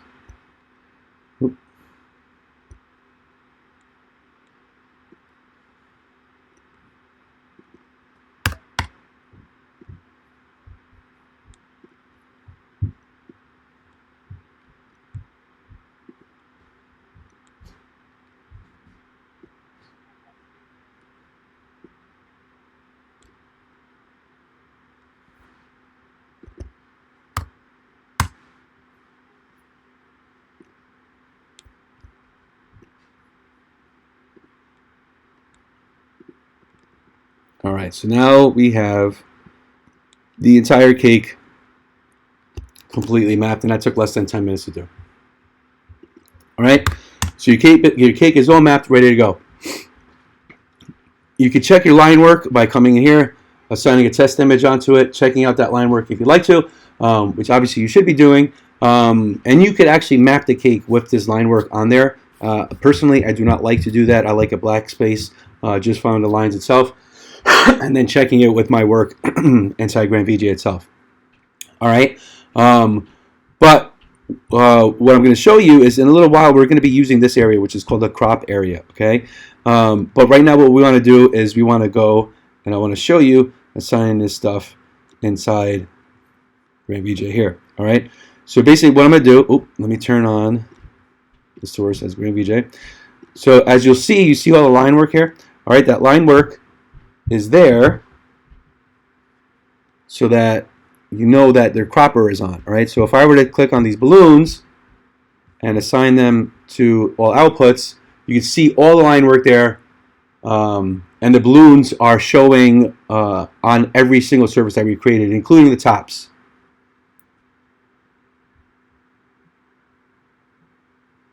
All right, what we want to do is we want to crop this so that it shows on the whole cake. And also we want to get rid of those lines. So the way we get rid of those lines is easy. All we got to do is close the cropper and it'll show. Lines are all gone. All right. So now what we want to do is we want to open up the crop panel again. Okay. And then what we want to do is we want to start cropping our layers. So basically what we're going to do is we're going to take, let me turn here we go, back up.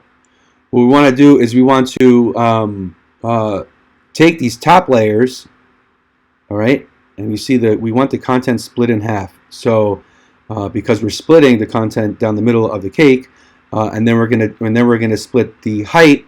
So we're splitting the width, and then we're going to split the height by 4. So basically what we're going to do is we're going to come to this right top, we're going to come to this crop area. We know the width for 1920 by 1080, the width is going to be 960. And if we're going to divide 1080 by 4, it's going to be 270. Okay, we know that this is the top right. So first we want to click show all, and then I'm going to take this, I'm going to drag this to the top right. All right, then I'm going to take the left top, and I'm going to do the same thing. I'm going to go into the width. I'm going to change the width to 960. I'm going to tab over 270. I'm going to take this, and I'm going to drag it up here. Okay. All right. Same thing here. And you could use this match output, all right, when you're doing things like walls. I like doing it this way with a cake. The match output will create basically what you're seeing here and disregard some of the content. But once you start getting into the advanced end of doing this stuff, you'll realize that what you're going to do is you're going to utilize a template inside After Effects to create the content for you. So this is what one of our templates looks like. This is a cake that we did, 5-layer cake with 1-inch spacers in between the cake itself. And then basically what we did, you can see the line here. All right, the line is showing me where the middle of the cake is, and then I'm taking content in After Effects and I'm fitting it to these squares and rectangles, all right, which are the layers of the cake. So that way it could show. So if I'm doing a handwritten thing, I only want to write it in here. Okay, I'm obviously not going to bleed off the sides and then stretch and skew it in. I'm just going to put it in these areas itself when I open it up in Grand VJ. All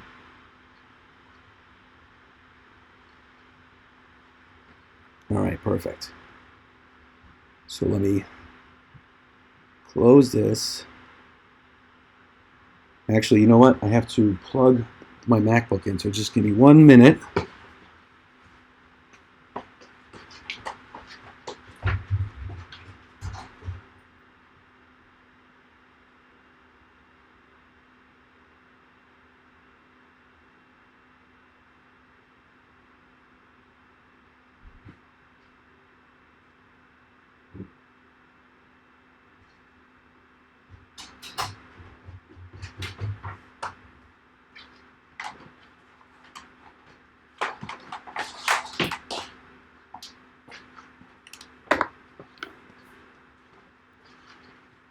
I guess this would have been smart to plug in my MacBook before I started.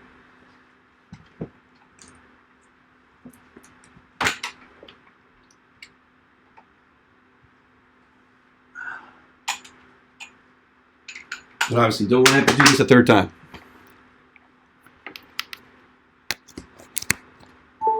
All right, there we go.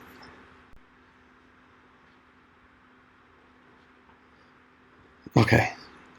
So let me close this out, and then what we're going to do is finish off. Here's the left, middle, top. Again, this is going to be a 960 width, a 270 height. Okay?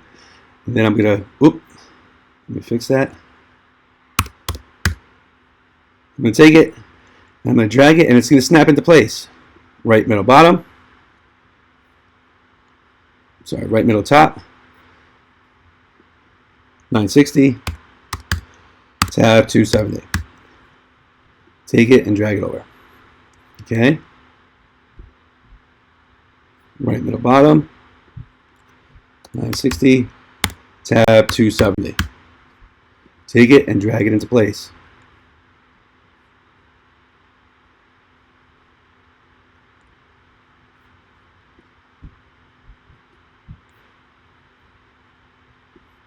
We're going to do this for all these layers. We're not going to do them for the top layers because I will show you what we're going to do with the top layers in just a short minute. Okay? So we got that, and then the right bottom, 960, 270. Take it, drag it over, and as you can see on the other camera, the cake itself is cropping in full. Okay? So again, 960, tab 270.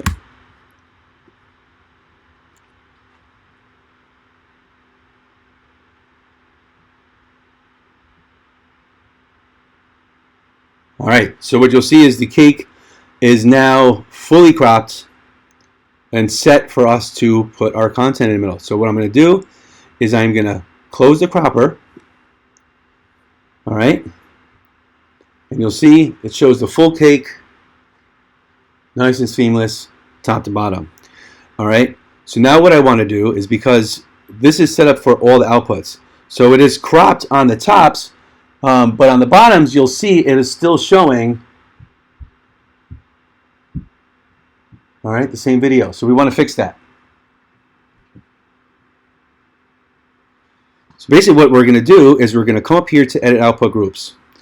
All right, and we're going to make a bunch of different groups. So right now, the first thing we're going to do is we're going to do the fronts of the cake. Okay, and all we're going to do is we're going to click all the front-facing parts of the cake. All right, and that'll be basically the whole cake.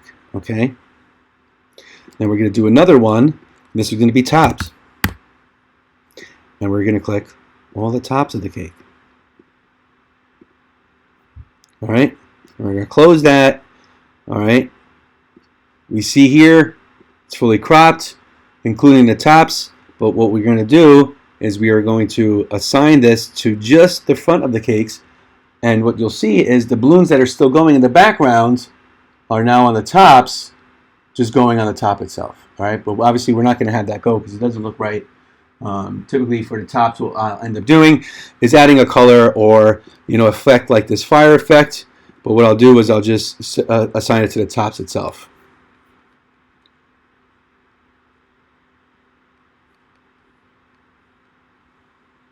All right, let's say we want to do, for fun, we want to do this one to the tops of the cake, or fronts of the cake, I'm sorry. And then we'll turn it on. Turn that off, turn that off.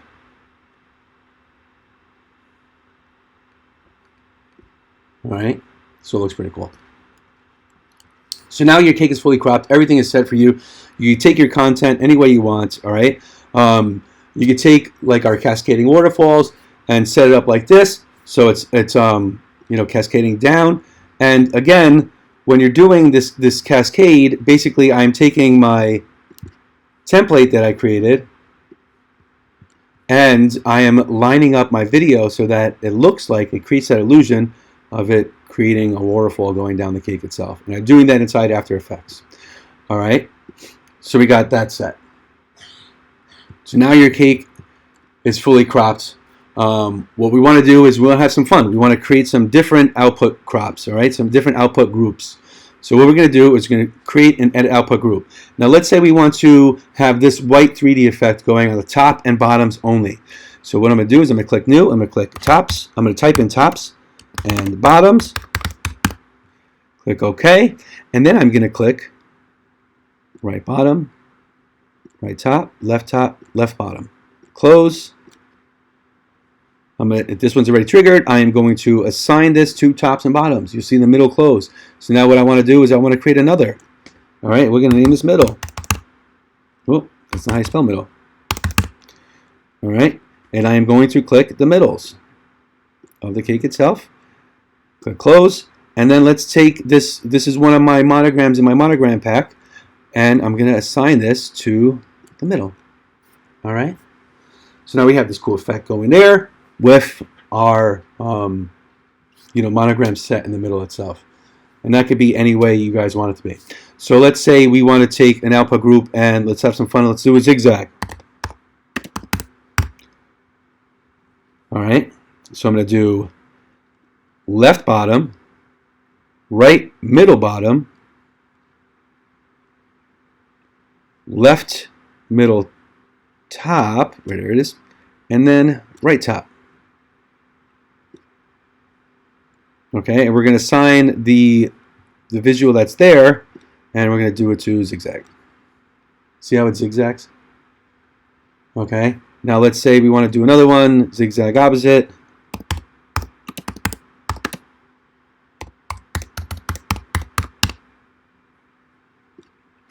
All right, and we're going to do right bottom, left middle bottom, right middle top, right top. Oh, I'm sorry, left top. There we go. So we'll close and let's turn this fireplace. By the way, if you go right click, it'll just highlight the area so it doesn't just change on your screen. And we'll go opposite. Turn that off and click this one on. All right. So now you're zigzagged. You see how everything is shown differently on there? All right. And so you can have fun with this. You could do another one. Right side. Click all of the rights. Right middle. Right. All right. Close. Oops. I'm sorry. Let me do lefts now.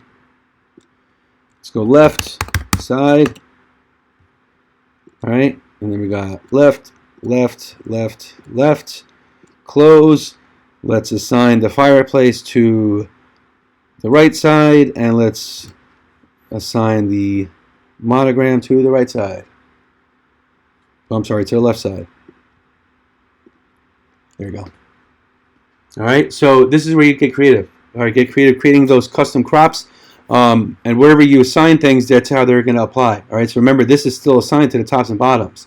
So now we have the tops and bottoms, and we have the left and right all going at the same time. All right. So another thing I want to show you, let's put this to the whole cake. And let's turn these off. All right, let's say we wanted to take this monogram. This is my Flying Through Clouds monogram in my monogram pack. And I wanted to throw these balloons on it. The balloons will show over it because the balloons themselves have a transparent background. Okay, but let's say we wanted to show, let's turn how the balloons are going layered together. Let's say we wanted to show the snow. That's a problem, right? Because the snow has a black background. So how do we combine these two without having to do any work outside of Grand VJ? It's really simple. All we're going to do is we're going to come over to this mixing tab. We're going to click the mixing button, and if you know After Effects uses copy modes to blend things together, or blend modes. This is one of them. All right, so basically what we're going to do is I'm going to take the snow, I'm going to click the copy mode, I'm going to add it to addition. All right, now you see how everything is running together. I could do that with some other things too. All right, let's say this fire, I wanted to add this fire. Oh, I'm sorry, let's say we wanted to add these fireworks. Okay, see the fireworks is showing just there. We come in, fireworks, and the moon background. And obviously this could be anything that you guys want it to be. All right. But just make sure you have fun with it. All right. So now a couple things I want to show you inside Grand VJ itself. As these transitions are, as I'm closing these transitions, when you're working on certain things, specifically if you're doing a wall and you want to add a monogram to the part of the wall that you're doing, you could, make it zoom in and out so that it fits a certain way. All right. You change the XY.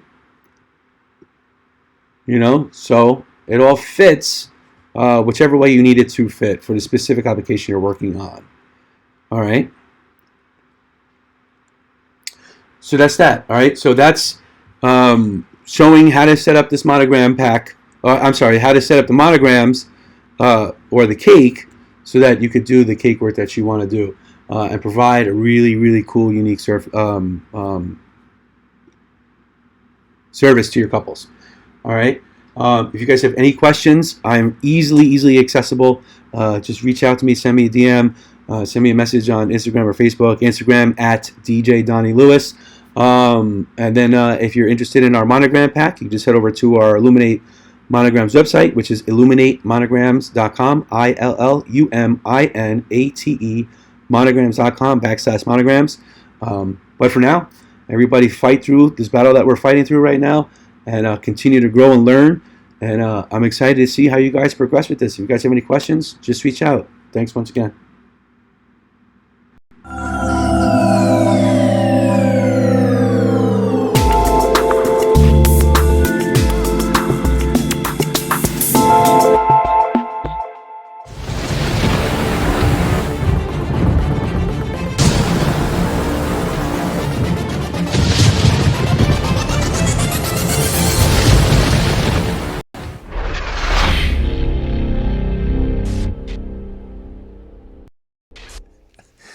Hey, we are here with the one and only Ron Ruth. Ron Ruth, the man from page 6 of the Disc Jockey News. Ron, good evening and thank you for joining me.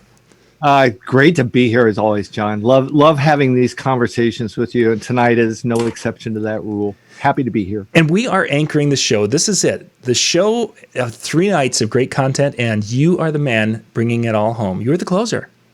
Yeah, midnight. I mean, when this thing originally airs midnight, so yeah, I'm like, I stayed up. I took a nap today, and I decided that maybe I need a little nap to be ready for tonight. I'm wearing my pajama bottoms. I'm not going to stand. We're not going to stand up and show Toy them. Story, and you don't want to see them. So, but yeah, so I'm pumped, man. Let's bring this sucker home and do it in style. So we're going to be talking about wow. Talking about wow. Actually, we're talking about 6 steps to a 6-star review, which is like 1 step more than a 5-star review. Is so different. Let's jump into it. And when I think about that, I think about the that scene in Spinal Tap where they're showing the amplifier, and he says, "Hey, you got an 11 there." He goes, "Yeah, that's 1 better than 10."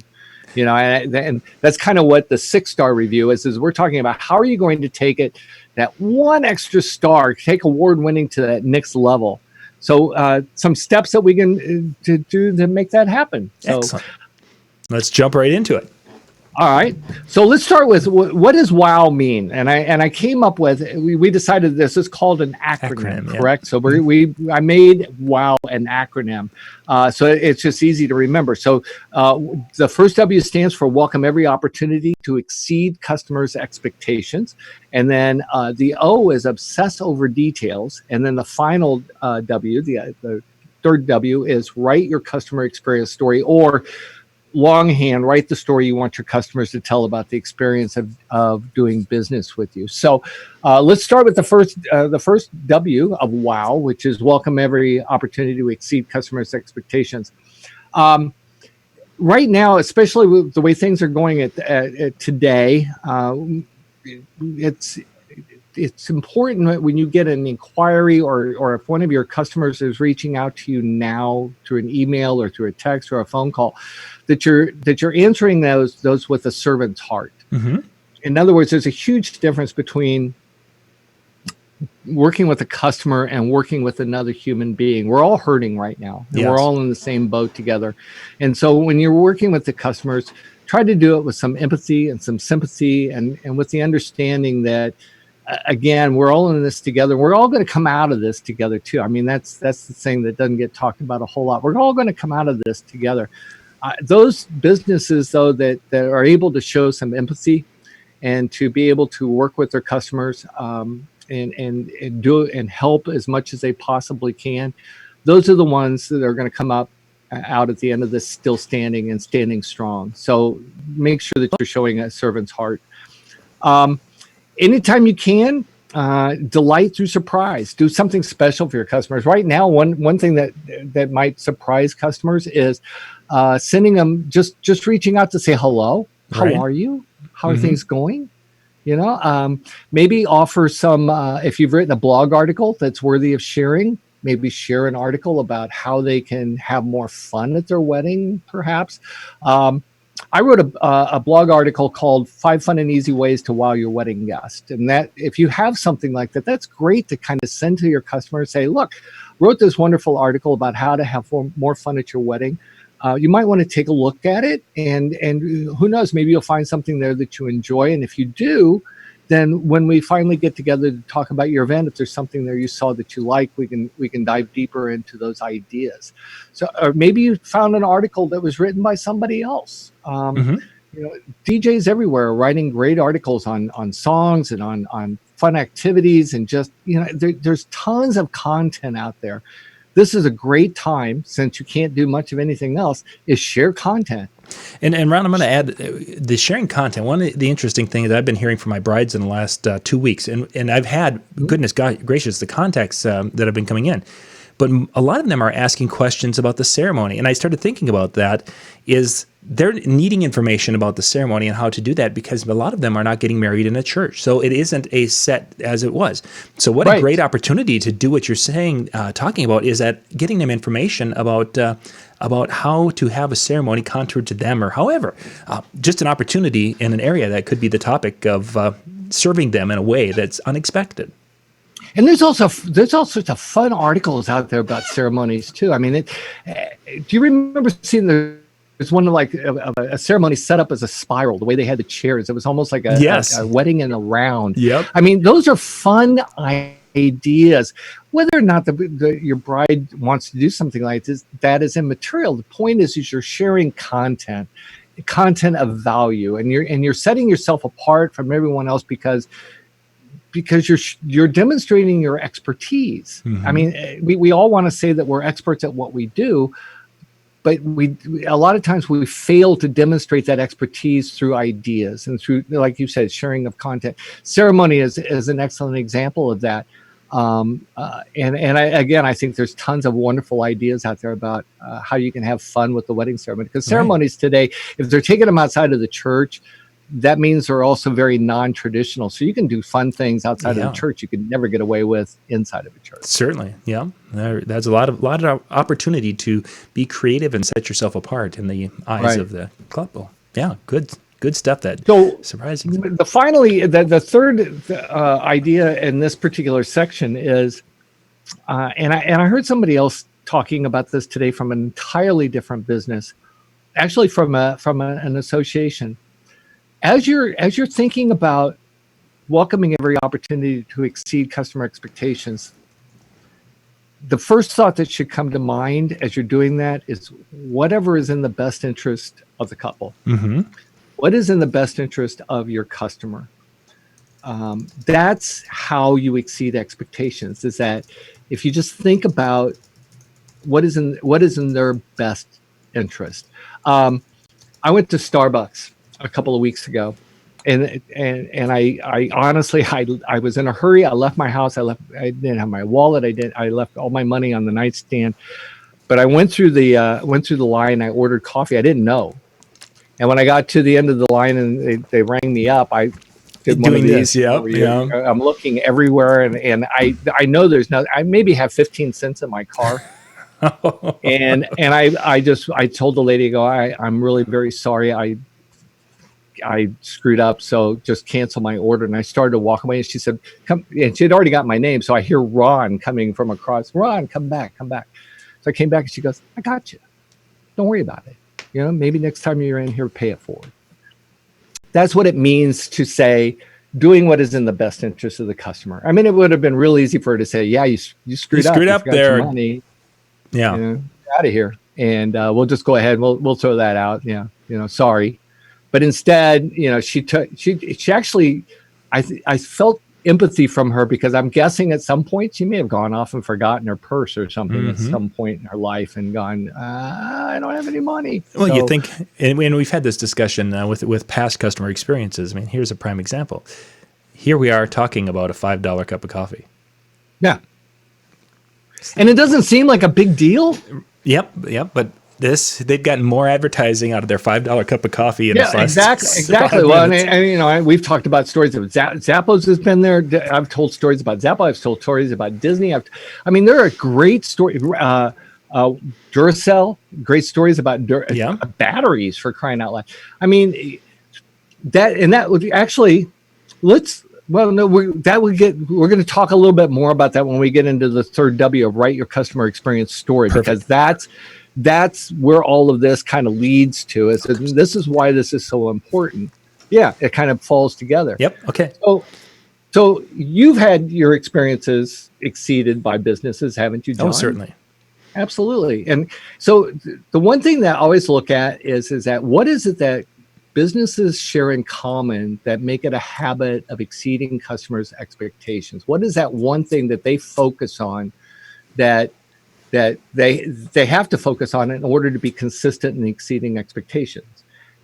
And the answer to that is details, and not just any details. They're looking at details that are that others overlook, that everybody else in their industry, all their competitors completely overlook. So, and the way they do that is they look at their business from a realistic point of view, from the customer's point of view, and they actually walk in their customer's shoes. It gets a little awkward because the customers don't really like having their shoes removed, but they actually walk through every touch point of their business from first contact throughout the entirety of a relationship that the customer has. And they look for ways every step of the way to make a customer say, wow. Yeah. Or and equally important, actually maybe even more important, is that they're making these steps. They're looking for flashpoints that can detract from that particular experience. Great example.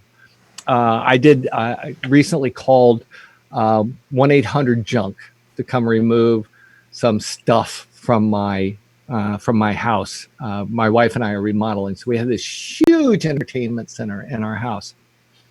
And I contacted 1-800-JUNK, their 800 number, and I said, I got this huge thing and I want it removed. How much will it cost? And they said $99. I said, great, we're going to donate. I said, I want to make sure it gets donated, not thrown in a recycle. And the lady said, not a problem. We'll, we have people that come to us for recycles or for donations. Yeah. So they showed up at my door, and they came in, and I said, yeah, I showed them this huge entertainment center, which is, by the way, it's made for one of those old TVs, square TVs. And I said, your office says it's going to cost $99 to have this removed. And they both went, the two drivers, or one driver, one rider, they went, no, they're always wrong. Well, how much? Yeah. No, they're always wrong. And I said, so how much is it? And he goes, well, I'll do it for the minimum. And he shows me his price sheet. It's $129. And I said, you know what? No, I'm not going to do. Your office told me $99. Yeah. So, well, I have to go call my boss. So they go out in my backyard, and for 20 minutes they stand in my backyard waiting for somebody, their boss, to call them. So I called their 1-800 number again, and I got another guy on the phone, a completely different person. I said, how much does it cost? He said $99. I went outside to those guys and I said, would you repeat that number? And they said, and they told him $99. And they said, well, they're wrong. So anyway, my point of all this is that, look, customer, it's great that 1-800's got, hey, point, and we'll remove it. Yeah. But you can't set a price and then turn around and say, no, we're not going to honor that price. Yeah. I don't care whose fault it is. That's a flashpoint. You need that means communication has broken down somewhere along the line. You have to be able to communicate. My favorite part of all this, the end of the story, is that their supervisor called me eventually and said, Mr. Ruth, sorry you had this issue. We'll go ahead and remove that for $99 for you. I said, no, it's too late. I already sent your guys away. And he goes, well, I don't think any donation center is going to come and pick it up for you. So if if you have issues, just call me back. I'll give you 25% off. And I'm thinking at this point, you should have just taken it, but that's neither here nor there. Be proactive in serving your customers. That's a bad story about removing a flashpoint. Watch for those kind of things to happen. Be proactive in serving your customers, meaning that, again, going back to serving, providing them with information that they can use. There used to be a billboard on I-70 between my home and downtown Kansas City. It was a bank billboard, and it read, "We solve customers' problems before they become problems." Mm-hmm. That's what it means to be proactive. And if you're proactive and you're constantly in communication with your customers, just checking in with them, if nothing else, then problems are going to be less likely to pick up, to happen. This is a huge one. Ongoing training. Did you know that Pixar has won 16 Academy Awards in its very short life? Mm-hmm. Okay. They require every one of their team members, from receptionists to animators to the janitorial crew, to take 4 hours of ongoing training per week. It's part of their 40-hour week. They have to take 4 hours of training. May have absolutely nothing to do with their particular job, but the point is by doing something, training, they're stimulating their brain, they're stimulating their creativity, and they're going to be better at the job that they do. Yeah, I get that. You bet. So get involved in workshops, get involved in, and even if locally, even if it has nothing to do with what you do as an entertainer, get involved with hobbies that will stimulate your creativity. If you have people working for you, make sure that they have ongoing training as well. Keep your staff fresh by continually learning. Mm-hmm. And then finally on this section, surveying. To this day, I don't understand. I'll ask somebody, I'll say, do you survey? And they say, well, no, I don't need to survey because I get 5-star reviews and I got tons of awards from Wedding Wire and The Knot and all that stuff. That's awesome. But I did some checking. And in every market, there are literally a gazillion. I counted. There are a gazillion other wedding professionals that can boast of the same 5-star reviews and of the same awards. Yes. How are you going to elevate from 5-star to 6-star? This difference here, and the only way that you're going to be able to do that is, well, one of the ways that you can do that is to dig deeper into what your customers really think about doing business with you. They may love the fact that you filled the dance floor all night, but they may have loved it even more if you'd been easier to get a hold of. Yes, they're little things. Yeah, they may have loved it that you did all these wonderful things, but they would have loved it if it had been a lot more efficient. So the only way that you're going to discover those things is by actually asking the difficult questions. Where can we improve? How could we have made this more enjoyable, more efficient? All of those questions have to be asked. Otherwise, you're just part of that same crowd of 5-star reviews. Yeah. Get it up to that 6. With me so far? Yeah, I am. Before we jump to the last W, I want to jump back up to the concept of being proactive with serving customers. And you had mentioned that the ones that stand out are generally companies and businesses that really focus on the details. And I was thinking the second part of that I have found at businesses that really exceed at that is they're also asking questions. They're asking, how are you doing? Is there anything we can do for you? Can I help you in any way, shape, or form? And I think that the two go hand in hand, because I think as they ask those questions, they're learning of the details that are important to the customer. Well, it's not just a matter of asking questions; it's actually listening. Yes. And actually, listening is the one part of what we do that gets overlooked a lot, because we're not. You can ask all those questions that you want, but they mean nothing if you're not actually being an active listener as they're giving you those answers. True, very true. So often in what we do, we ask the questions, and then while people are responding, we're already moving on to the next question. Hurry up and answer my question so we can move on to the next thing. If you're actually listening to what people are telling you, you're going to find insight in the answers that will help you do a far better job for them as well. When you say, what else can I do to be of assistance to you today? How else can I be of service to you today? If you're really listening, then you're going to find a way to elevate the experience that you're delivering to those individuals and make it, again, going from a 5 to a 6. Yeah, for sure. But you have to commit to listening.